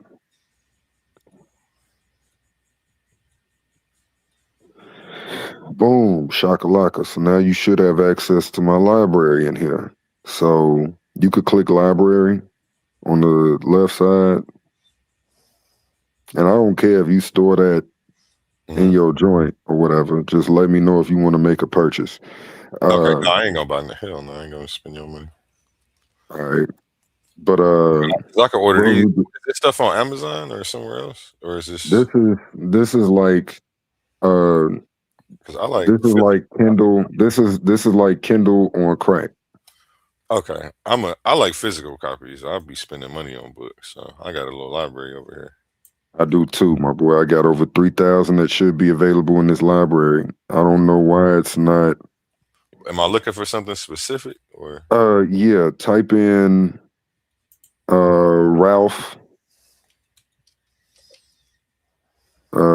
Yeah, how Israel became a people, because that was the book I was just telling her about. Yeah, if you clicked on it, boom, it should pop up with the whole book. Oh dang! You just gave me a crazy extensive ass library. Yeah, I'm about to save this. Appreciate you. Yeah, so This is sources for debates for me. Oh snap! You done messed up now. It can be that too. Yeah, so all right, so yeah, JFB is. I didn't open this. JF, that might just be a translation, Bible translation. It's too blurred out from my side. So yeah, like in that book right there, sadly, the one thing I don't like about, like, that's one of the few books in my library on this platform you can copy and paste, but it won't tell you the actual book page. That's one of the few books it won't do that for. But yeah, like if you was looking up the 4-room house issue, this book has all of that stuff talked about in it. Yeah, you could click on contents, look at the table of contents and search it that way, or you could have just clicked the search button right next to home. Full screen this. It's like making it so small. I don't like that. You should be able to drag it from the right side and pull it all the way over. No, yeah, like that, or like, right where that bar is, where you can scroll up and down in the middle. You can literally move that all the way to the right or all the way to the left. There you go. I don't know what you're talking about. All right, so you see where the line is. You got that gray space, and then the book starts. Like if you go right there. Nope, I'm trying to see the mouse now. I don't see the mouse. I'm on the edge where the line at. The right side or the left? Okay, yeah, I see. Go over a little bit more to your left. A little more. All right, right, a little more. Like literally this edge of the border right there. You should be able to grab on that and drag it all the way over. No, it ain't messing with me right now. Well, I ain't rocking with you, man. Oh well, but you can do that on this app or whatever. Damn. But yeah, this does give you access to my library. Boom. Now, if you weren't able to, you should be able to slide it like that now. It's still not working. Oh man. No. Oh well. But yeah, you can at least search a lot of the books that I got in here like this. Okay. There we go. Boom. Now you did it. There you go. But yeah, you could do that. Now I don't see the rest of the library. But yeah, you could jump back and forth in sources this way. You could pull up a English translation like the ESV or whatever. Like yeah, you can close out this book. I was just trying to show you how to use the book. But yeah, if you can get back to the library, click on home. Maybe that'll show you where the library is again. Oh, okay, there we go. Yep. Now you can type in ESV or any translation, right? Yep. Yep, you can click on the ESV. It's going to pop up. What is this? A translation of? It should be the Holy Bible. The Bible, yeah. I didn't. Okay, yeah, there we go. It's on the right. So yeah, you can scroll down to any random verse. Like you could even any random verse. It don't matter. Yep. Okay, so they did that in this one. Yeah, you could copy or you could highlight one of the words. Yep. Right. Yep. And then it should do. You might be able to do a search all. You can highlight stuff. You can create bibliographies on this app. It makes it do a lot, bro. It do a whole lot. Wait, what's that on the right side? Okay, that's not what I was looking for. Try another translation, cause never mind, it's on the left. So yeah, when you clicked on the word, boom, it gave you a, what is that? I can't read it. Oh, the lexicon. Okay, so yeah, boom, you get lexical references on your left side now. So if you wanted to see what that word meant in the lexicon, you could just click on that word on the left side, and then it should pop up with another book that is the actual lexicon. You know, or if you wanted to look at textual variants, right? Like when I did my last show on critical, or not even critical editions, but textual variants. Ill Doctrine. Ill Doctrine asked me a question, and that question was the overconfidence that one could get from having access to a critical edition. So like you could click on library and type in apparatus.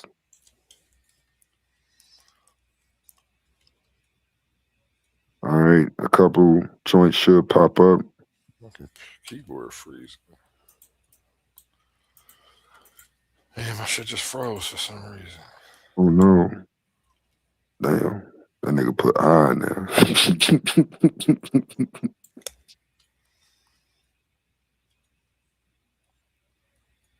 APP. Hey, okay. So yeah, like the first one. That's the SBL critical edition apparatus.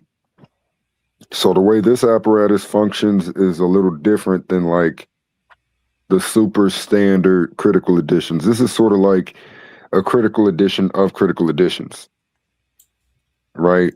So where you find variations in the manuscripts, they're going to be as represented in critical editions of the text, right? But like if you were to do apparatus or type in 10, click library again. Click library again. Yeah, I know this is getting real tiring and boring. Type in TYHG.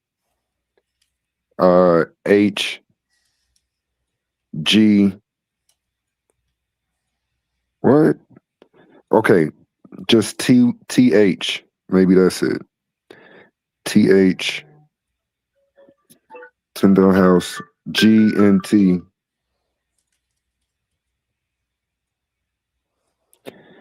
Interesting. The critical edition didn't pop up, or the apparatus didn't pop up. That was what I wanted you to look up, but it should be the apparatus that popped up. Yeah, scroll down a little bit. See, you can learn Greek, you can learn Hebrew. Got all the books for that in here. Oh snap! I'm about to get on my Hebrew.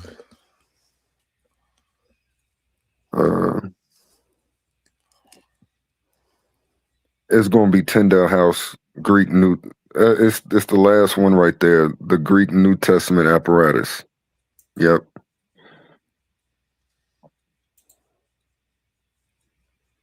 All right. Now where did that one pop up at? Okay, it's popping up over there. Boom. So like, all right, yeah. You see, well, you just went back to downloadable. I could download these. If you really want to, yeah, you could take the login and password I sent you and download it to your phone or your computer if you really want to. I do not recommend it because it's a lot of files. It's over 15 gigs of hard drive. No, I was just talking about like the PDFs of each book I wanted. The easiest way to do that would be through the app. And then you get to pick which books you prefer to have stored on your phone. But so I can't save them to my computer on my hard drive? You would only if you put the app on your hard drive.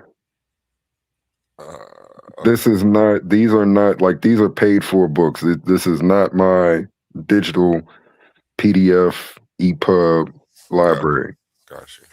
Yeah, but like so like all right, so on the right side, if you were to you see where it say page 2 or whatever, or contents on the right side, click contents. And yeah, that third, yeah, you can click right there, the third one. Yep. So that's the Gospel of John, Evangelion Luke. I'm sorry, Lucan. So yeah, that's the Gospel of Luke, and you see how this one's slightly different from the one on the left. Mm-hmm. The one on the left does not list the manuscripts, like Aleph, B, C, Phi. It doesn't list the manuscripts on the left side because it's only doing textual reconstructions based on critical editions. So it's identifying where critical editions differ and their particular differences in word choices. While on the right side, this critical apparatus, it shows you word choices as it relates to particular manuscripts. But yeah, so like this is just a brief little intro. We would have to have a whole nother show just breaking down how to go through some of these sources a little faster. You could even let's see, in the top left hand corner where it says passage or topic, you could type in up there, study assistant. I don't know what it does on the computer. Click study assistant on the far left side.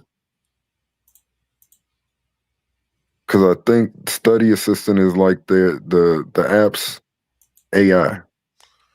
Yep. I use Logos books to answer questions like, how does Jacob dream at? There you go. So yeah, like you could type in down there, 4-room house debate for Israelites,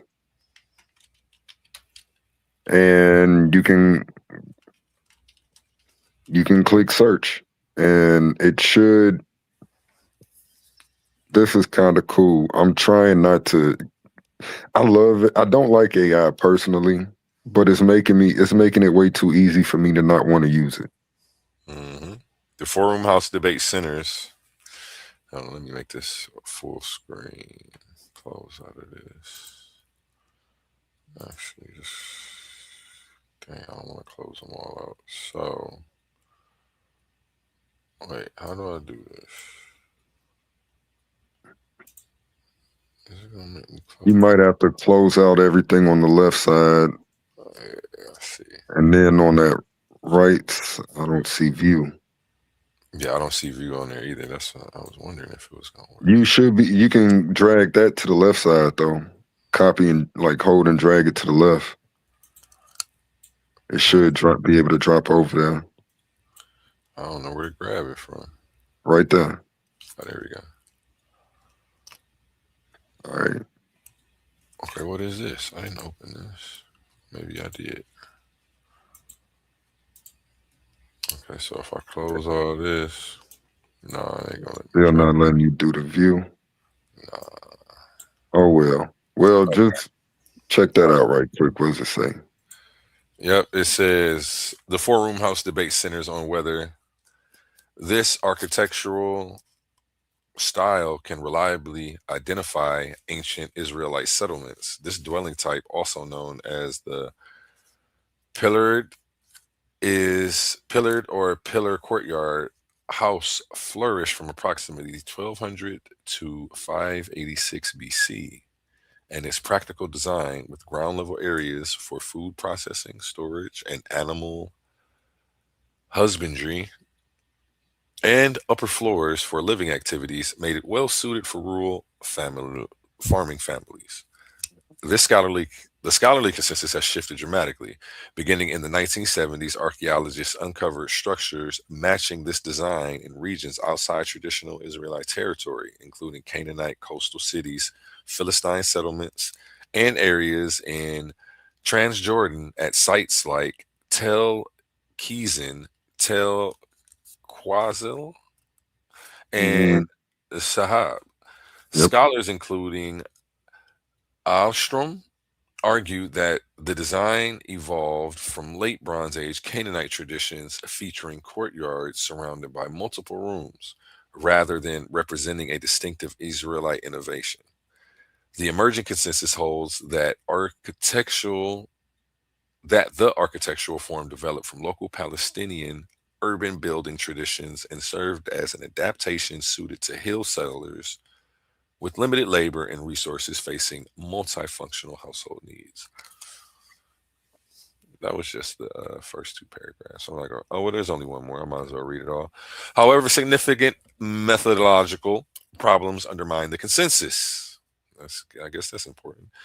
The identification of buildings as four-room houses has proven inconsistent. Notably, the site at Sahab, frequently cited as four-room house outside Israelite territory, actually contained only a single room divided by columns within a larger complex, lacking the typical characteristics of authentic four-room houses.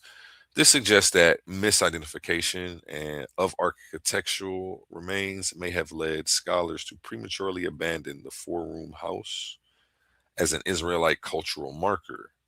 The debate ultimately reflects broader challenges in using material culture to establish ethnic identity in ancient Levant. Sources down here. Yep, and like you see where it says here, and here for the Ralph Hawkins book we were just looking at. That's only because that particular resource will not give me the particular page citations. That's the only reason. But like this logos.com doesn't do that? Well, it does for the majority of the books in the library. Like if I wanted to tell you, oh well, this Hebrew word means this, and I can share it with you in a quick quote, like I would literally copy what I see on the page, click copy, and then when I paste it over, it would include the actual page reference, page citation. Like I could try to demonstrate this in the back chat for you real quick. 1 second. Let me try to open up my own logos right quick. All right, so just to try to give you a little, let me do this. Dang, why is it trying to copy so much? Say this for my next debate. All right, boom.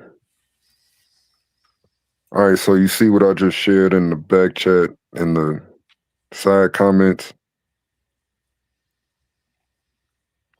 It actually gets jumbled up in there. Where you put it at, in the gauntlet? No. It's in the live stream. Oh, in the private chat? Yeah. Okay, yeah. You want me to read that? No. I'm just saying, like, I had to edit it. So the most recent one. The second one, you see how it actually got like the book page publishing. Oh, at the bottom. Yeah. It won't do that for that one book and like maybe 2 or 3 other books in the library, but the majority of them, yeah. I understand. And yeah, it's an interesting resource. It's a fun resource. You know, as long as I'm up on my memberships right now, I need to pay one. But yeah, over 3,000 books in my library through Logos. Now you got access to it, and you know a little bit on how to use the joint, just in case. Like oh, were they talking about this? Well, you know what? Courtney did say that was in this book. Oh, wow. And if you want to interject, and I know it's not really your place, you just the host. I get it. You a good host. Shouts out to the Titan Debate family. But if you ever wanted to interject on one of these topics, some of these topics, boom, you could either do it through the search assistant. You could type in a brief little comment like that, and then boom, get a result. And by the way, you don't have to use my books, my library. Like if you wanted to, you could have clicked on where it says your books and then change that to the library or the online library. No. Like click out of that real quick.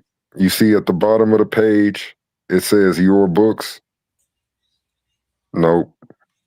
Yeah, search tool. Yeah, study.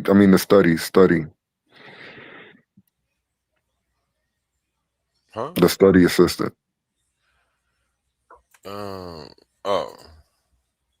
Study assistant. Right. Yeah, now when you type a question over there on the very bottom of the right there. Okay. Yeah, you could just click on a particular book. You could do all books. All books is going to give you more information. So if you wanted to, oh, that's a good one. Exit are Hebrews Haribu. Haribu.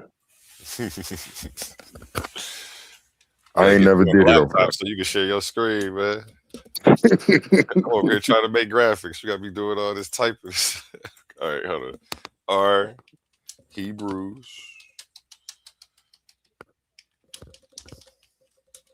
What was the word I was supposed to type in?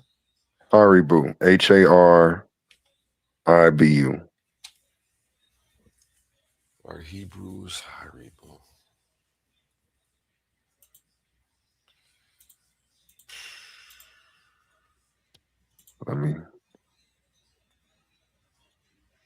Remains contested.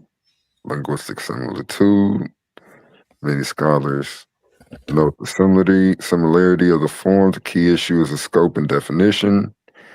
Covered a much wider geographical territory than the Hebrews, and may have reason that the people who were usually known as Israelites were at times identified as Haribu, but that term included many other peoples of similar status as the Israelites. Rather than an ethnic designation, the term appears to be describe a social condition. Yep. All right. I never knew it was going to say that, at least in this resource. And it's, yeah, I'm wondering, I'm gonna have to do that on my computer. I ain't trying to hold you up no more though. I was about to say, I'm about to go to the bathroom. Go ahead, keep talking. Oh, Snickle Fritz. Well, I ain't really had nothing else to say, my boy. I was trying to hold out for the sister in case she was able to pop back on, but okay, well, we'll close out. Closing remarks for the night. It is I do got to get up early. I got some business to take care of. I ain't mad at you. For sure. Shouts out to A1, the greatest host on these YouTube streets. Shouts out to the Titan Debate League platform. Shouts out to the bar. Shouts out to everybody. Tighten up. Come correct. Like, comment, subscribe, and share. Perfect timing. And I'm out on that one. We're going to end with the song by Connie Son, Family All Around Me. And remember my motto, treat your smile like your money and never let them steal it. Peace.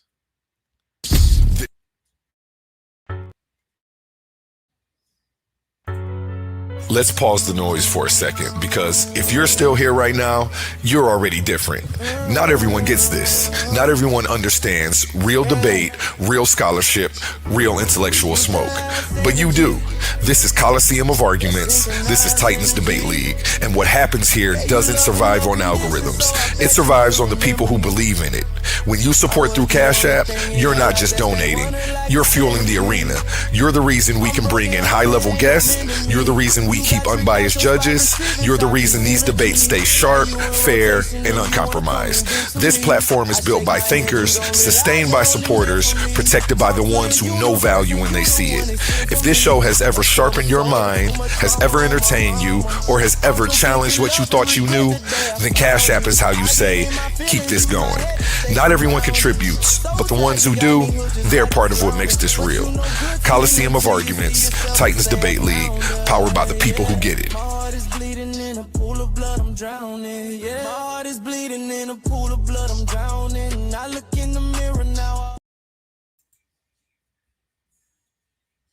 Family all around me.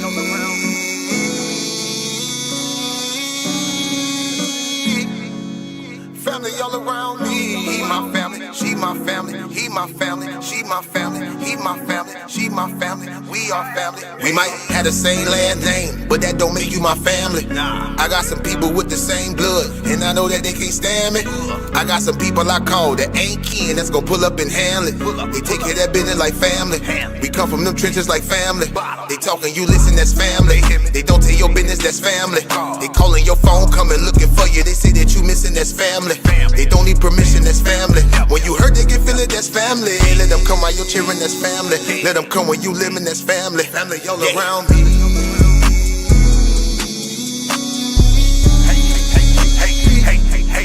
Family all around me. He my family, she my family. He my family, she my family. He my family, she my family. We are family all around me.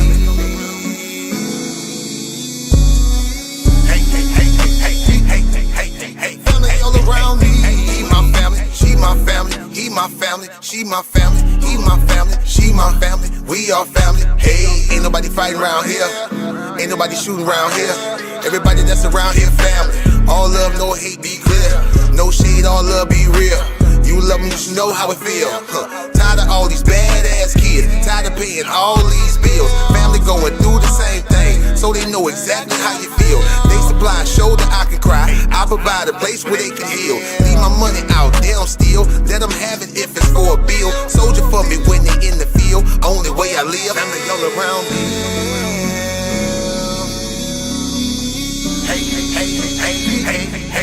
Family all around me. He my family, she my family. He my family, she my family. He my family, she my family. We are family all around me.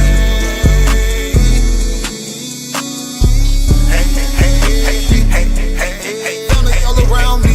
He my family, she my family. He my family, she my family. He my family, she my family. We are family. We might have the same last name, but that don't make you my family. I got some people with the same blood, and I know that they can't stand me. I got some people I call that ain't kin, that's gonna pull up and handle it. They take care of that business like family. We come from them trenches like family. Family all around me.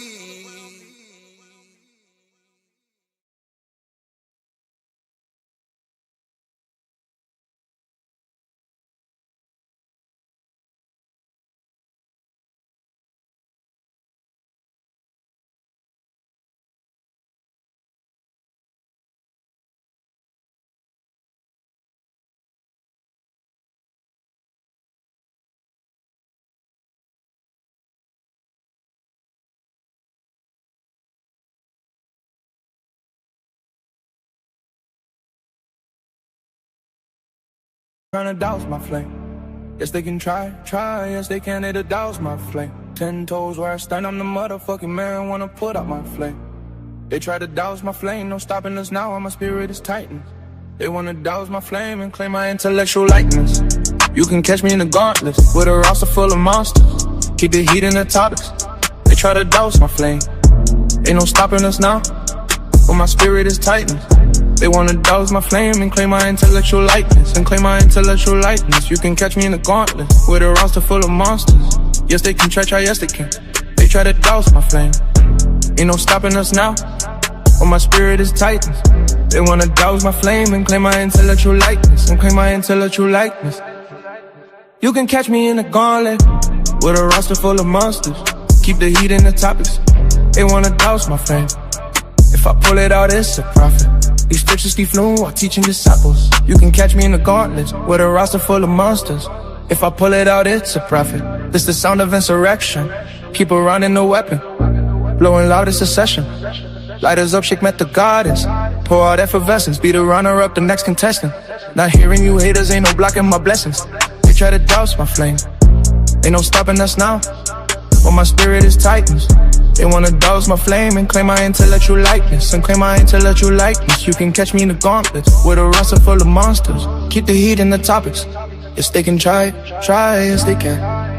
It'll douse my flame. 10 toes where I stand, I'm the motherfucking man. Wanna put out my flame. They don't know nice is eternal. Knock a nice light infernos. They're trying to douse my flame. Yes, they can try as they can. It'll douse my flame.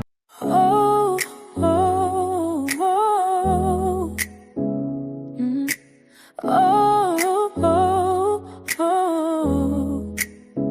Hear the sounds of the trumpets. Start the rounds in the gauntlet. Get down or lay down when we stomping. This the clash of the titans. Hear the sounds of the trumpets. Start the rounds in the gauntlet. Get down or lay down when we stomping. Real for a second. It's the clash of the titans. Hear the sounds of the trumpets. Start the rounds in the gauntlet. Get down or lay down when we stomping. It's the clash of the titans.